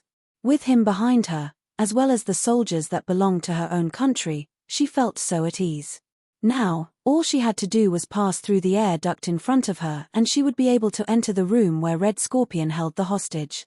Yi Qian only lightly tapped the side of the microphone rhythmically, telling them that she was fine and that they didn't need to worry. There was already sweat on her temples. Nervousness, excitement, and excitement. Under these three emotions, Yi Qian's delicate lips lightly pursed. Then, she lightly breathed in the slightly turbid air and continued forward. She's fine. K7, keep a close eye on her, Xia Jinyuan said to everyone, including K7 who was currently confronting Red Scorpion. She's inside. I'll hand her over to you. Hearing this, K7 indifferently blinked his eyes, as if he had agreed. Red Scorpion had been uneasy for a long time. His elbow was tightly wrapped around the Vietnamese student's neck, strangling him to the point that the student's breathing suddenly became difficult. He wanted to gasp for air, but because of the lack of oxygen, his face was flushed red like a stranded fish. He didn't even have the chance to struggle. After 2 minutes, the hostage in your hands will die from lack of oxygen. As for you, Red Scorpion, you still won't be able to escape. K7 was indifferent to this, as if the hostage in the enemy's hands was actually a puppet. In the narrow air duct, Yi Qian's back was already drenched in sweat as she crawled. Even though she was wearing a gas mask, she didn't stop. Using her shockingly flexible body to pass through a right angle, she paused for a moment to adjust her breathing. Then, she moved to the air duct where she could clearly see Red Scorpion's back. Outside, everyone was on high alert. The representative sent by the Vietnamese military was already so anxious that his forehead was covered in cold sweat as he prayed non-stop. The Vietnamese special forces that had already entered the building rushed in front of the international police, using their own bodies to prevent the international police from ignoring the only son of one of their country's military ministers in order to eliminate the drug kingpin. This was a battle of wits. For the Chinese military, they were fully prepared. Eliminating all of them in one fell swoop was definitely not a problem. Outside, the international police and the Vietnamese military watched through the thick smoke as they held their guns tightly and guarded the side of the engine room. In front of the hidden cabinet door that led to another room, a police officer stood up and said in a very troubled tone, "Right now, there's only one target left. We don't want to steal your credit, but we want to complete the mission perfectly. Chinese military, the only son of our country's minister, if anything happens, can you take responsibility?" The Vietnamese soldiers were extremely nervous. They were currently riding on a tiger's back, so they had to be extremely careful. The confrontation between the two sides, Xia Jinyuan's eyes, and their gazes became colder and colder. J5 laughed coldly. "What's credit?" "Sorry, I don't understand." "And you, all of you, if you want to rush in, sure. Come, take a look at the situation inside the house." J5 walked to the only surveillance screen that hadn't been destroyed. His 10 fingers tapped on the keyboard for a while, and the originally still surveillance screen flickered a few times before it instantly cut into the next room. "Used to us," he said to the tutu to Red to look. "Of course, you'll have to deal with the consequences yourself." J5's smile was like a spring breeze, but the meaning behind his words was as cold as ice, suffocating the people around him. Xia Jinyuan had already put away his gun, and said indifferently, "I think, with the strength of the international police and the Vietnamese military, and with so many people charging in together, it shouldn't be impossible to save a hostage. G3, inform our people to retreat." Chapter 197. This was a good move, allowing them to clearly see the situation in the room across the surveillance screen. Xia Jinyuan calmly ordered the Chinese people to retreat in English. However, the first to panic were the Vietnamese soldiers. "Wait, please wait." Afraid that the Chinese soldiers confronting Red Scorpion would retreat, the Vietnamese soldiers quickly apologized. "Sorry, I apologize for our recklessness." When the international police also apologized and pleaded with Xia Jinyuan for help from the Chinese soldiers, Yi Qian, who was holding his breath, smiled. He had said before that he would make those who looked down on the Chinese side beg the Chinese soldiers to help them. Tonight, he really did it. That's right, not only were his words worth 1,000 pieces of gold, every single one of them was true. How could a great country be looked down upon by others? The dignity of the country, the dignity of the people, how could they be looked down upon by other countries? Yi Qian put away the faint smile on his face, the cold black bullet hole aimed at Red Scorpion's back through the slender gap in the ventilation net. There was no wind, the temperature was normal, the visibility was high. The distance was close, one bullet hit the heart, and the other hit the back of the head. Now was the time. Shooting at close range didn't require any scopes to observe, it relied on aiming and strength. When Yi Qian, who maintained a high level of calmness, fired the first bullet, the second bullet was only 30 seconds away from the first bullet, and the second bullet hit the back of Red Scorpion's head. Blood, like a mist, exploded with a boom. Even though there was clearly some distance between them, Yi Qian felt as if the blood had filled her eyes, and the entire world was blood red. It was as if she didn't know anything, but also as if she couldn't see anything. Only the mist of blood and the exploded head and neck kept brushing past her eyes. Close-range shooting. 2 consecutive shots. No matter how tough his life was, he should be dead by now. The international police and Vietnamese soldiers who were watching the surveillance screen were stunned, and then they all subconsciously looked towards the ventilation vent in the room. Judging from the position where Red Scorpion was shot, there was another soldier on the Chinese side hiding in the central air conditioning vent. How could he crawl through such a narrow space? Outside, the sound of sirens could be heard. Inside, it seemed to be exceptionally quiet. Yi Qian blinked and looked at the handsome face that had suddenly appeared before his eyes. He blinked again and then chuckled softly. Sweat flowed into his eyes, but with the mask on, it was not convenient for him to wipe it off. Looking at him, Yi Qian was breathing heavily, as if he could not catch his breath. Red Scorpion's miserable state was still lingering in his mind, as if it was branded in his mind. Even though she knew that she had made the right choice, just like how she had shot the 2 of them earlier, when she saw the huge, bloody hole on the back of his neck, it hit her heart and made it difficult for her to breathe. What a bold little girl. She was scared.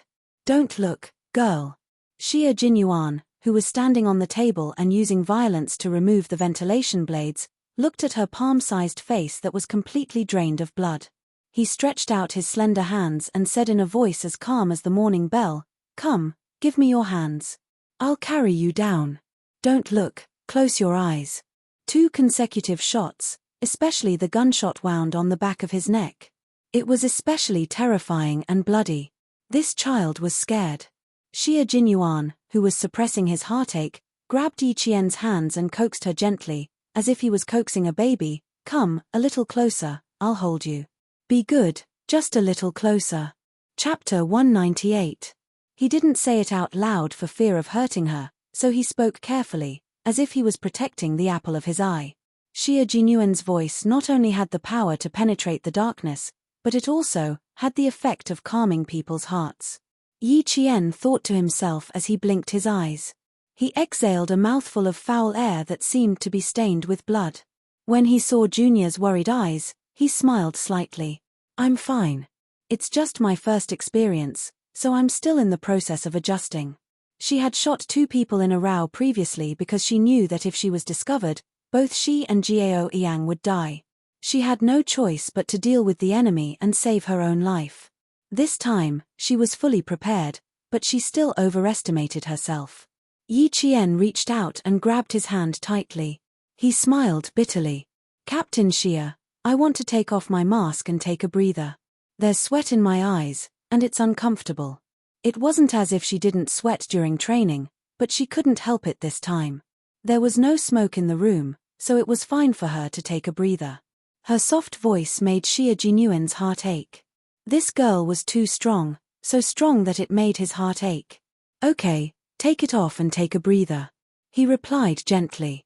He put down his hand and gestured for his comrades below to open the windows and let in some fresh night air. Xu Yu and the others heard her words and could hear the slight tremor in her voice. A 14-year-old girl should be wearing a beautiful floral dress with her black hair tied up high. She should be the apple of her parents' eye. This girl, even if she was afraid, she still knew how to comfort the men first.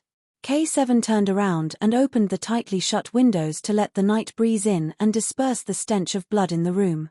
Perhaps this would make this 14-year-old girl, who was as brave as a soldier, feel a little better. When she took off her mask, Xia Jinyuan saw her pale face and pale lips. His heart felt like it was being pricked by needles. Come, let's sit aside and take a breather. The space here is too small, so it's not comfortable to lie down. Without the love and protection of her parents, how could she be so strong today? How could he not feel sorry for her? Yi Qian rubbed his eyes gently and breathed in for a while. After he felt a little better, he moved forward. As soon as he popped his head out, he felt several nervous gazes looking at him. Lowering his head, he saw a few young soldiers of about the same height, wearing the Army Special Forces uniform, staring at him without blinking. While he was sizing up the room, the wardrobe door that was supposed to be closed suddenly opened.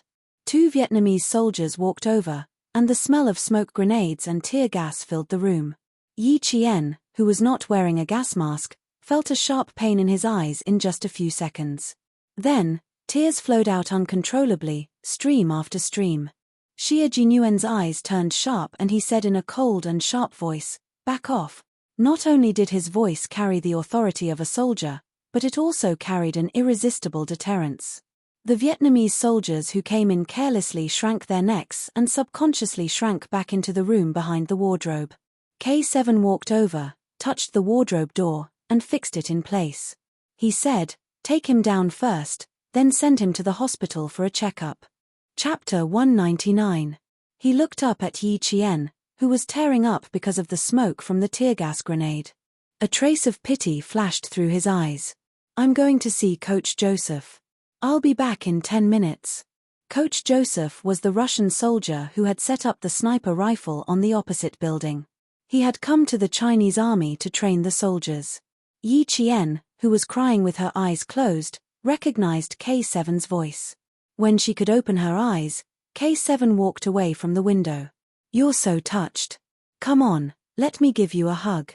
J5, who was standing on his tiptoes, tried to stretch out his arms to signal Xia Jinyuan to carry the girl down and put her in his arms. Yi Qian knew it was J5 from his voice. She also heard Xia Jinyuan reply with a faint smile, "How many good sisters do you have? How many more brothers do you want to be?" He then whispered in her ear in a voice that only the two of them could hear, "Close your eyes and let out all your fear." Yi Qian, who had put on the gas mask again, didn't answer. She couldn't cry either. She was being held in his arms. The awkwardness now exceeded the discomfort she felt before.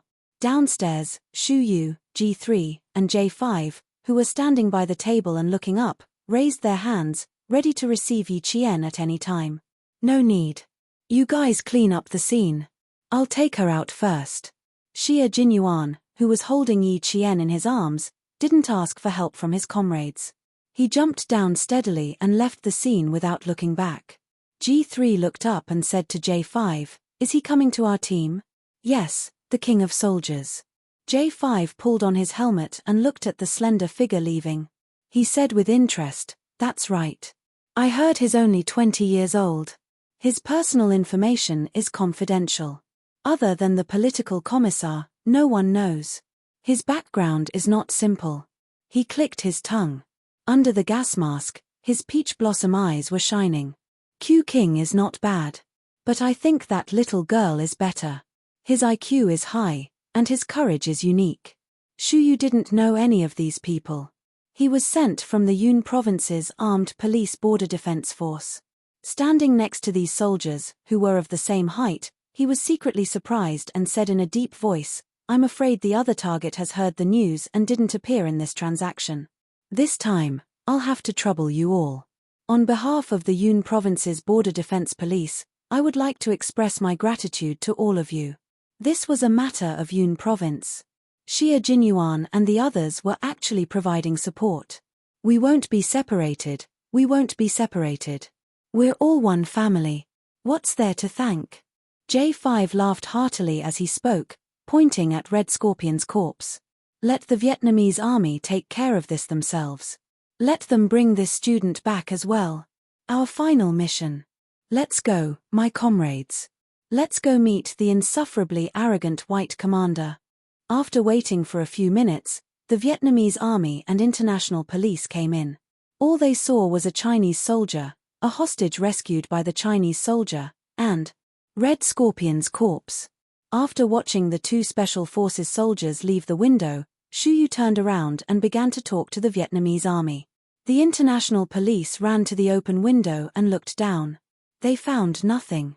The Chinese soldiers who appeared on the surveillance screen had suddenly appeared and mysteriously retreated. It was as if they had never appeared. Chapter 200.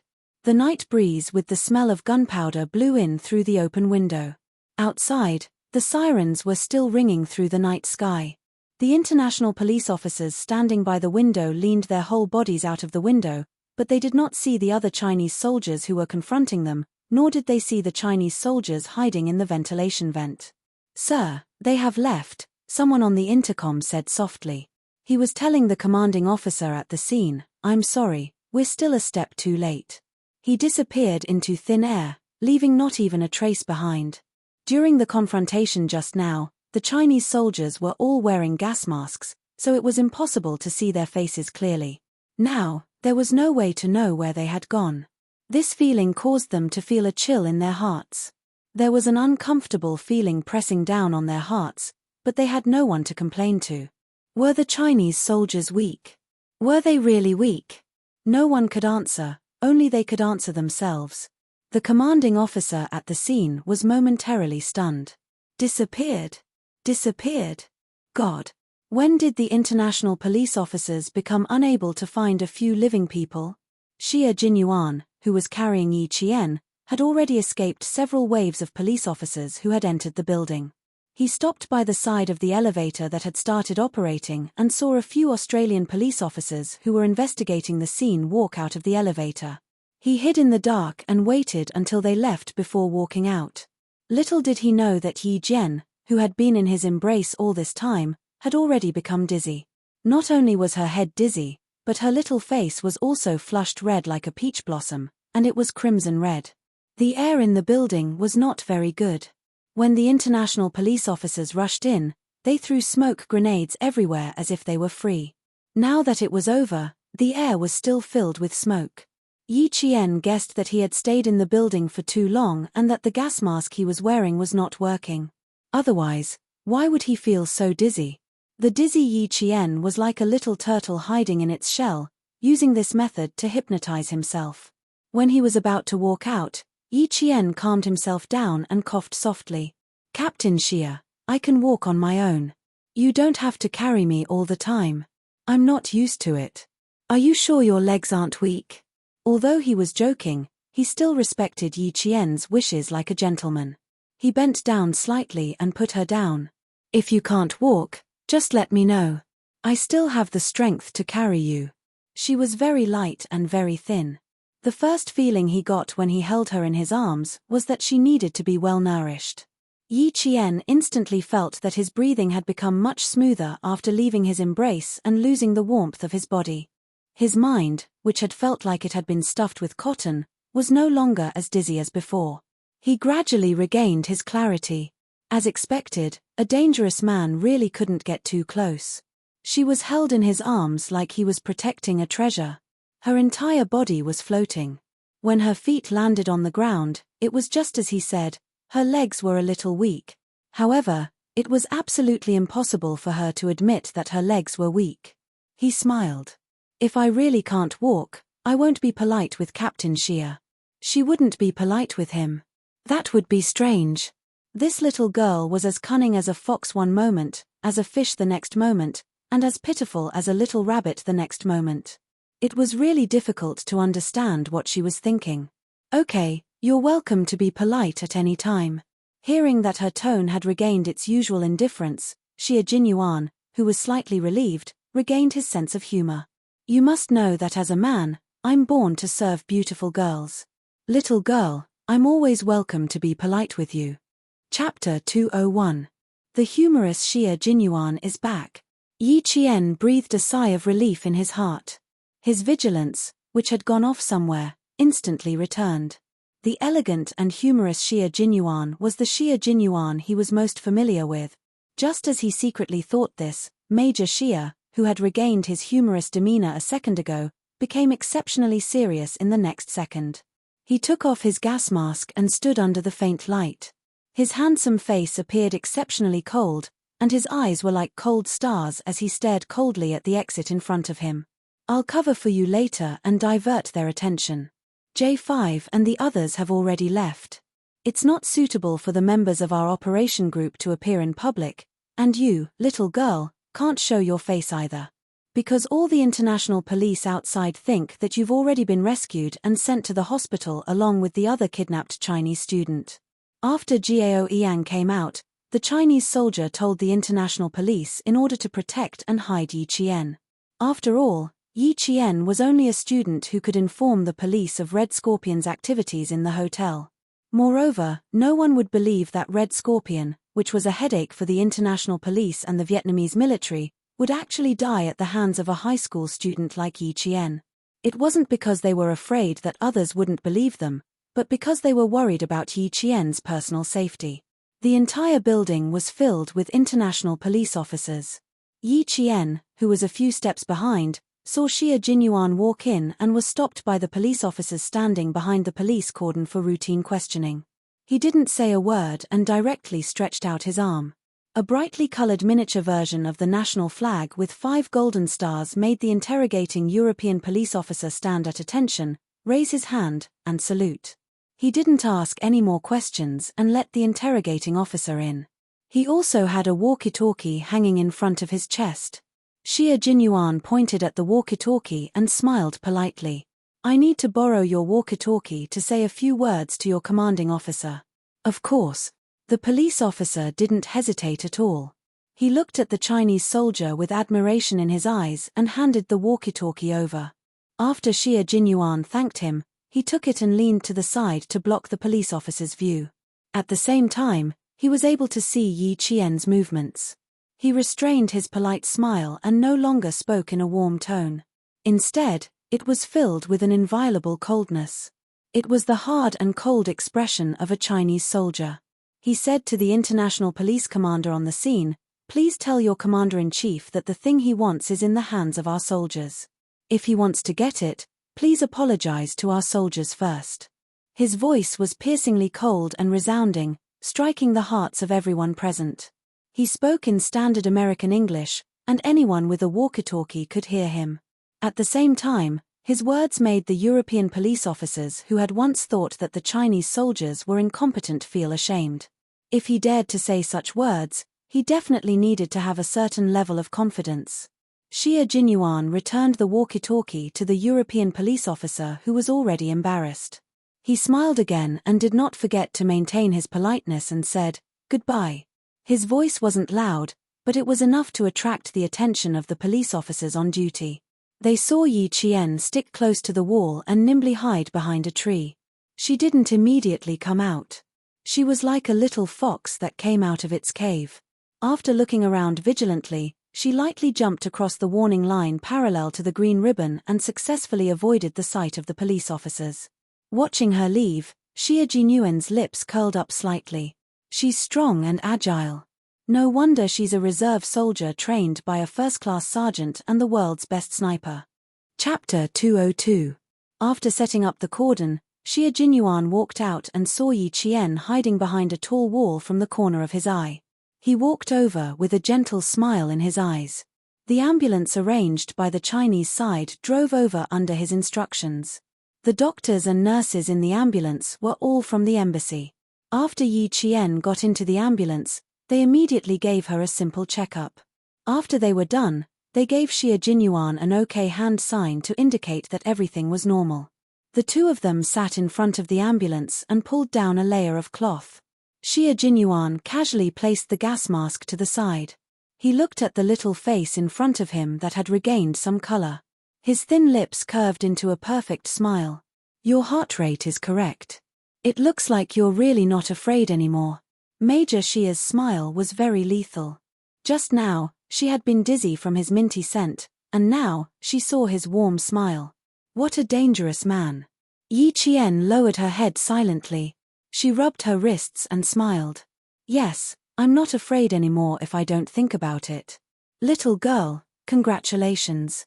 You're one big step closer to becoming a qualified soldier." He smiled faintly. He raised his hand and gently rubbed her head. His voice became more serious.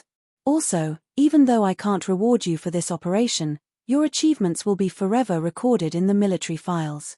Everyone will be proud of you. Yi Qian was only 14 years old. She had gone through a kidnapping, sacrificed herself to save others, participated in an operation, and fearlessly killed the top target. At 14 years old, she had done things that no one else her age could surpass. Yi Qian felt that this was good. She nodded and said calmly, "This is good enough. I don't need to be rewarded, and I don't need too many people to know about it. This is very good. The glory that belongs to you will always belong to you. Accepting everything calmly will make it easier for you. Little girl, you have a very good attitude." Yi Qian was indeed very suitable to join the military and become a soldier. At the hospital, when the 4 guards sent by the embassy saw the ambulance arrive, they immediately went out to greet it. Inside the ambulance, Xie Jinyuan confirmed that no one was following them before he removed the gas mask from Yi Qian's face. He said in a low voice, "Don't show your face. The embassy guards will escort you back to the hotel. When you go back, don't tell anyone about what happened tonight. I still have things to deal with here. I'll come back tomorrow afternoon." He patted Yi Jian's head gently. "Have a good rest and think about tomorrow's exam." Yi Qian didn't know whether to laugh or cry. "I thought you would ask me to rest and not take my exam tomorrow's exam. Little girl, the exam is the most important thing for a student. Don't think too much." When Xie Jinyuan heard this, his handsome face smiled deeply. He saluted the 4 guards and returned to the ambulance without looking back. When Yi Qian came out of the ophthalmology department, he saw Director Li pacing back and forth in the white corridor. A middle-aged man with a cold expression was sitting in a chair. It was Gao Yang's father. He had specially come to thank Yi Qian. He was shocked that a young girl could remain calm in such a situation and give the opportunity to leave to a boy. This was a hospital that the Gao family had a large stake in.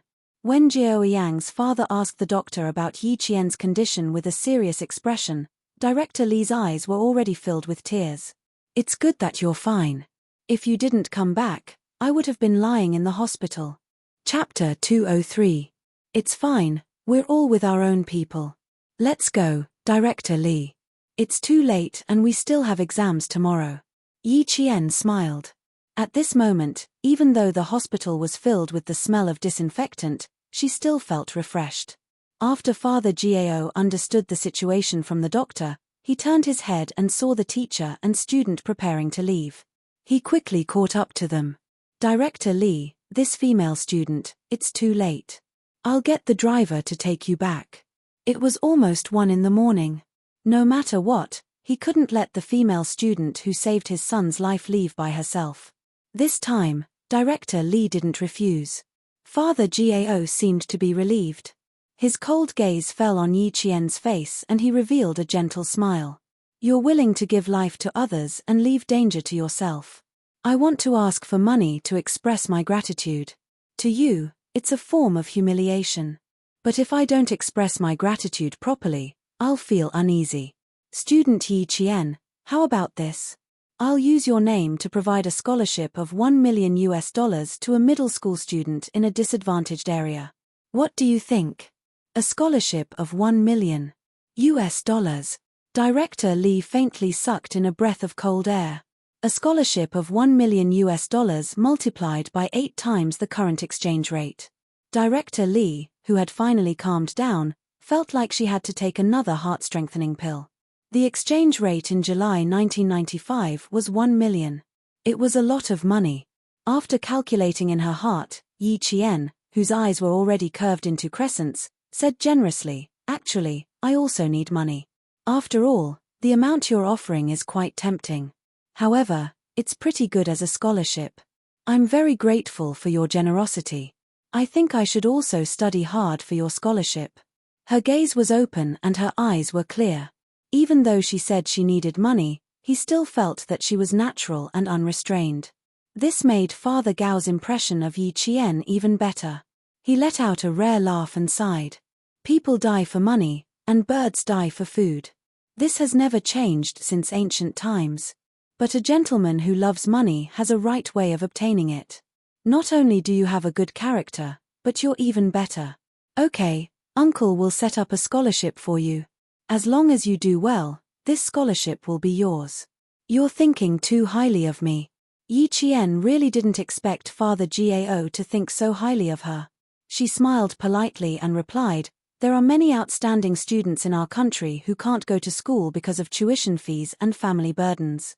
I think they need the scholarship you set up." After a brief moment of shock, Father Gao said, "How about this? I'll set up a charity organization that provides scholarships for outstanding and impoverished students in the country. We'll mobilize the overseas Chinese to contribute to the future of our country. What do you think?" This was indeed for the best. Our country does need such a charity organization. We also need the help of overseas Chinese from all over the world. Yi Jian reached out her hand like an adult and said with a sincere expression, "Thank you very much for your help. With your help, more students will be able to enter the school." An important matter was settled just like that. Director Li, who had not interjected at all, was dumbfounded. Gao Yang was still under the effects of the tranquilizer. Gao Yang's father promised to send him to the hotel at 7:30 a.m. sharp the next morning. After that, Director Li left with Yi Jian in the car. Chapter 204. Don't think about anything when you get back. I asked Teacher Yu to warm some calming tea for you. Drink it when you get back. Mr. Gao had been present just now, so Mr. Li had restrained himself a little. But now, he began to nag. He was still worried that something would happen to his student, so he kept comforting him. "Everything's over now. We came back safe and sound. You, just treat it like a dream. When you wake up tomorrow, nothing happened." Yi Qian didn't interrupt, but listened with a smile. Occasionally, she would obediently say okay. She didn't have the coldness of a gun-wielding girl anymore. She was completely an obedient girl. When they returned to the hotel, they didn't disturb the other students. Whether it was the Chinese students or the students from other countries, they didn't know that Yi Qian and Gao Yang had gone through a disaster.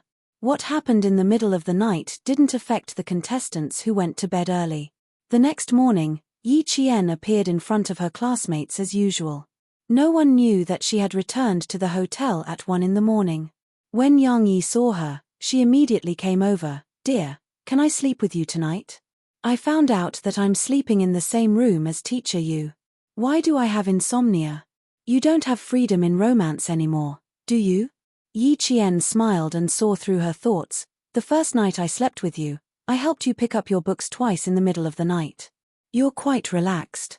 Tell me, where did you hide them?" Before coming to Australia, the 4 teachers had specially checked the students' luggage, afraid that the students would bring books that had nothing to do with them. In the end, there were still some that slipped through the net. Yang Yi, who was startled, looked around guiltily and pulled Yi Qian to a corner. "Oh my, you even found out. Good sister, I'll definitely thank you when I get back to the capital." The students hadn't all arrived yet, so the 2 of them huddled in the corner and whispered. Hurried footsteps sounded, and they heard Gao Yang ask the other students, "Did Yi Qian come down? Did you see her?" Yi Qian. "No, I didn't see her after I came back from looking for you last night." Wouldn't he be suspicious if he looked for her in such a big way? Yi Qian leaned over to take a look. Seeing that he was about to ask the other students, she quickly raised her voice. "I'm here. What's the matter? This Gao Yang, looking for you early in the morning is like looking for his mother. TSK, TSK, TSK.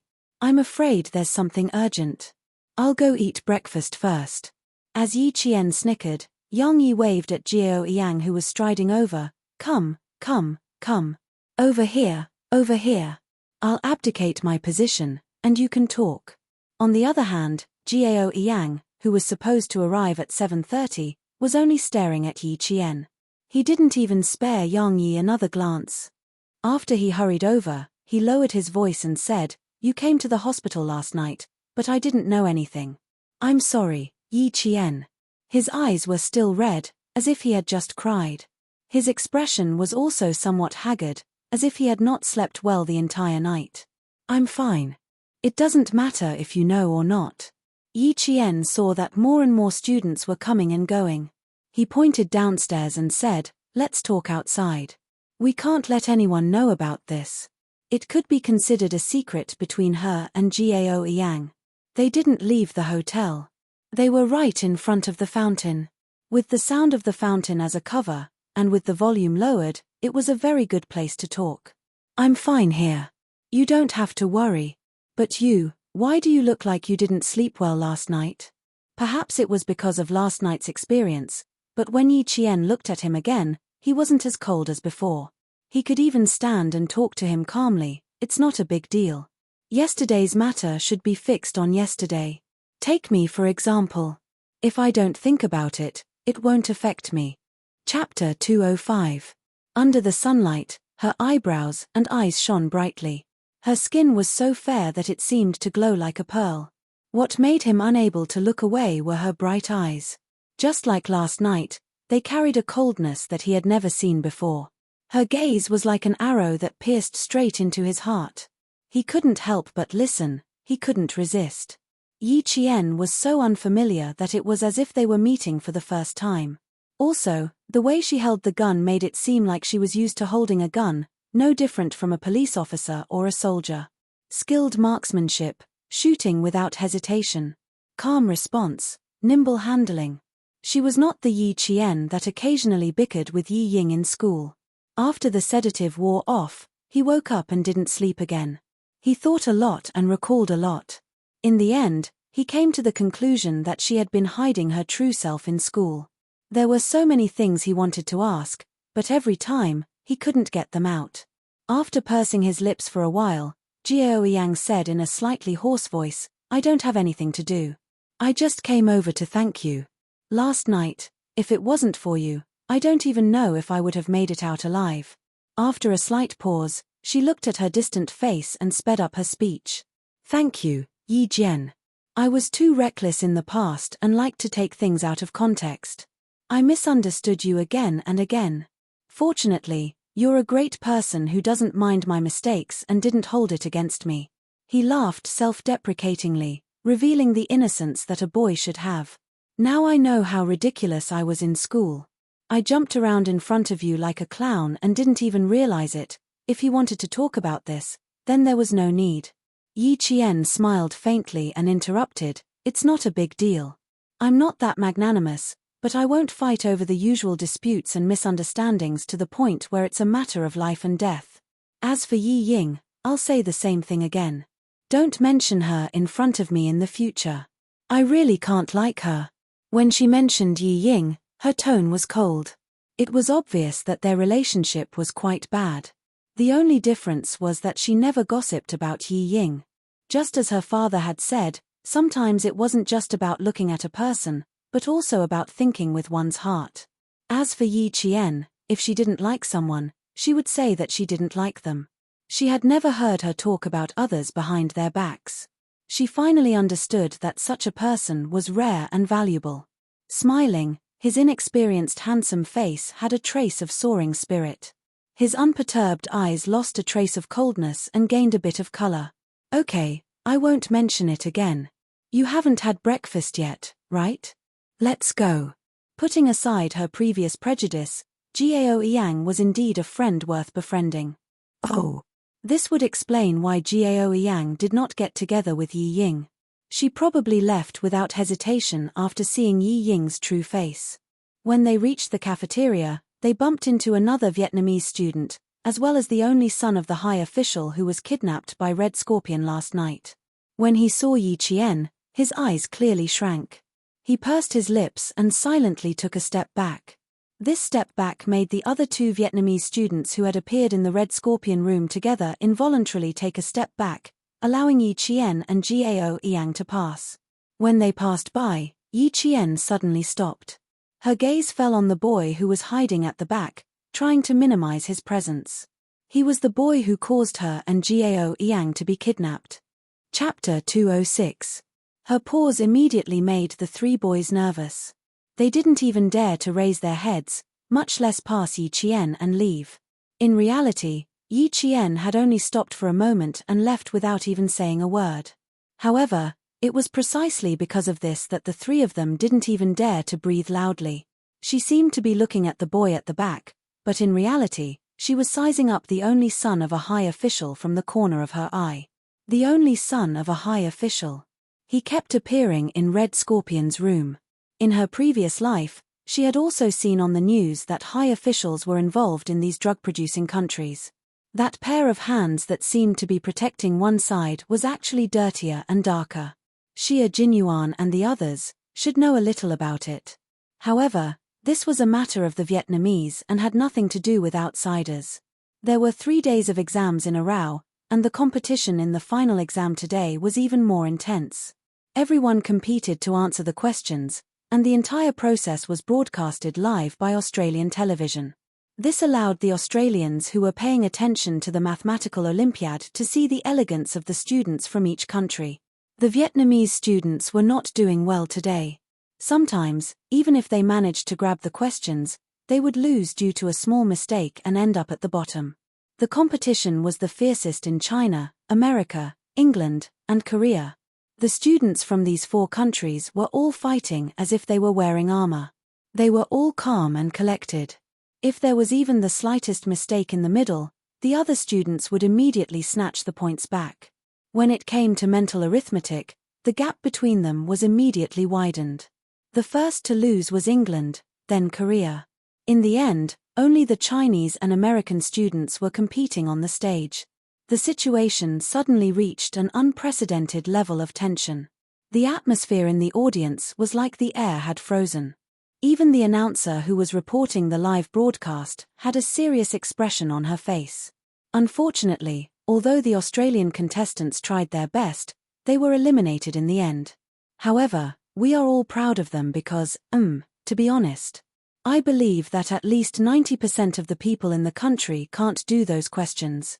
Up until now, our broadcast room has only received 4 correct answers, and they were all answers provided by adults. The announcer's expression was serious, but her hosting style was humorous.